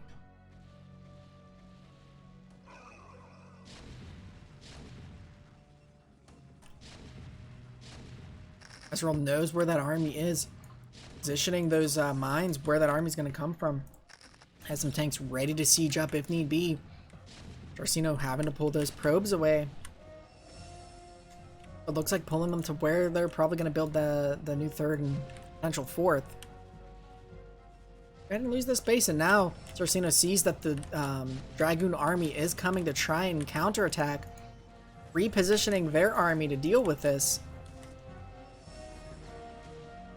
Azrael showing really good army control here and just map presence and map awareness too.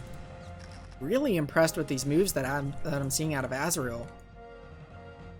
Honestly, it feels like Azrael's tier 2 caliber of player at least here.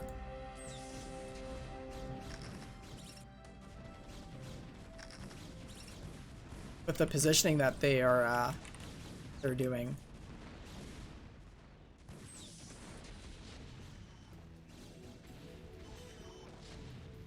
Yeah, Jarcino being forced to pull back, trying to get a few tank kills here. Oof.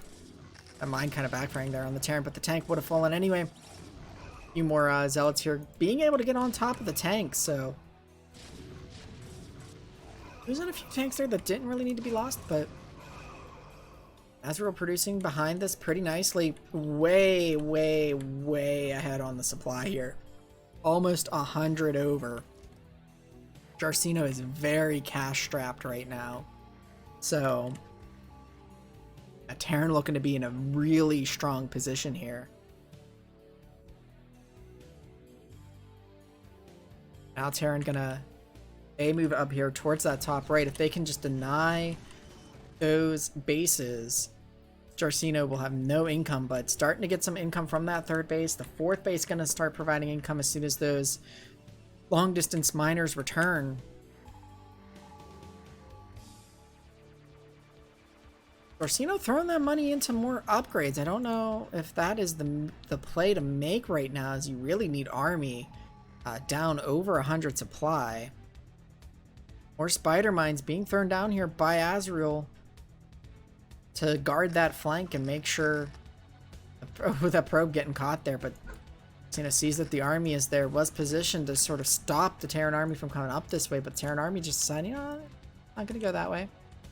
But that is going to allow Jarcino to continue to have this top right and this 12 o'clock base. So like Azrael just choosing to push through this way here. Clearing that pylon that was at the mineral only.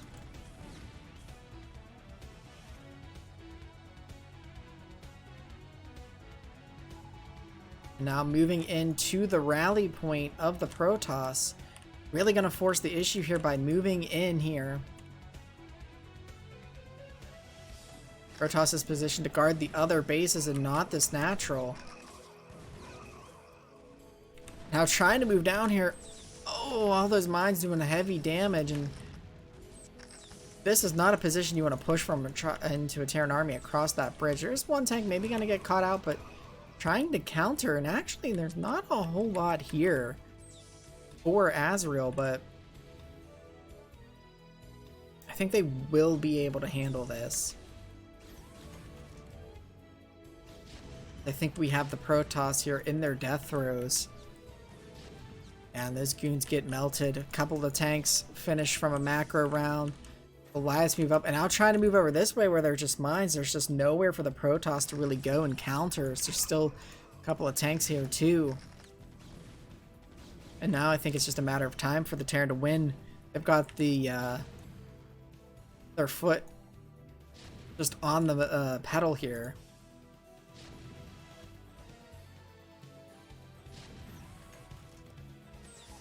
Protoss forced to readjust their rally points here.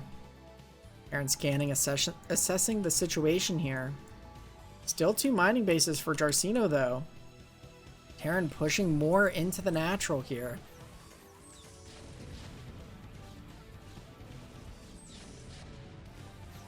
Protoss is gonna have to try and bust this. A couple of siege shots going on up there.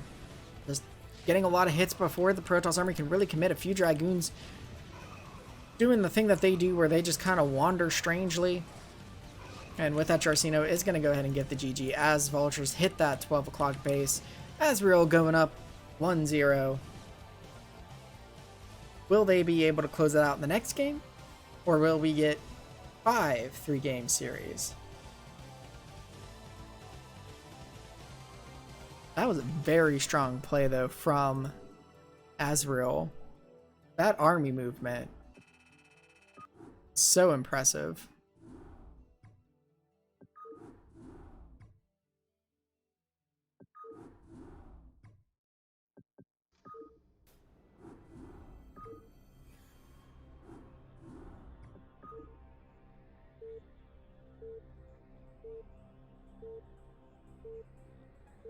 And game 2, oh no. We have Azrael spawning as the Black Terran up in the top, or sorry, bottom left position of Polypoid. And Jarcino spawning as the gray Protoss up in the top left. And please play your games on top versus bottom so that when we get these close colors like this, we as casters can shift tab, have red versus blue instead of black versus gray. At the very least, this isn't a mirror matchup. So you know that the Protoss units are going to belong to one player and the Terran units are more than likely going to belong to the other player unless you see a Dark Archon and perhaps there's the chance for mind control. You normally don't see that, or at least you don't see that too often, so still though, please think of your casters when you're playing your games.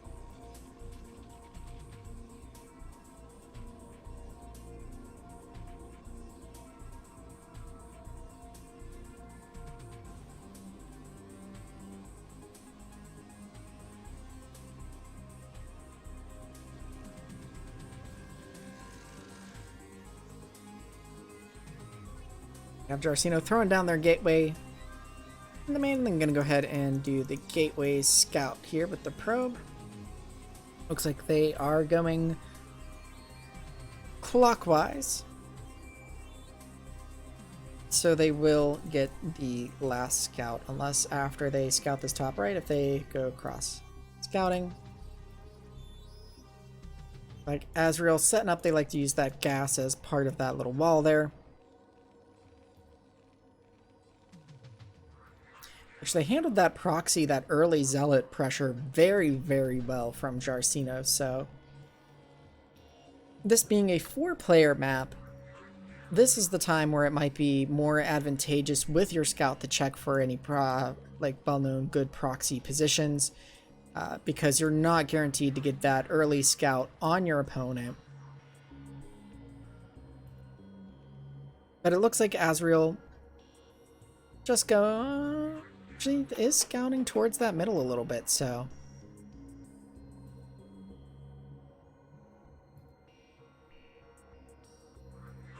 yeah, it is checking for proxies.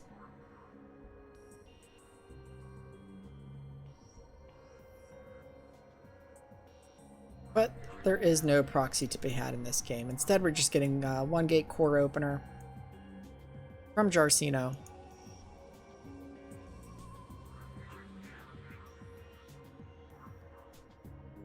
And both with a worker at the bottom right. Will Azrael do the cross scout after that, or will they scout up to the top right? Looks like they're going to go ahead and scout up to the top right. So both players getting the last scout on their opponent.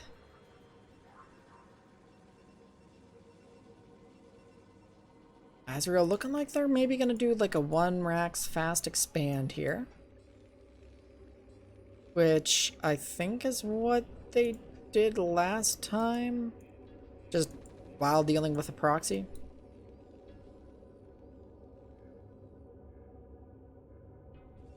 So yeah, if I get a little less talkative this game, I do apologize. I'm tired.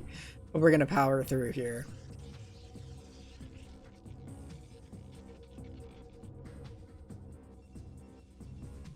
Here we do have the bunker and the command center being thrown down. I haven't quite seen what the Protoss is cooking up just yet, but ASV now arriving. Gonna see the Dragoon, gonna get past the Dragoon, gonna see the expansion coming down, going to see the gateway as well as the spinning core. So pretty nice scout there for Azrael. Sees the 3 pylons, so should be safe to assume for the Terran that there's really no like proxy anywhere. There's not a proxy robo hidden somewhere. You know, it is a pretty nice normal looking game so far for the Terran.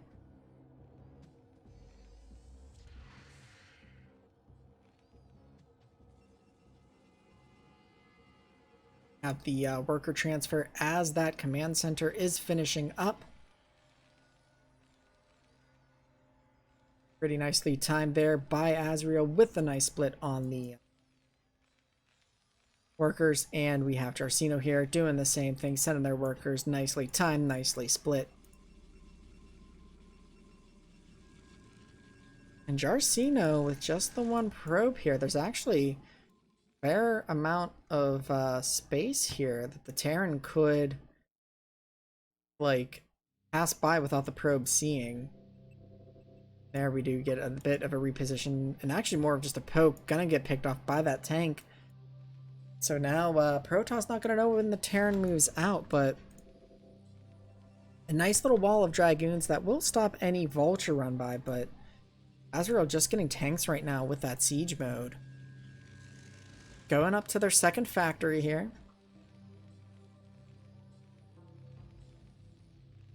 Going ahead and getting their comsat station.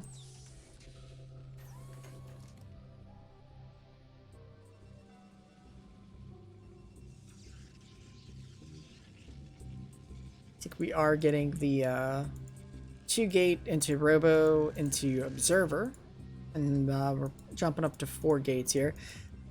The 2nd assimilator has been done for a bit, and workers not thrown onto it just yet, but we do have a little bit of excess gas at the moment, so probably not the biggest deal. Terran Gunhead getting mines, getting their 2nd factory. And getting that +1 vehicle weapons.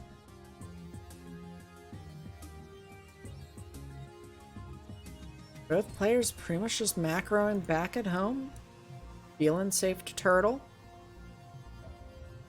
Orsino has the money, could probably squeak out another expansion if they wanted to, but just content to sit on just 2 bases for now.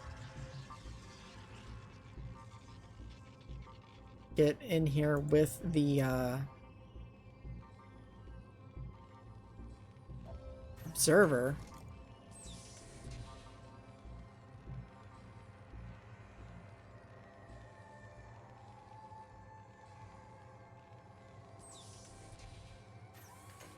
Down out the main, finding where those factories are, taking a look at that factory count.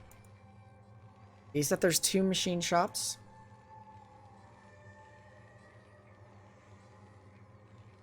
Saw that the tank count is pretty high, and not repositioning the Dragoon army.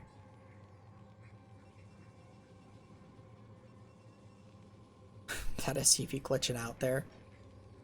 But yeah, like, I would think at this point, as a Protoss player, you see all the tanks here, you see this wall, you see the 3 factories, 2 of them have machine shops. I feel like this would be your opportunity to sort of get that nice arc here and just make it difficult for the Terran to move out. And looks like the Marines are getting in position to clean up this Observer. Observer almost able to live, but not quite. But it looks like Jarcino gonna go ahead and get this probe ready to take the 3rd base here at the 12 o'clock.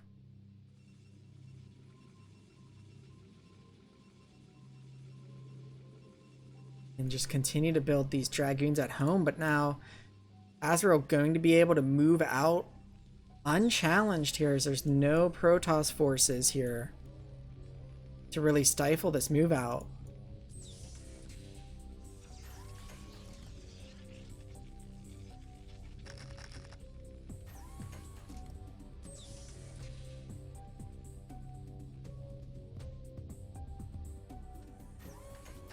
And this, and now the Protoss army moving out, but it's a little bit late now as Terran is able to sort of start to get a foothold here outside of their choke. And even then, the Protoss army stalling out here prior to reaching the Terran's front.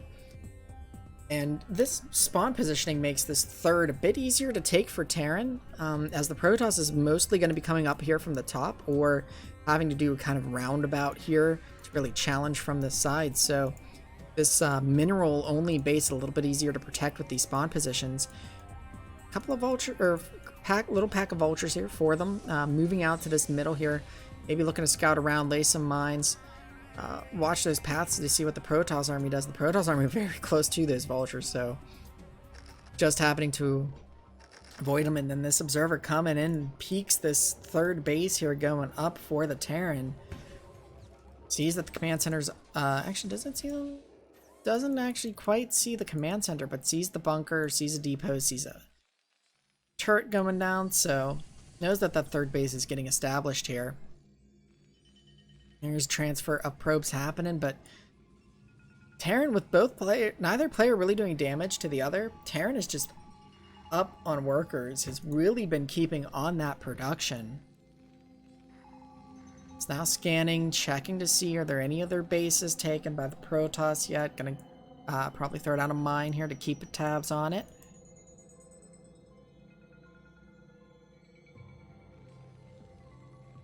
Continuing just to produce off those 3 factories here. Going for those upgrades. Currently spinning the 2-1 upgrades.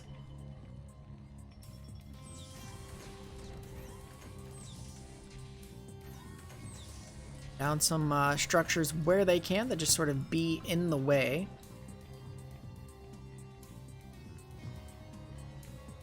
Is a probe here at the natural, going to get caught by these vultures. So a bit unfortunate. Jarcino thought about pulling their whole army back that way, but decided not to. But it's just going to kind of keep a distance for now. Their army just with the +1 attack for right now. Has the Citadel of Adun, but does not have a Templar Archives to get that +2 for the attack, and not spinning up the armor upgrade yet, so. See here how Jarcino wants to approach this situation. The Terran well established with their third here. Cleaning up some mines that could have been a problem.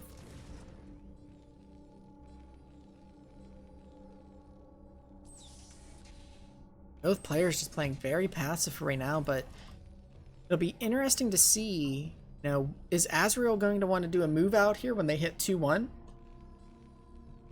They really like to spread their tanks out too in this sort of like nice looking grid almost. Looks like the Protoss checking this position, or maybe trying to position their army, or hard to say because it's weird that they're going up there with just like this small group.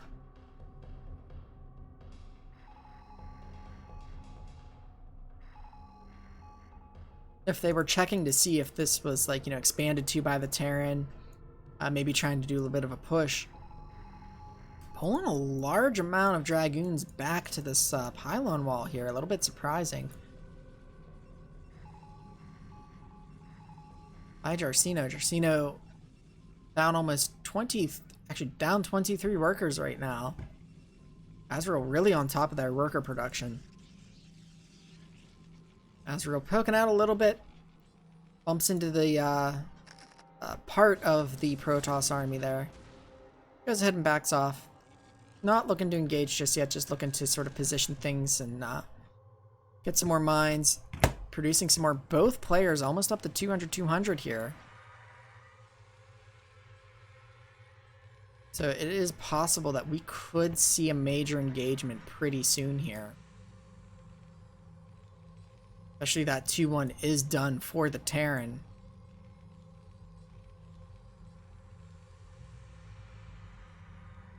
There's a shuttle now.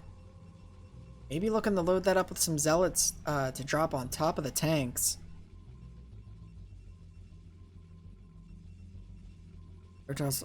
Dragoons just kind of coming over here to check and running into these this pack of vultures here, forcing them to move back. They don't have any mines anymore, so they've spent all their mines. Can still just act for his spotters. Terran knows that the Protoss army is there for now. Unsieged all their tanks. Looks like they are probably organizing their army, getting their production going before they push. Looks like they are going to go ahead and move across the map now. Checking for where that Protoss army is, perhaps with some scans. Protoss moving their whole army over here to this top right. Which there's no Terran base up here, so not quite sure why they're moving their entire army that way. And Terran moving into the middle of the map. Interesting choice here. Instead of just pushing along this edge into the mineral only here. Just kind of moving here into this middle. Perhaps now deciding to move. It looks like the Protoss army now moving down this bottom path here. Maybe looking to... with the way the shuttle is moving, it's almost like maybe the Protoss is just thinking that, oh, I mean, if the Terran has expanded here, my army will run into it. But it is forcing the Terran army to just kind of ball up here in the middle. Burn down some mines to check for if and or when the Protoss army decides to move. I think catches glimpse of that shuttle.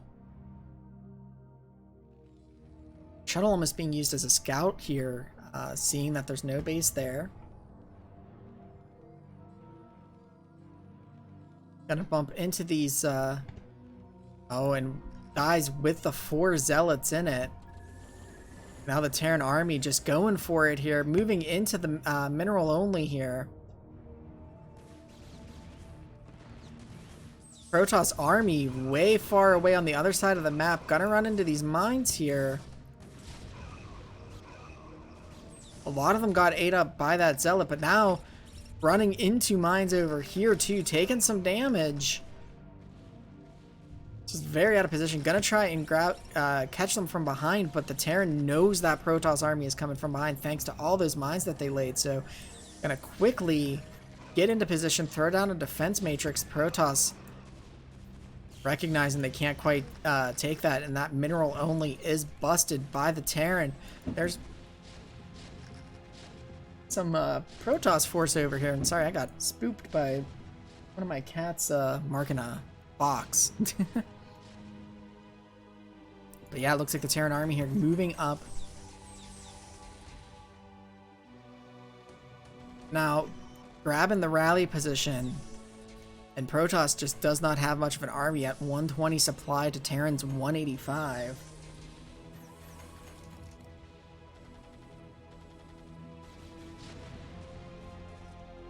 Now with that, yeah, the Protoss army, just not much that they can do here.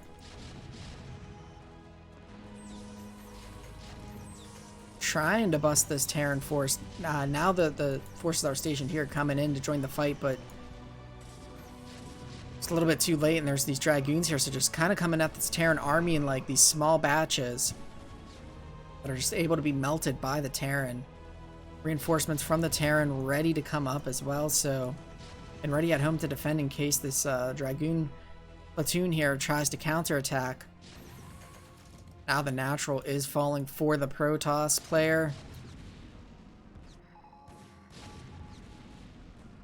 Trying to still produce, has a big bank, but vultures in the main gonna be cleaned up. A lot of Dragoons still just sitting out here, maybe looking to counterattack at this point.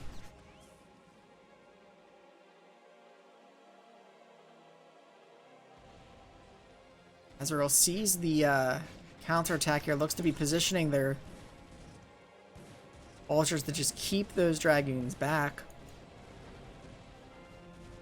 Now the question is, as the Terran, you've taken out the natural, where do you push? Looks like they are going to move up into the third, or what was the third base here. That was maybe a supply depot that was being built there. Meanwhile, this fourth base has been established for the Terran. And actually Terran not pushing up there, deciding to just pull back here and not press the issue, but really this game is looking to be pretty over. Maybe trying to catch this Dragoon army here. The tanks are pretty exposed, but I don't think that's too much of a worry. There's not enough Dragoons there. These tanks would probably A-move through these Dragoons. And oh, there's a mine in the way, so can't get this top right base. And another pylon wall being built here to keep vultures out. And Terran is really just given the Protoss, Jarsino here, time to just build a bigger army, but it's still going to be awkward to come out. Now the Terran mech army coming back to this top left position. Moving the tanks up to the high ground. Going to go ahead and siege. I think this one, well, they can just siege past the wall. Now Terran sieging, fighting uphill here, but there's just such a large Terran force. And Protoss has to fight down this ramp with the melee units. Just not going to be able to really do it. The shuttle comes out, but there's nothing in it. Forced to pull it back. Protoss just trying anything it can. Does load it up, dropping some zealots, but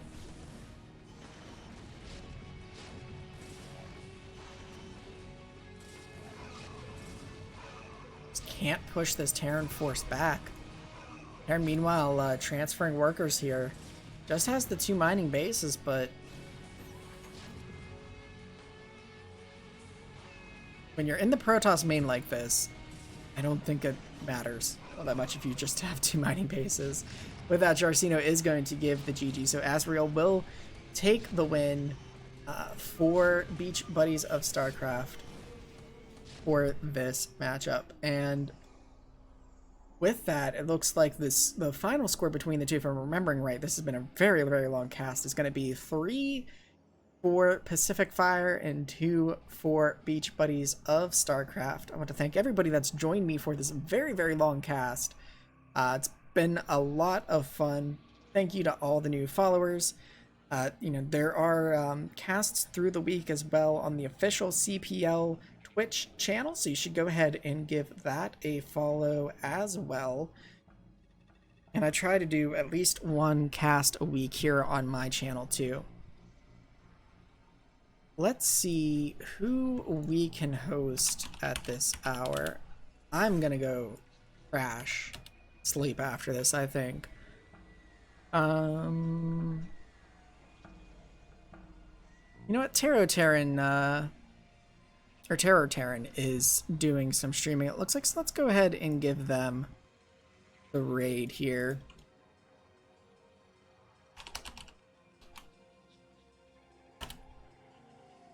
Again, I want to thank everybody for tuning in, hanging out tonight. It's been a lot of fun.